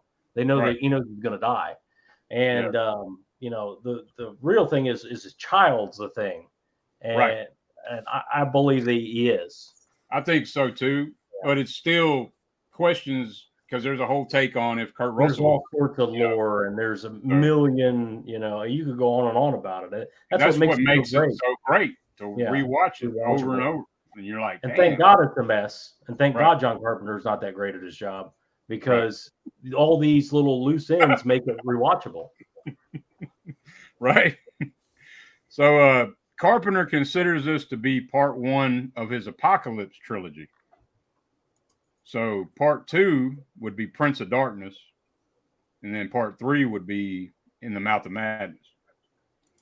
So I didn't know that shit, but yeah, got a couple quotes here, and then I'll be done. But this damn movie, man, it's a perfect film, man. In my opinion, I could keep on talking about it. made, man. Definitely Carpenter's best. Right, but I say Rob Bottin. Yeah, it's the help. He had a lot of help, man. The cast was the New Dean York. Cundy. I mean, yeah, the fucking actors. Yeah, I mean, it's just fucking awesome. But so I got a couple quotes. Gary's quote is probably my favorite in the whole fucking movie. He's like, "I know you gentlemen have been through a lot. When you find the time, I'd rather not spend the rest of this winter tied to the fucking couch." And then, like what we were talking about a minute ago with Childs and the McCready, he's like, Childs is like, "Fire got the temperature up all over the camp. Won't last long though."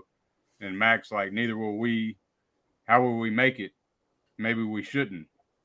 If you're worried about me, if we got any surprises for each other, I don't think we're in much shape to do anything about it. Well, what do we do now? Why don't we just wait here for a little while, see what happens?" Yeah. I do love the tension. I do love everybody is concerned about everybody else. Nobody knows who to trust, and but you're watching everything very close. Right. It's like there's 2-hour-long videos on how did they get the fucking keys, who got to the blood. I mean, when did Childs turn? Did Childs turn? Right. It's just, when did Blair turn? Yeah, when did Blair get? Blair did turn. When did he turn? I think that's what makes that movie so great, is because it's one of the few movies that can actually create a visceral paranoia. Yeah. Because of the questions. I mean, it's a very palpable paranoia. Yeah. I mean, they've all seen what the things can do and how it works, and it just you'd be paranoid. I'd be paranoid. I'd be. Hell yeah. And then where you're at too, you can't fucking go nowhere. You're fucked. I mean, so yeah, it's a great pick, man. All-time great movie. Love that movie. Yeah, I watch it every fucking winter at least. I watch it every year, probably at least twice. So yeah, you're right. It's a great winter movie. Well, this is the last movie. I think this is the last movie I'm going to mention with rape in it. Okay. Tonight. Liar. Tonight. I might have gone 5 for 5. I don't know. Tonight. Rape. The thing is an all-time favorite of mine. I even though I don't like John Carpenter, I think he's an asshole. But man, that's the best thing he's ever done, and I don't think anybody will ever match it. I think it's going to go down in history as just an all-time great. It's a sci-fi movie. It's everything. Anyway, my number one is from 1982, written by Tom Holland. Alan, you're going to love this one. I watched this movie recently for the first time. When I say recent, not very recent, but first time ever. The Beast Within. Oh, I knew it, man. I fucking knew it. Nice. Written by Tom Holland, like I said. He's written a lot of great stuff. Fright Night, Child's Play, Psycho 2, you like Fright Night. Wow. Yeah. This movie was recommended to me by Johnny Walker like a year and a half ago, something like that. And I had never seen it. I'd never seen this movie.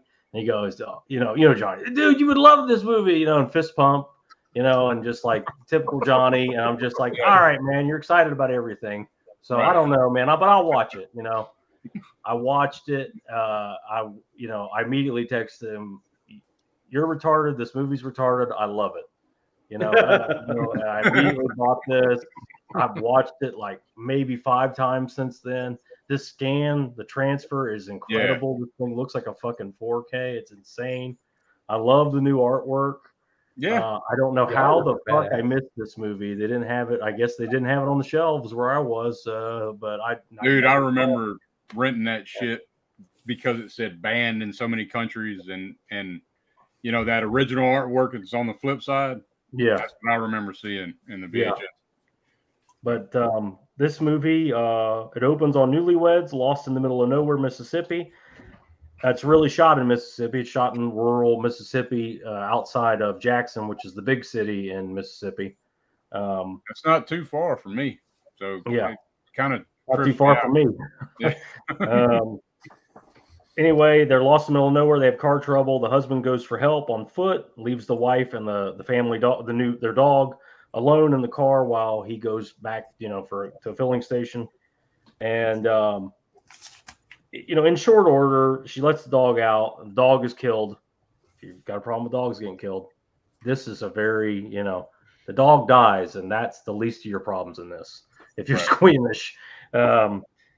Anyway, the dog dies. She goes after him. She's knocked unconscious and raped by this hideous fucking, like, I don't know what you'd call it. Just this hideous beast of the woods. You don't see it that well, but in the dark you can tell it's got like fur, and it's just like a guy in a suit, but it's disgusting. Anyway, a brutal rape, rips all her clothes off, and she survives. She lives through it. Cut to 17 years later. The couple have a son, now 17, going to be 18 soon, and he is suffering from a mysterious, seemingly fatal illness. They decide to go back to, they obviously, they know that child is the a rape child, basically.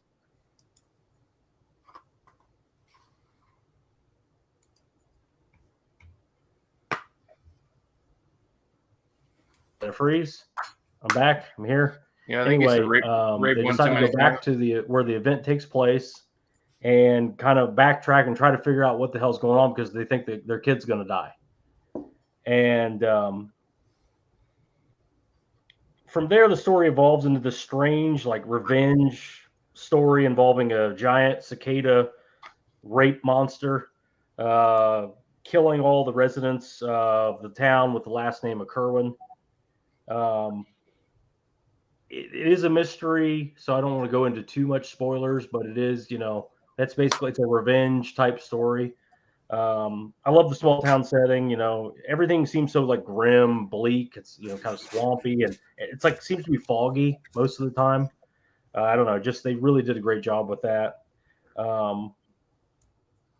The scenes that stand out for me are the killing of the owner of the town newspaper, who, while he's being killed and eaten by this creature, he falls into a pile of ground hamburger that he was preparing, and it just, like, gets all over his face, and he kind of, like, rolls around in it, and it's fucking hilarious. I mean, and that character is really good in this. Like, he's really hamming it up, and that's an awesome kill. There's the score is like this super old school, like, monster movie score that really works well with this movie for some reason. I mean, it's like the Blob type score, So I mean, it's a throwback even to that style movie. The kills, the transformation, it's all practical effects. I really like the story, the mystery elements, and how it unfolds. It's dark as hell. It's batshit insane, and it all works for me. The story, it's, like, the man who became the beast, and, like, cicadas and the 17-year thing. You can start to get to the point, but, like, there's fucking cannibalism in this. I mean, you name it, it's got everything in it. It's just a fucking winner, man. If you haven't seen this one, just blind buy it. You can get the Scream Factory. You can get this one. Definitely. It's actually a coming of age movie too. Yeah, kind of a coming of age movie, right, Brian. There you go. Yeah, it's a good one. I haven't seen that movie in a hot minute. Damn, I remember it being good though. It is great, man. Like I said, there's some horrific shit in there. I definitely need to go back and rewatch it now. It's I love the WT dad with the Budweiser hat who's just enraged the entire movie, just in a fit of rage the entire time. Like, I told you to stay in the house, girl. This and that, and like it comes out like later that he brutally he killed his fucking wife, and fed her to a dude, and it just, like, Anyway, check The that out. cicadas. Yeah, The cicadas. Cicada is a big part of it, and it's a fucking freak show, but I love it. And for some fucked up, stupid reason, man, I hadn't seen it in so fucking long. I hadn't seen it since I was a kid. For some crazy ass reason, man, I thought it was a damn werewolf movie. I mean, it is kind of, it's a shape thing, but it's a cicada. Yeah. There's a ridiculous transformation scene in it. There's a transformation scene in it where the thing's head is like coming out to here, and it's nuts. It's insane. It's so fucking awesome. Yeah, right in front of his mother. Movie in sense. Yeah. Great flick. That's awesome. When I remember renting it, I was thinking this is going to be a werewolf movie. It's you would think it is, but the like cover I said, art, the cover art, transforming into like a giant cicada rape monster. I mean, even sheds his skin and everything, just like a cicada. Yeah. You ever look at a cicada up close? They're horrifying. They got these fucking red eyes and shit. Yeah. Oh yeah. You'll see. Yeah, Brad, kind of like you, Johnny introduced to that movie as well. When I was getting all my Scream Factory titles, and I got that one, and he lost his fucking mind. He's goddamn, you got to watch that first. Yeah, I don't know. I fucking loved it, man. It's awesome. It fucked me up as a kid, man. I remember renting that shit at the I wish I had seen it when I was younger, man. I just somehow I missed it, and I saw it like I said, a year and a half ago, something like that. Now, so what is it with the cicada, Ryan? They live 17 years, or they only come out every 17 years? No, so they live underground for about 15 to 7. They come out for a very short, I think I'd have to go back and look. It's for days. It's long enough to mate, and then they lay their larvae, and so they're basically underground for their entire life. They come out, they mate, they die. They die instantly, like within 24 hours. Okay. We got shit tons of them here. Yeah. They live they pupate underground, similar to what caterpillars do, but they just have a very prolonged pupation. Yeah. They got a shitty life. You got 24 hours to get laid, and basically then you're done. Yeah. Or rape. Cicada. I don't know. Or reincarnated, I guess. Yeah.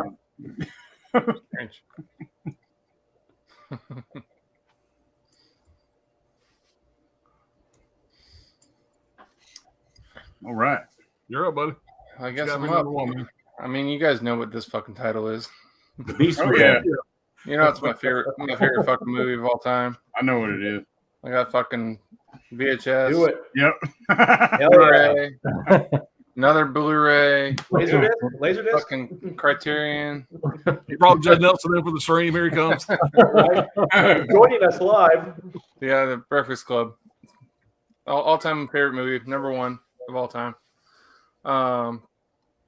Yeah, don't you forget about me. I don't know. The fucking you got the popular girl, the jock, the fucking I don't even know what they call them all. I'm like inebriated at this point. Right. Yeah. You got Brad, that was like your TCM cover. a mixture of clicks I don't even know. in detention. The Beauty of Rebel. Somebody hold a goddamn Vinegar Syndrome slip under his nose. Wake him up. Right. Something. And you guys give me shit, really? I think somebody unplugged his cord. But yeah, this movie is an all-time classic. You know, it's about the 5 kids that go to detention on a Saturday, and Paul Gleason's he's the guy watching over them all and everything. And what's up? The finger gestures. Yeah. Yeah. They got you two weeks. Or it was 2 months. I can't remember. You're mine. You're mine. Yeah. What if your dope was on fire? Right. Don't mess with the bulls, son. You get the horns every time. Yeah. No good, goddamn freeloading son of a bitch. Son of a bitch. It's a Bender fucking time in the Bender family. Right. You forgot No Bender lazy, household. disrespectful. You can do it on Son of a bitch. Try to be a turkey pot pie. The pivotal, the best John Hughes movie, of my opinion, anyways. Agreed, hands down. A lot of 100%. people say the same thing about Planes, Trains, and Automobiles, but I like this one a lot more. Nope. Even better than Ferris Bueller's Day Off. Yeah. Just an iconic movie. I was reading the trivia here, and the scene in which all the characters sit in the floor in the library and tell stories while they're in detention was all ad-libbed. So that's pretty crazy. Oh shit, I didn't know that. Crazy. Brad, why are you smiling like that? Because he likes watching me fucking fucked up, probably. He's frozen. He's frozen. He's frozen, I guess. It's terrifying. Brad, stop it. You're freaking me the fuck out. You look like Terrifier. Let's talk about John Carpenter again. John Capellos, who's the janitor in the film. He's pretty great in this movie, actually. But he jokingly warned the young actors not to overdo their intensity, laughingly noting that Martin Sheen once suffered a serious heart attack while filming Apocalypse Now. Emilio Estevez was enraged by the remark, and Capellos was then stunned to learn that Martin was Emilio Estevez's father.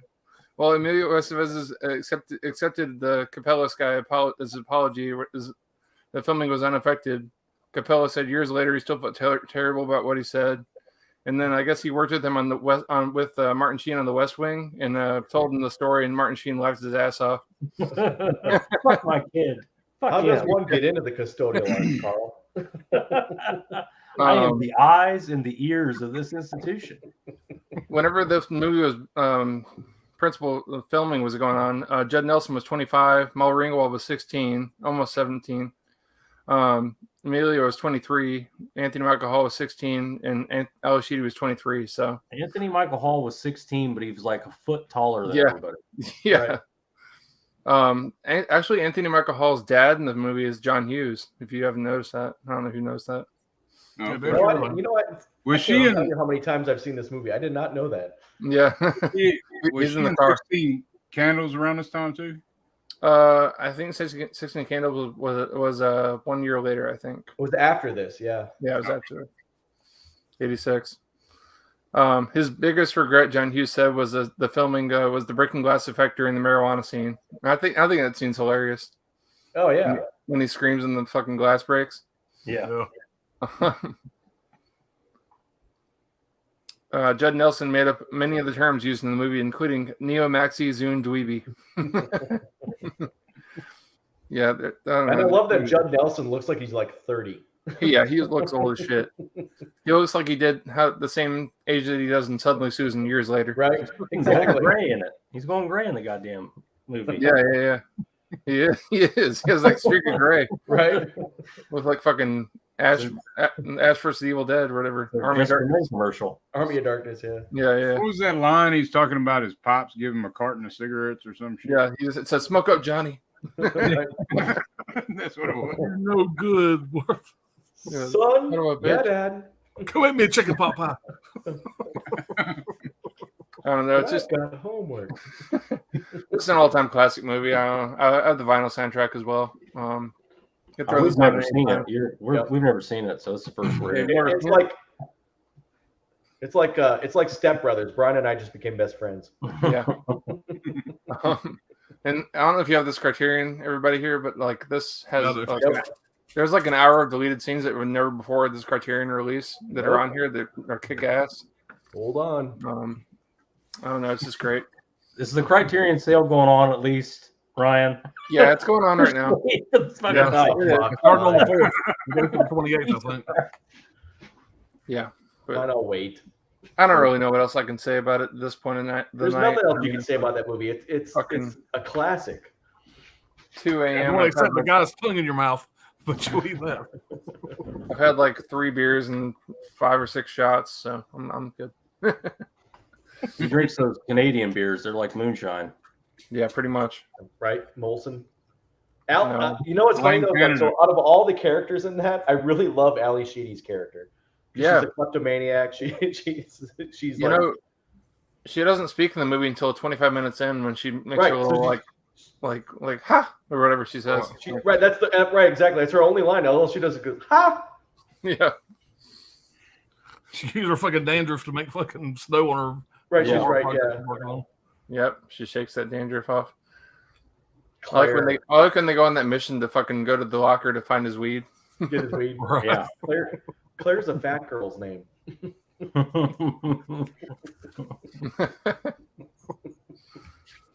All right. All right, go to number 1, Pops. That's it. Bring it home. All right. I already saw your oopsie. Yeah. So fuck it, I'm gonna do it again. It's okay. Do it. Yeah. I mean, I don't even have to say anything. Let's just sit here and look at this for a minute. That don't look right. Yeah, it doesn't look. It don't look right It at all. actually don't, does it? It's like a, Hulk Hogan looks fucking terrified. That's a little better. That's a little better. This looks like, is like this Hogan's Centipede? taking a bite out of Is your that what I'm watching? shoulder. All right, I'm gonna take Or is that this- off. That's disturbing. It looks like a scene from Shawshank.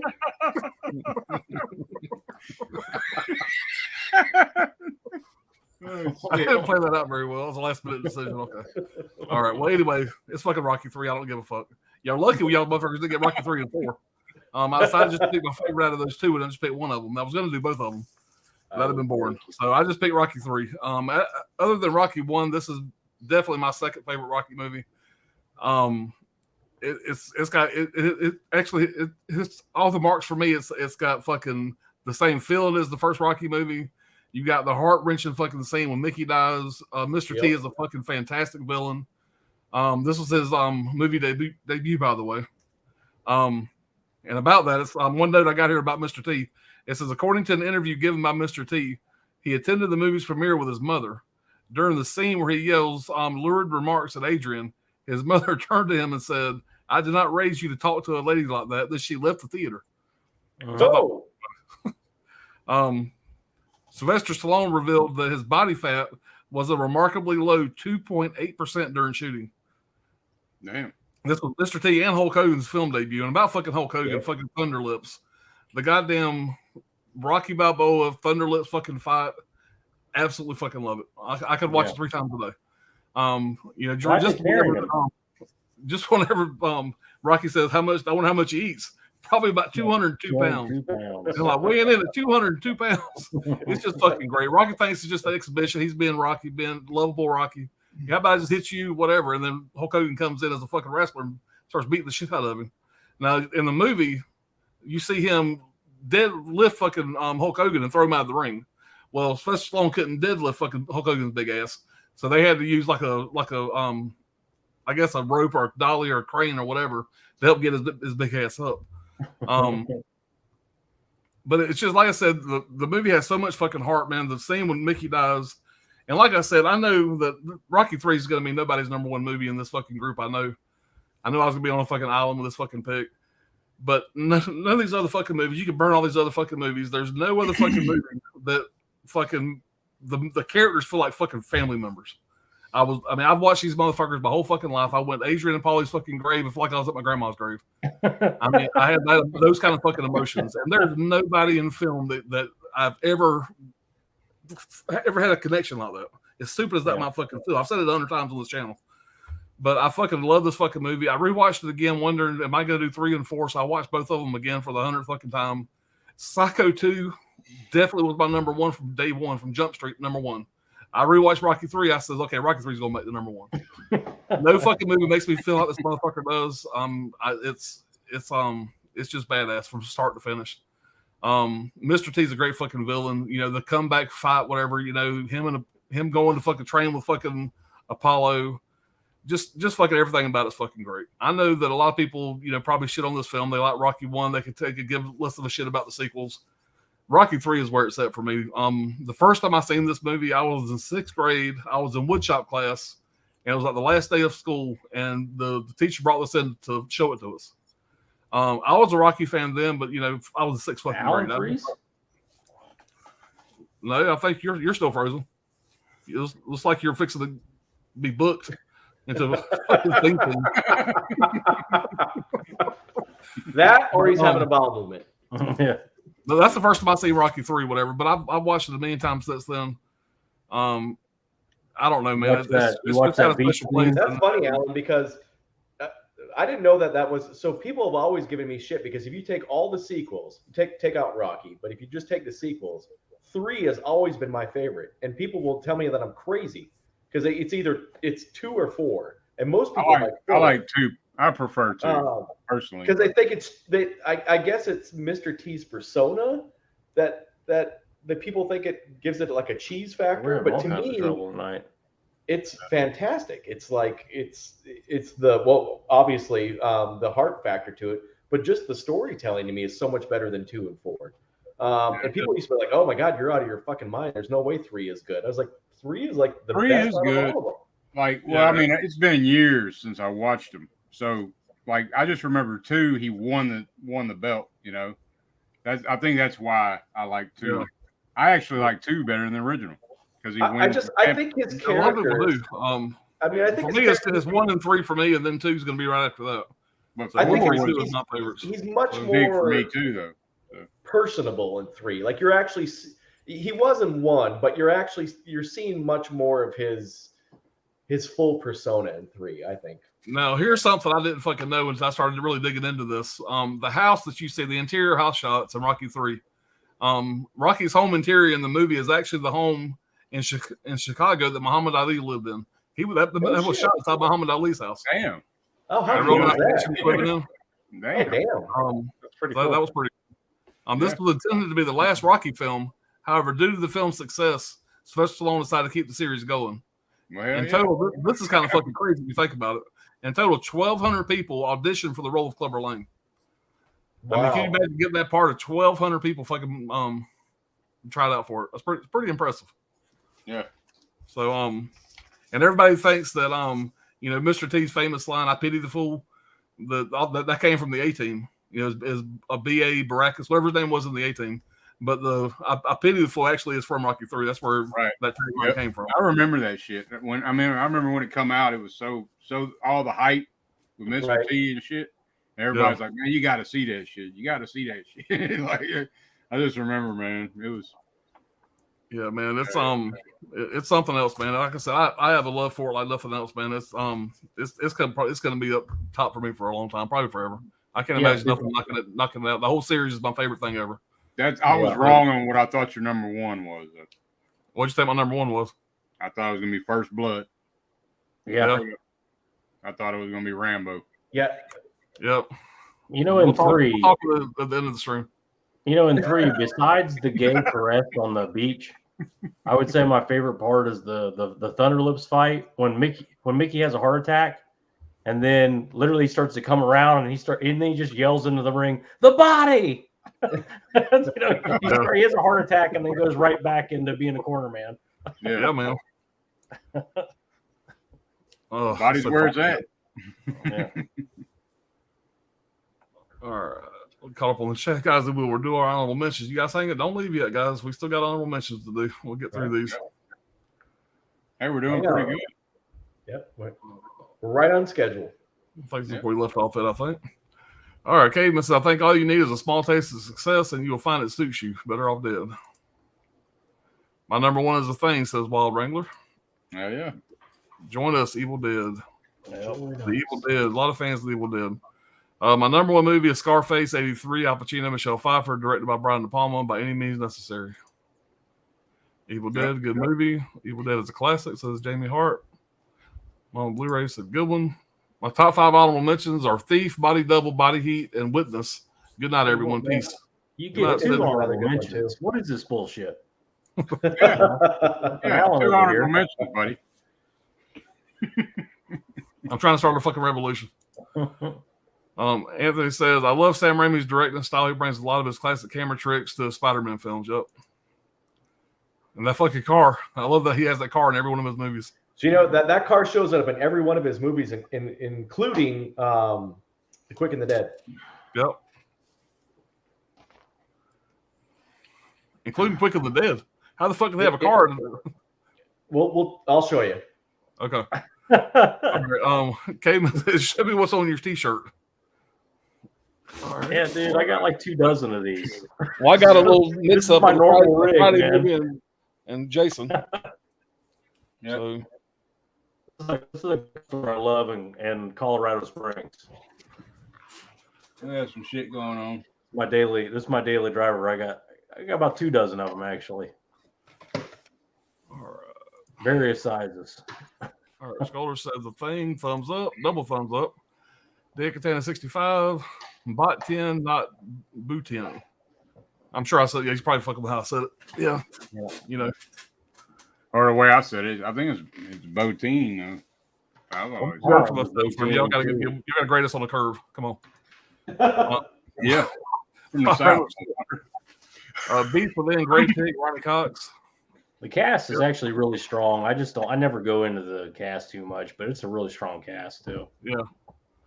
All right. Wild Wrangler says first saw Beast Within Monster Vision, Joe Bob. Yeah, I've heard a lot of people say that, man, and I watched the Monster Vision religiously. Somehow I missed it, but the Beast Within edited is probably unwatchable. Yeah. All I know says Brad, stop smiling. It's like when you're frozen. It's like that movie Smile. Yeah. Damn Dirty 8, what's going on? Impossible, sir. It's in Johnson's underwear. Yeah. Scolder 22. Rafe Monster cut the video feed. Judd Nelson, Narc. Yeah, Judd Nelson. Wasn't he in New Jack City as one of the cops? I don't remember. Was he? Allison is my favorite in Breakfast Club as well. Pops, put that green screen back up. Is that a rape scene? Yeah. Right. That's the theme of the night. Yeah. All right. My number one is First Blood. I fucking love this film. Stallone's speech at the end of the movie when he's breaking down the police station is so damn emotional. Brian Dennehy is such a great villain. Yeah. Yep. Wild Wrangler, I pity the fool who don't like Rocky 3. There you go. All right, don't push it. Don't push her. I'll give you a war you won't believe. Let it go. Let it go. 1. There's one person dies in the whole movie in Rambo. Yeah. 18 and don't want sucker. What's up, Bob? What's going on, Bob? Have to head to bed. I appreciate the great streams. Have a great weekend, guys. Appreciate it, buddy. Later, Bob. All right. Love the shirts, guys. All right, nothing is over. Nothing. You just don't turn it off. It wasn't my war. You asked me. I didn't ask you. Yeah. All right, the alternate ending of First Blood is a gut punch. Nobody picked First Blood. I know. That was his number one. Yeah. Yeah. All right. So we'll start with the honorable mentions here, and as always, Dr. Ordinary is going to go first here. I was trying to find you a picture of it, but they I'll try to show it to you tomorrow, Alan. They built a covered wagon over the car, and it's in just one real quick scene, but it's in there. I can't find a good picture of it, but anyway. Honorable mentions. First one, I'm right up there with Pops. I got to show the back of it just because I love this iconic scene. Oh, Back to the Future. I knew it. I knew it had to be in there somewhere. It has to be. It's got to be in my right. It's there's no way it cannot not be in what I mentioned. Right. It should be in my top 5. I feel terrible that it's not in my top 5, but at least I'm mentioning it. There's not much I can say about it that Pops hasn't already said. There's really no good trivia other than I still think it's interesting that Eric Stoltz was the original Marty McFly. And apparently he's a well-known character actor and is impossible to work with, which is why they got rid of him. Yeah, they shot some of the damn movie with him. Oh, yeah, the whole thing. Apparently, there's still some scenes, apparently, that he's in it. You just can't tell it. In the beginning, when Marty's driving the car, apparently it's still Eric Stoltz that's actually driving it. Apparently, he's just near impossible to work with. The dude that plays Biff just couldn't stand him, and it just all around. I mean, there's nothing about this movie that's not a classic movie right off the bat. I don't know what else to say about it. If there's nothing you can say about Back to the Future that's not an all-time great American movie, right? And then it's right up there with it. I don't know how I can't have this in my at least mentioned, and that's Ghostbusters. Oh yeah. Right. Ivan Reitman, written by Harold Ramis, Bill Murray, Dan Aykroyd, who co-wrote it, Ernie Hudson. A little bit of trivia about it. Everybody's seen Ghostbusters. Ernie Hudson got the part because Eddie Murphy turned it down to go do Beverly Hills Cop. And so the role was cut down drastically. And so it's sort of been like a love-hate relationship for Ernie Hudson. And, he said he appreciates it. I love Ernie Hudson. I think he's an all-time underrated actor. Oh, yeah. A classic all around.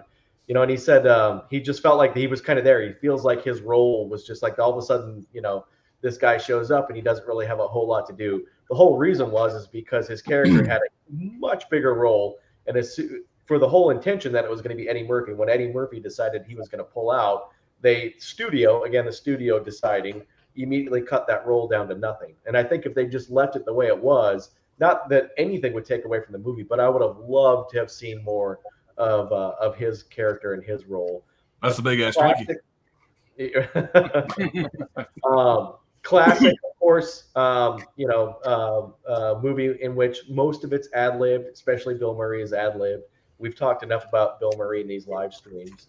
It's one of those movies, just like Back to the Future. You could put it on a loop, just have it start over from the beginning, all over again, and you're going to watch it again and again and again, and it's not going to get old. Because it's just one of those iconic movies. And then you got some sickos that claim that 2016 is better. Yeah. Well, they're not even getting for those 8 people out there. Right. I'm happy for you.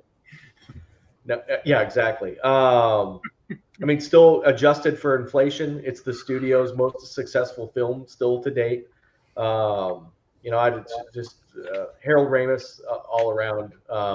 If you haven't seen Ghostbusters Afterlife, you need to see it because it really sums up the nostalgia and the homage to what this movie did for movies. And that's all I'm going to say about these two movies, because I feel like over talking them is just going to take away from them. Yeah. Right. Yeah. 2 great picks, man. Part 2 is a winner too, I thought. People take away from part 2, and I still think it was great. Yeah. Yeah. It's not as good, but it's decent. It's not bad. The original is the best, of course. Oh, yeah. But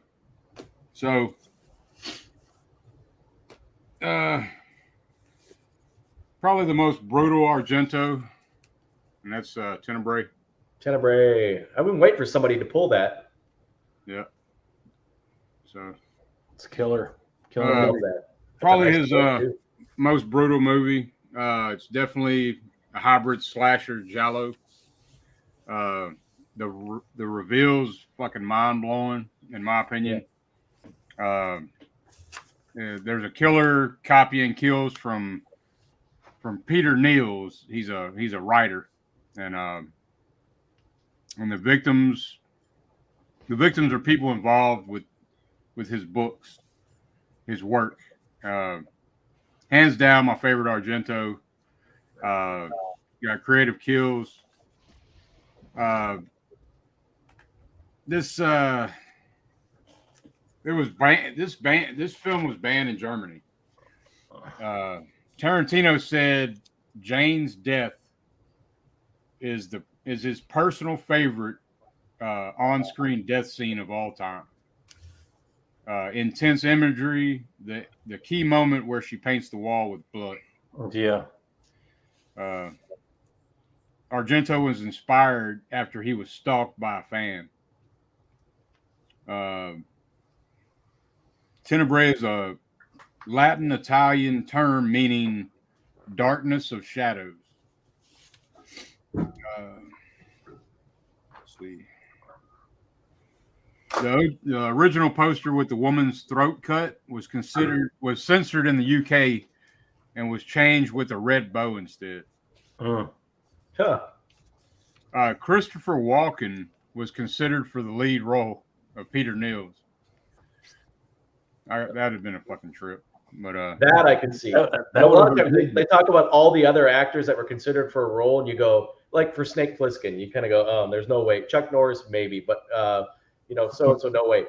That would make sense. Christopher Walken playing that. Yeah, I think Walken, Nick Cage. Oh, Nick Cage. Yeah. Yep. So I got a couple quotes here. I'm gonna keep it kind of brief. It's from Peter Neal. He's saying he's talking to the detective. He says, there's a sentence in a Conan Doyle book: when you have eliminated the impossible, whatever remains, however improbable, must be the truth. I love that shit, man. He said, let me ask you, and here's another one from him. Let me ask you something. If someone is killed with a Smith & Wesson revolver, do you go and interview the president of Smith & Wesson? Yeah. Because they're like blaming him for, you shouldn't be writing this shit, Yeah. He inspired it. Like the reporter that just immediately is jumping down his throats, like calling him a sexist pig and this and that. And he's just like, what are you what? We're friends. What are you talking about? She's like, I'm here to do a job, mister. Right. Like, okay. John Saxon in it with that fucking hat he loves. Oh, yeah.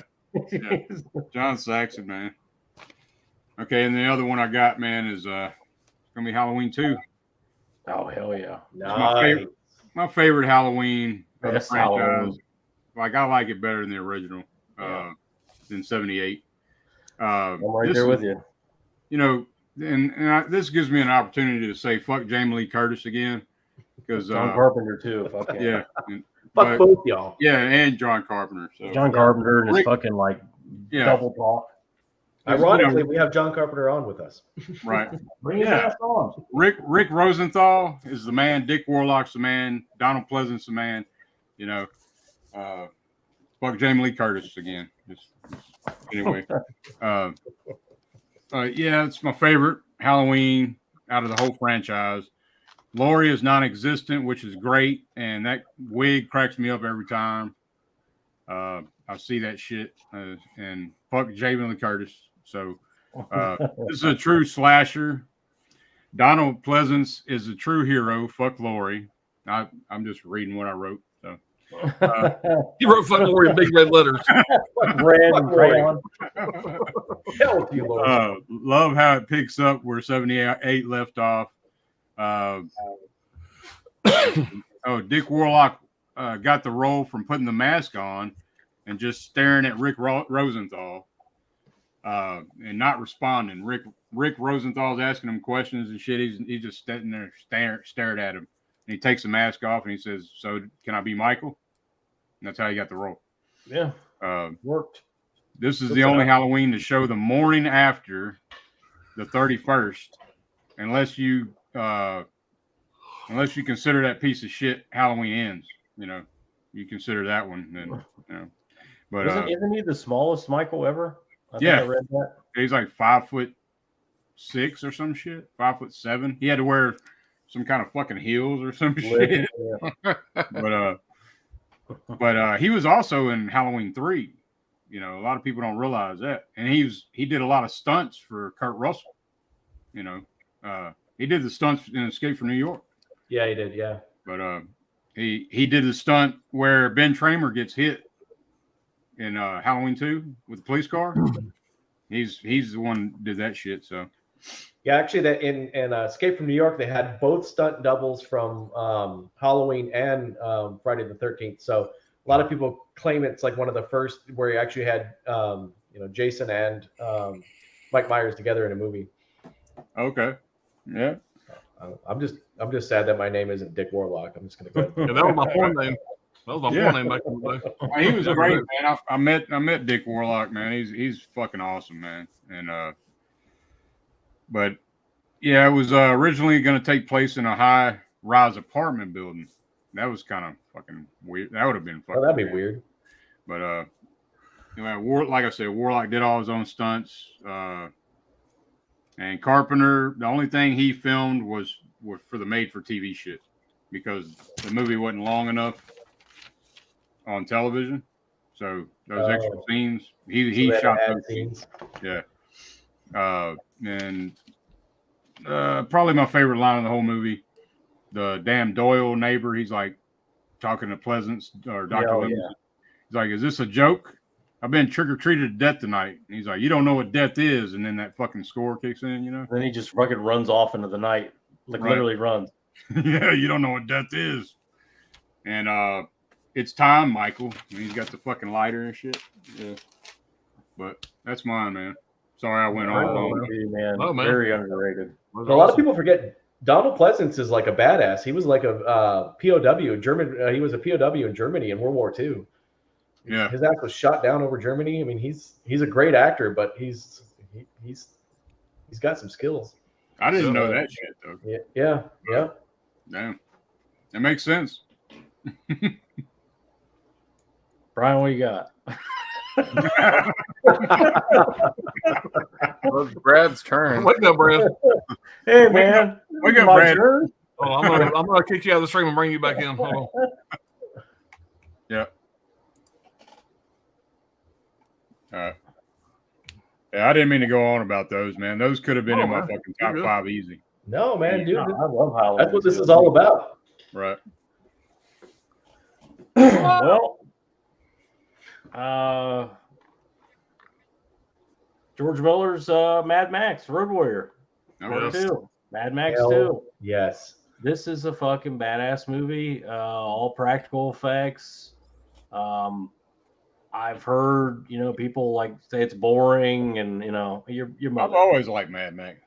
This is just an all-time classic. It's so fucking bizarre, and you got to remember for the time, with the weird, like, I don't know what the fuck they are. In the Wasteland Warriors, their weird outfits, everything they're doing is nuts, humongous. Like you never see them without the mask. I just love everything about it. I love the Mad Max character. I love the Mad Max universe. I'm also a big fan of the original Mad Max, which is really underrated and really fucking dark. Yeah, I can't agree with you more. Well, I mean, Road Warrior too. I love Road Warrior. Right. Oh, yeah. I remember as a kid, I just thought that that's just how people was in Australia. It is. Well, that's not I mean, that's not. It's not kidding each other, but yeah, this is a great movie. It's a road thriller. It's it's a road action movie, but the character Max is very selfish. He doesn't want to get close to people. He's just the whole time he's just trying to leave. Whatever he's involved in, he's trying to leave, and he does leave, and he ends up coming back to try to redeem himself and redeem humanity basically, and try to find his humanity again. But yet again, he just continues to leave, and it's typical in every movie. The end of the movie, he kind of wins the day and decides to go be alone again. But like I said, the practical effects, all the badass chase stuff, the car shit. I mean, the characters, everything about it, man, it's awesome, and everybody's seen this. But it's kind of like, feels like it's been a little bit forgotten, and I think a lot of people need to brush this one off. I need to open that trilogy. I need to rewatch all those. I recommend watching Mad Max and then the Road Warrior. Just starting it from the very beginning, because the first one's very underrated. And then my second one is The Funhouse. Tobe Hooper's The Funhouse. I've talked about this movie to death, multiple streams. It keeps coming up. I love this movie. Fucking awesome, man. Yeah, the clown. Yeah, the fucking clown that isn't in this movie. The carnival barker. You don't got the fucking slip, man. Yeah, I don't have the slip. I threw the slip away. I sent it to Louisiana. Right. The carnival barker playing multiple roles. The kids, they go and hide in the fun house. They try to stay in the carnival overnight. And they want to bang in there and smoke dope and everything. And, they witnessed a murder from this freak, this berserker named Gunther, apparently, because that's what it says in the subtitle. I never heard anybody say Gunther, but anyway, he's a screaming, pale berserker freak with two noses, and he's just a fucked up mutant, and he just howls and screaming that he does. He's disgusting. Every time he's around a woman, he just starts drooling uncontrollably. It's an unbelievably underrated Tobe Hooper movie, man. It doesn't get any credit whatsoever, but I love the carnival. I love everything about this. And if you haven't seen this one, definitely check it out. This Scream Factory is the improved version over the last Scream Factory, so this is the one to get. Yeah. I couldn't agree. And so I just happened to watch this movie. I don't know why, but it was since our last stream, and so then I watched Poltergeist. Just getting ready for this go around. So I watched them very close together. And that's kind of when I realized if you watch Funhouse and then you watch Poltergeist, you will see so many Tobe Hooper elements in Poltergeist. It's uncanny. I mean, the two just mirror each other in terms of like shots, positioning, lighting. Yeah, especially in the house. In the house, exactly. Yeah. Funhouse, I mean, it's Rob Zombie jacked off to this Funhouse. I think Rob Zombie's whole career came from Funhouse, personally. Probably so. Yeah, solid picks, man. Yeah. Oh, yeah. By the way, I want to mention with Funhouse, all those animals that are mutants, like those are all real live animals. That's a real two-headed cow, a real cow with a cleft palate, and all that shit. Oh, Yeah. yeah, I didn't know that. Yeah. Yeah. All right. My two honorable mentions are going to be, first one's going to be Secret Admirer. This is just one that doesn't get talked about enough. Sorry, as Is there rape in that one, or what's that? I said, is there rape in that one, or No rape. No rape. This You was great. get to see cross it Kelly off my list? You get to see Kelly Preston's nice boobies in here. So Wow. 85 title. C. Thomas Howell's in here. It's also got Lori Loughlin, Kelly Preston. This cover isn't reminiscent of the movie too well. The DVD looks better, like more for the cover, more about what the movie really is. But it's basically like C. Thomas Howell's character. He likes this popular girl in school, of course, Kelly Preston, and he writes her like a love letter, and the love letter gets like kind of lost. He gets his best friend's Lori Loughlin. He actually gets her to write the letter, and so the letter gets lost, and it gets into the wrong hands. It gets into like the hands of her father, who's played by Fred Ward, and Fred Ward thinks that his wife is cheating on him, and it's fucking hilarious. And then the letter gets passed again and again and again. Like, and there's a couple different like funny fucking tropes in here. Dee Wallace is in here as C. Thomas Howell's mom, and his younger brother is played by Corey Haim here. So there's a lot of fucking people in here, this movie. It's just a really funny movie about like a bunch of fucking mistaken love kind of thing, and of course he ends up falling in love for his best friend, who's Lori Loughlin in the end of the movie, because who doesn't always fall in love with their best friend in these types of movies in the 80s? This sounds like Can't Hardly Wait. That's like a requisite. Yeah, it is. Yeah, because you find out the girl that you like is kind of a bitch or whatever, or an asshole. Right. One of his best friends in the movie is played by Casey Simasco, and his role in here is fucking hilarious too. He's all crazy, kind of like a Jeremy Piven kind of crazy role, like PCU Jeremy Piven, if you ever seen that one. Mm-hmm. But he's from 3 O'Clock High, Casey Simasco. So yeah. Which is a great movie. This movie's just an underrated gem. I don't know. I visited this one on DVD a long time ago, and it's only got an all things release. But that one slipped past me, but I need to see it. I highly recommend checking this one out. It's really funny, and Fred Ward he steals the show whenever he's on his scenes. Man, he's great. Fred Ward kills it in everything that he's in. He does. And then the second one I'm gonna recommend. These are most. I mean, there's like fucking 50 titles from these years I could have picked. Yeah. These are just ones that are like underrated for me. Next one I'd pick was Just Before Dawn, 1981 backwoods slasher film.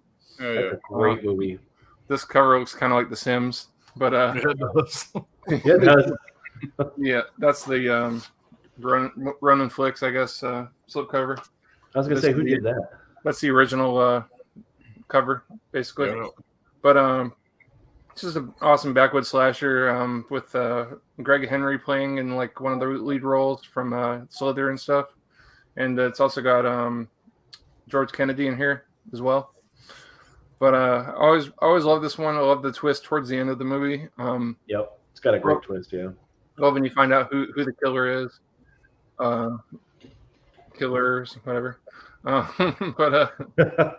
But yeah, that's like my favorite subgenre of horror is slasher movies, and I love the backwoods slasher genre of all. Like, I just love this type of movie. So, we're done. Those are my two picks. Those are great picks, man. Yeah. Oh yeah, man. Just Before Dawn's fantastic. Way underrated. Yeah. All right. Before I get to my two picks here, I forgot to say something about Psycho 2.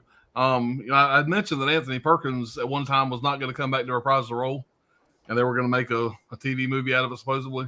Well, what's interesting is the person they almost brought in, if Anthony Perkins didn't return, was Christopher Walken. Oh shit! Christopher Walken is fucking Anthony. I mean, is Norman Bates. Norman Bates is Christopher. Well, mother of blood. Yeah, Terrible Christopher Walken impersonation, but Let me walk into your room. that was pretty good though. Get in the shower. get the fucking toasted cheese sandwich. Anyway, there's my fucking terrible Christopher Walken impression. But surely y'all motherfuckers didn't think we were getting out of here without talking about First Blood. Right. This I thought it was motherfucker gonna be went number from one. 1 to 3 to 2 to 1. To, Right. I don't know where the fuck that. So this is what I had as his number one. So that this is he got me on this one, Pop. And it was actually at number 5 before the stream started. I made an honorable mention right before the stream started. It went all over the fucking place. It don't fucking matter. I love this fucking movie. I mean, this is an honorable mention out of 100 fucking movies that I love. Right.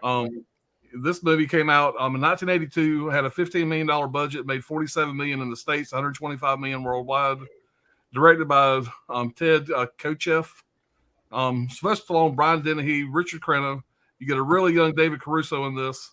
If you guys know, whenever he was escaping, right after they arrested him, he escaped before he took off. He does a scene where he elbows the guy in the nose and breaks the guy's nose, whatever. He actually broke that guy's nose, whatever, during that scene. If you notice, that guy, that cop in the rest of the movie is wearing like tape over his nose. That's because he really did break his fucking nose when he tried to do that in the shot. He fucked up and elbowed him in the nose and broke his nose. Damn. Many of the extras, this is pretty cool. Many of the extras who appeared throughout the film were local town folk who recently were unemployed because a nearby mill had closed down. And they were more than happy to have the cast and crew of the film provide them some work opportunities. That was pretty cool. David Morrell, the author of the original novel, stated that he prefers the film over the novel, over his own novel. Rambo's trademark. That's a testament. Yeah. Rambo's trademark combat knife was custom designed by the late Arkansas knife maker Jimmy Lyle. The movie popularized knockoff hollow-handled survival knives with compasses in the handle, or they says in the pommel. I guess the pommel. Does that make sense? It's the bottom of the handle. All right. Anyway, I remember going to the fair and getting a goddamn Rambo knife. You could shake it, and the blade would shake. Yep. But it had the compass and all that. Boy, I thought it was Shit. Yeah. First Blood was Sylvester Stallone's first non-Rocky movie that didn't bomb. That's pretty interesting.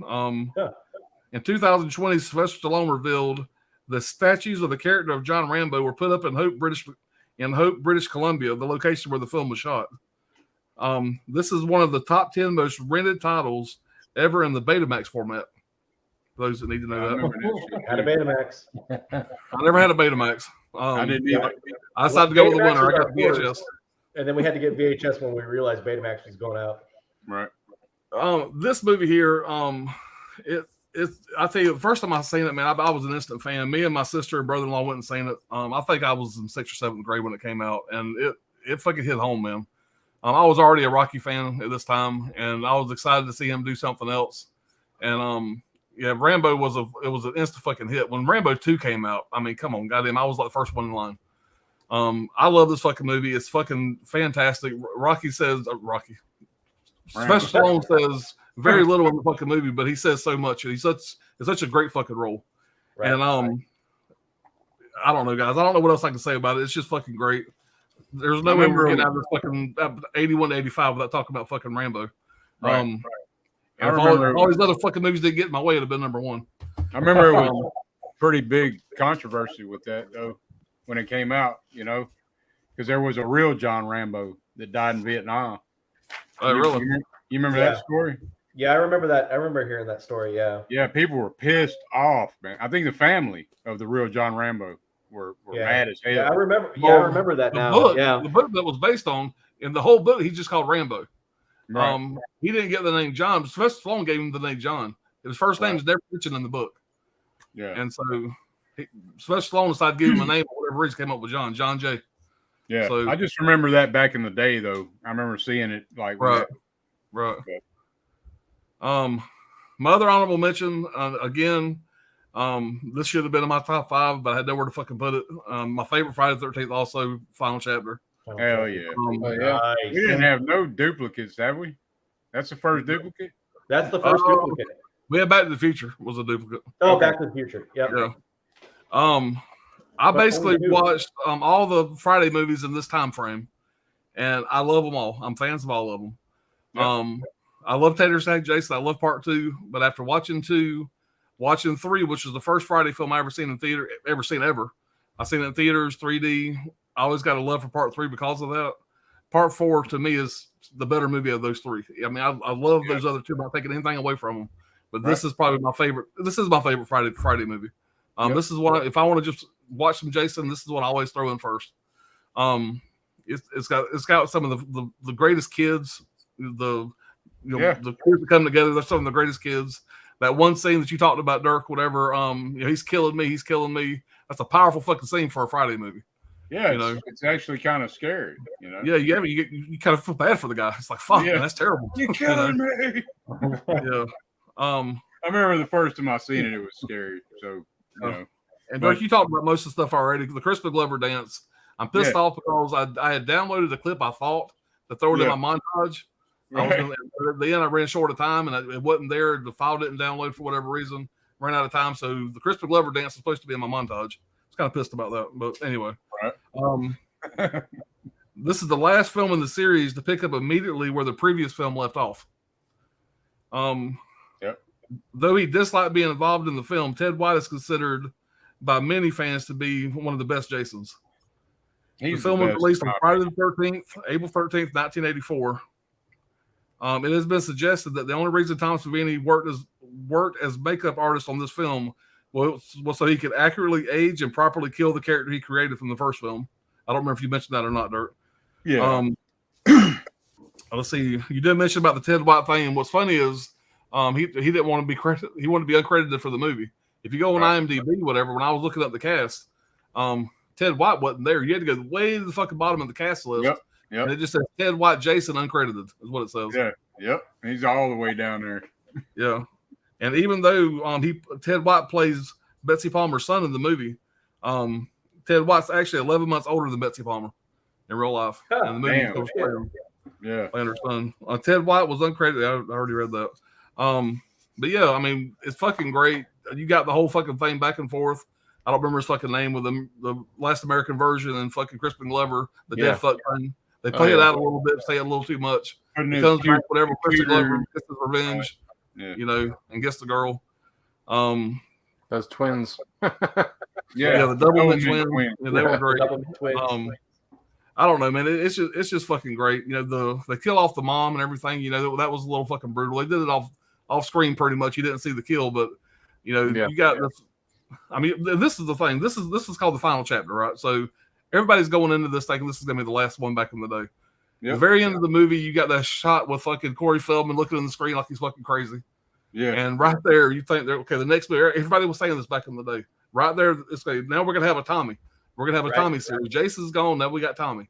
And everybody thought that was going to fucking happen. Yep. And never did, but that would have been an interesting twist if they'd have went that way. And they kept trying to do that shit. Like they did it again in part 5. They take it at the end of part 5. Which is also in the time block. Right. And I read somewhere recently, I don't remember who, but I think it was, for as much as it sort of chagrins me to say it, I think I read somewhere that J.J. Abrams said he's still toying with the idea of seeing if he could pick up the rights to pick up a Tommy sequel and start up. Sign me up. Well, now we're talking about this. Have y'all heard about the series that's coming out? Yeah. Yes. Friday the 13th. Crystal Lake. Yeah, Crystal Lake. Yep. There's a new series about to come out called Crystal Lake. I'll look that up. I haven't heard much about that. I'll look it up. It's going to be on the cock. Yep. The cock. The cock. We'll see if it's good. Who knows?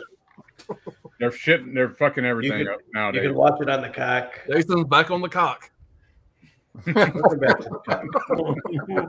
Michael was on the cock, and now Jason's on the cock. That cock gets everything. Gets all the horror icons. Mentions, guys. All right, everybody looking at me. All right. I forgot to show this. Something's wrong here. Something ain't right. Hold on. Y'all fucking me up here. All right, there we go. That's where we were. Show that earlier. We're going to show that. Hell yeah. The NECA. Nice. Yeah. That awesome. is nice. That and this shit here. One more. Motherfucking McCready. Oh hell yeah! With my man toys, man. Yeah. Right. Yeah. Had to get the flamethrower. Oh yeah. What least I know movie my wasn't goddamn- complete without a flamethrower? At least I know There my are damn rock, certain my things that rainbow have to dog will. happen in a sci-fi horror movie. There's certain elements that you have to have. One of those elements is a flamethrower. Flamethrower and a pistol with a scope, because for those for those of us that shot a pistol, you know a scope's necessary. Yeah, Right. absolutely. Hey, I know a guy that deer hunts with a 44 Magnum and with a fucking scope on it. Just like Of the course, you're in Louisiana. Of course you do. I was just gonna say I'm not gonna touch that. All right, we'll finish up the chat here, guys, and we'll jump on out of here. We are just now fixing to hit 5 hours. We're going to definitely go over 5 hours. Bob says, Brian, I watched the whole stream, buddy. Appreciate the heads up. Thanks for reaching out. Yeah, buddy.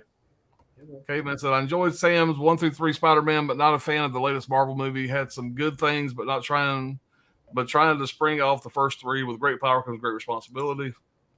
Groundhog Day. Ivan Reitman, R.I.P. Right. Harold Ramos, R.I.P. Thumbs up from Kal-El. Halloween 2 over 78, easy. It's something you wouldn't have heard 10 years ago. Like, the 78's untouchable, man. I'm just like, it's always been that way. Halloween 2 is a better movie. There's so much more going on. Halloween 1 is a classic. Don't get me wrong, but it's just they're totally different. They're different movies. Yeah. Speaking of Ivan Reitman, Dick Warlock playing that role though. I don't know, man. I mean, he's intense. There's an intensity about him. Mm-hmm. I had Clerks in one of my top 5. I can't remember how far back we're going now, but I watched an interview where Kevin Smith was talking about making Clerks, and after it came out that Ivan Reitman's son came up to Kevin Smith and he said, "Man, Clerks was what made me want to get into filmmaking." And Kevin Smith said, "What the fuck? Your dad made Ghostbusters, and Clerks made you want to get into filmmaking?" No shit. That shows you what kind of power, like these independent films. Going back to the Sam Raimi thing, it shows you what filmmakers can do that aren't part of the industry. Like who they can influence. So yeah, something like that makes sense though. Like he saw Clerks and went, "Man, that's attainable. I could make a story like that." Exactly. You see Ghostbusters, and you go, "How the fuck am I going to get the Ghostbusters? I'll never reach How am I ever going to do Ghostbusters?" And it's storytelling with just dialogue. I think that's what appeals to a lot of people. Just like with Sam Raimi, it's storytelling, just visual storytelling. Right. Yep. All right. They said first time. Go ahead. Go ahead. No, go ahead. I was just saying. I remember seeing Ghostbusters in the theater. Man, that was an epic fucking deal back then, man. Right. Yeah. Yeah, that was a big summer, man. Ghostbusters and Gremlins, I believe, was the same summer. They were released on the same day. Were they really? I knew it was close together. Yep. All right. I remember listening to Ray Parker Jr. on a fucking Sony Walkman cassette player. I used to fucking cut grass with mom and dad had a little bunch of land, whatever. I used to cut grass on a riding lawnmower, and I was listening to the fucking Ghostbusters cassette on a fucking cassette player. Just how fucking old I am. Orange roll. Right, the big orange fucking bump. Right, the orange foam. Right, orange foam that would tear after 3 uses. Yeah, I remember that shit. First honorable mention is Videodrome. The film was trippy as fuck and it's awesome. James Woods nails it as the lead. I love all the visuals and the dark tones of the movie. That was in my top 10. It didn't make the cut, but it was really close. Yeah, I mean, I would love to go through like my top 20 of the ones almost made it because I mean, hell yeah. Videodrome was. Yeah. Yeah, right, you got the vagina stomach, man. Long live the new flesh.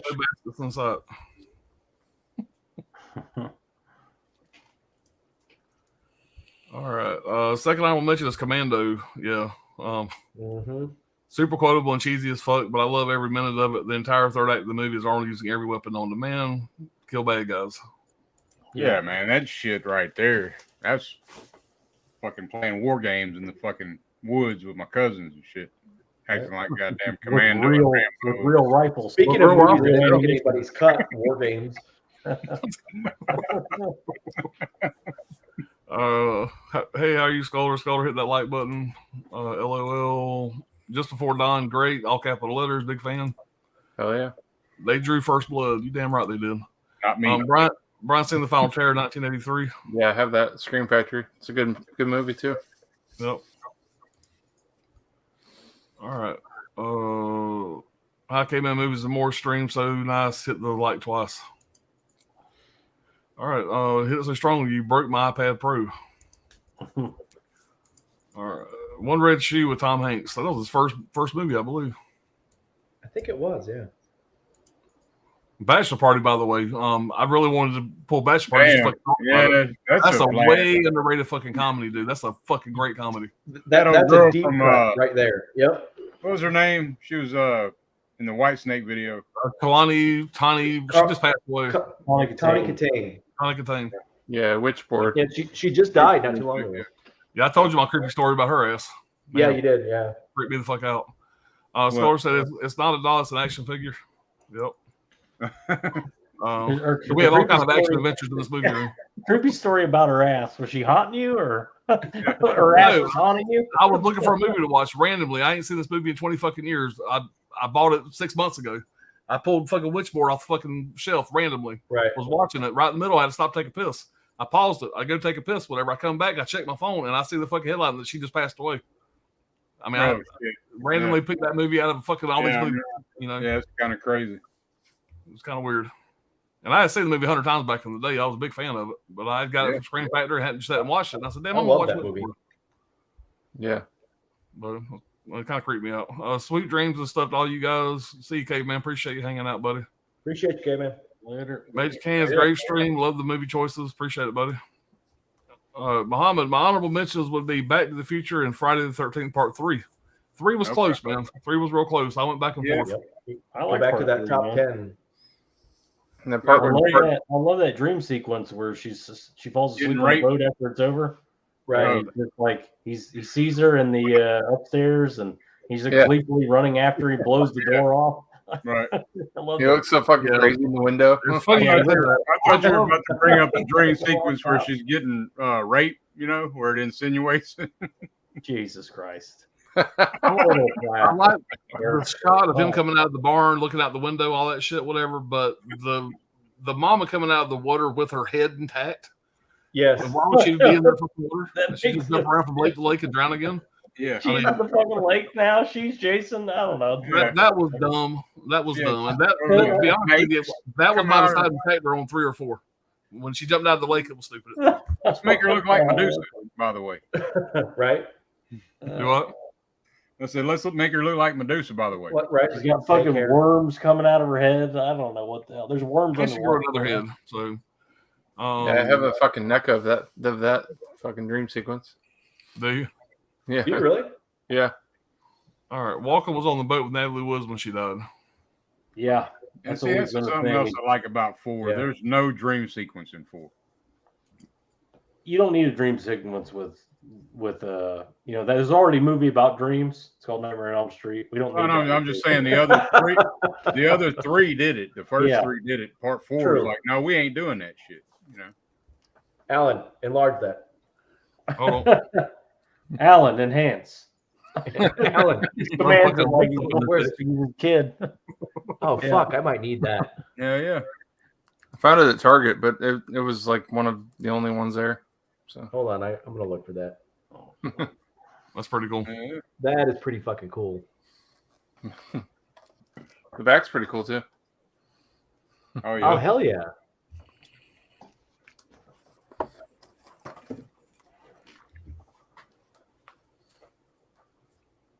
Hey, somebody sneak in there and steal that blanket for me. And while y'all there, grab that guy in the Bill Ranger box set. He's got the top left over there. Yeah, right. Is Coco watching? Coco, I need that blanket. I'll give you my address. Creepy Company, man. You can buy it right now. Now, what do you guys think of the 84 slasher Fatal Games? Fatal Games. I don't think I've seen Fatal Games. No, but You mean Deadly Games? No, You mean Deadly Games? It sucks. no. There's one Deadly called, Games. There's But one I've called never Fatal seen Games. Fatal Games. Fatal Games is one. It's supposed to have been coming out. But Deadly Games is that one Arrow put out not too long ago yeah, Deadly Games is a terrible movie. with the board game Yes. themed killer. That was god awful. All right, thanks for the great stream, guys. Good night. Good night, Muhammad. Have a good night. Have a good weekend, buddy. Yeah, man. Thanks for watching. Sticking all the way to the end. Holland, as always, buddy. Appreciate you being here, Holland, man. man. Appreciate you sticking to the end. Well, Reynolds says, bye, y'all. Be safe. I think he's trying to say we need to be saved, but I think he's saying be safe. Or be safe. I think he's saying be safe, Brad.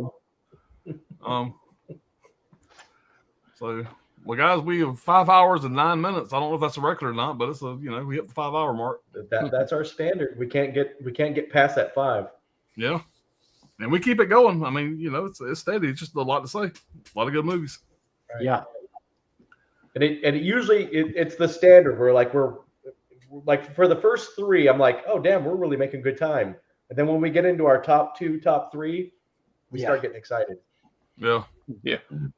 Well, guys, our next one's going to be 70. What is it, y'all? 76 to 80. 76 to 80. Okay, and we're planning to have. I mean, they don't normally do these every 2 weeks. Get close to the holidays. We got some travel plans. We'll let you guys know closer to time exactly when it's going to be. Might have to I know adjust. the next Saturday that we would normally do this. I'm going to be at a Christmas party with my wife. I know Dr. Ordinary is doing some traveling. So we'll work out our schedule and we'll advertise as soon as we can, guys. But it might be sooner. Who knows? What's that? So it might be sooner. Who knows? Yeah, it might be sooner. I mean, yeah. So I have no problem with sooner. So, the guys, blast as always. I love hanging out with these guys. Chat's always great. I love this fucking series. I wish it could go on for a long time. I think we get it back. I'm going to get a little sad. We're getting close to the end. Yeah, I think we should go on and go to the fucking 30s. Whatever Dirk will be happy. Yeah, man. I was about to say that. I was just going to say that. We go all the way back to some Lugosi and some Chaney and some fucking Karloff, Yeah, I think I'm gonna stop at 70. Before 70, whatever. They don't make a pill strong enough to keep me awake. You can broaden your horizons. Yeah, and I do. I got some goddamn Hammer titles back there. I got 30 or 40 of those from fucking Scream Factory. We can't talk about Metropolis for 5 hours. Well, let's at least go back to 60 then. How about that? I couldn't come up with I couldn't come up with 5 after. I'm gonna have to go out there and do some research. Whatever year and look, just watch them. 65 might even be that would be that'd be tough. That'd be pushing it. When did The Graduate come out? Well, Psycho came out in 1960. Yeah, but we'd all be holding the same 5 titles up, probably. Exactly. Back to that. Yeah. Oh, shit. All right, guys. Thank y'all for being there. Watch alongs planned that we're kicking ideas around, and me, Dirk, Gizmo, we're gonna do some stuff. It's gonna be some shit coming down the pipe. Yeah. So I don't have, other than this, I ain't got a whole lot else going on right now. I don't think I got in. I'm not gonna be on anybody else's stream. Nothing's planned right now. I just did the interview with KB Movies and More. You guys go check that out. I haven't watched it yet because I don't like watching myself talk. I have. I still gotta watch it. Watched it. But I'm gonna try to watch it this weekend. But I had a good time doing that. KB's a great dude. Yeah, he's a real nice guy. Yeah, really nice guy. So and I had a good time doing that. But and he asked me at the end. He says, "Who would you like to do this again?" I mentioned Brian, and who would you like to see me interview next? Whatever. And I mentioned Brian and Coco, and he said that's not the first time I've heard that. He said I'm going to reach out to him. So he did. Good. I'd like to see you guys do that. I'd love to see that. Yeah, we'll do that. So, but guys, we'll see y'all soon. It may be sooner, maybe later. We don't know, but we'll let you guys know as soon as we do. Y'all have a good weekend. Awesome. Take it easy. Appreciate y'all. You guys. Take care. Bye.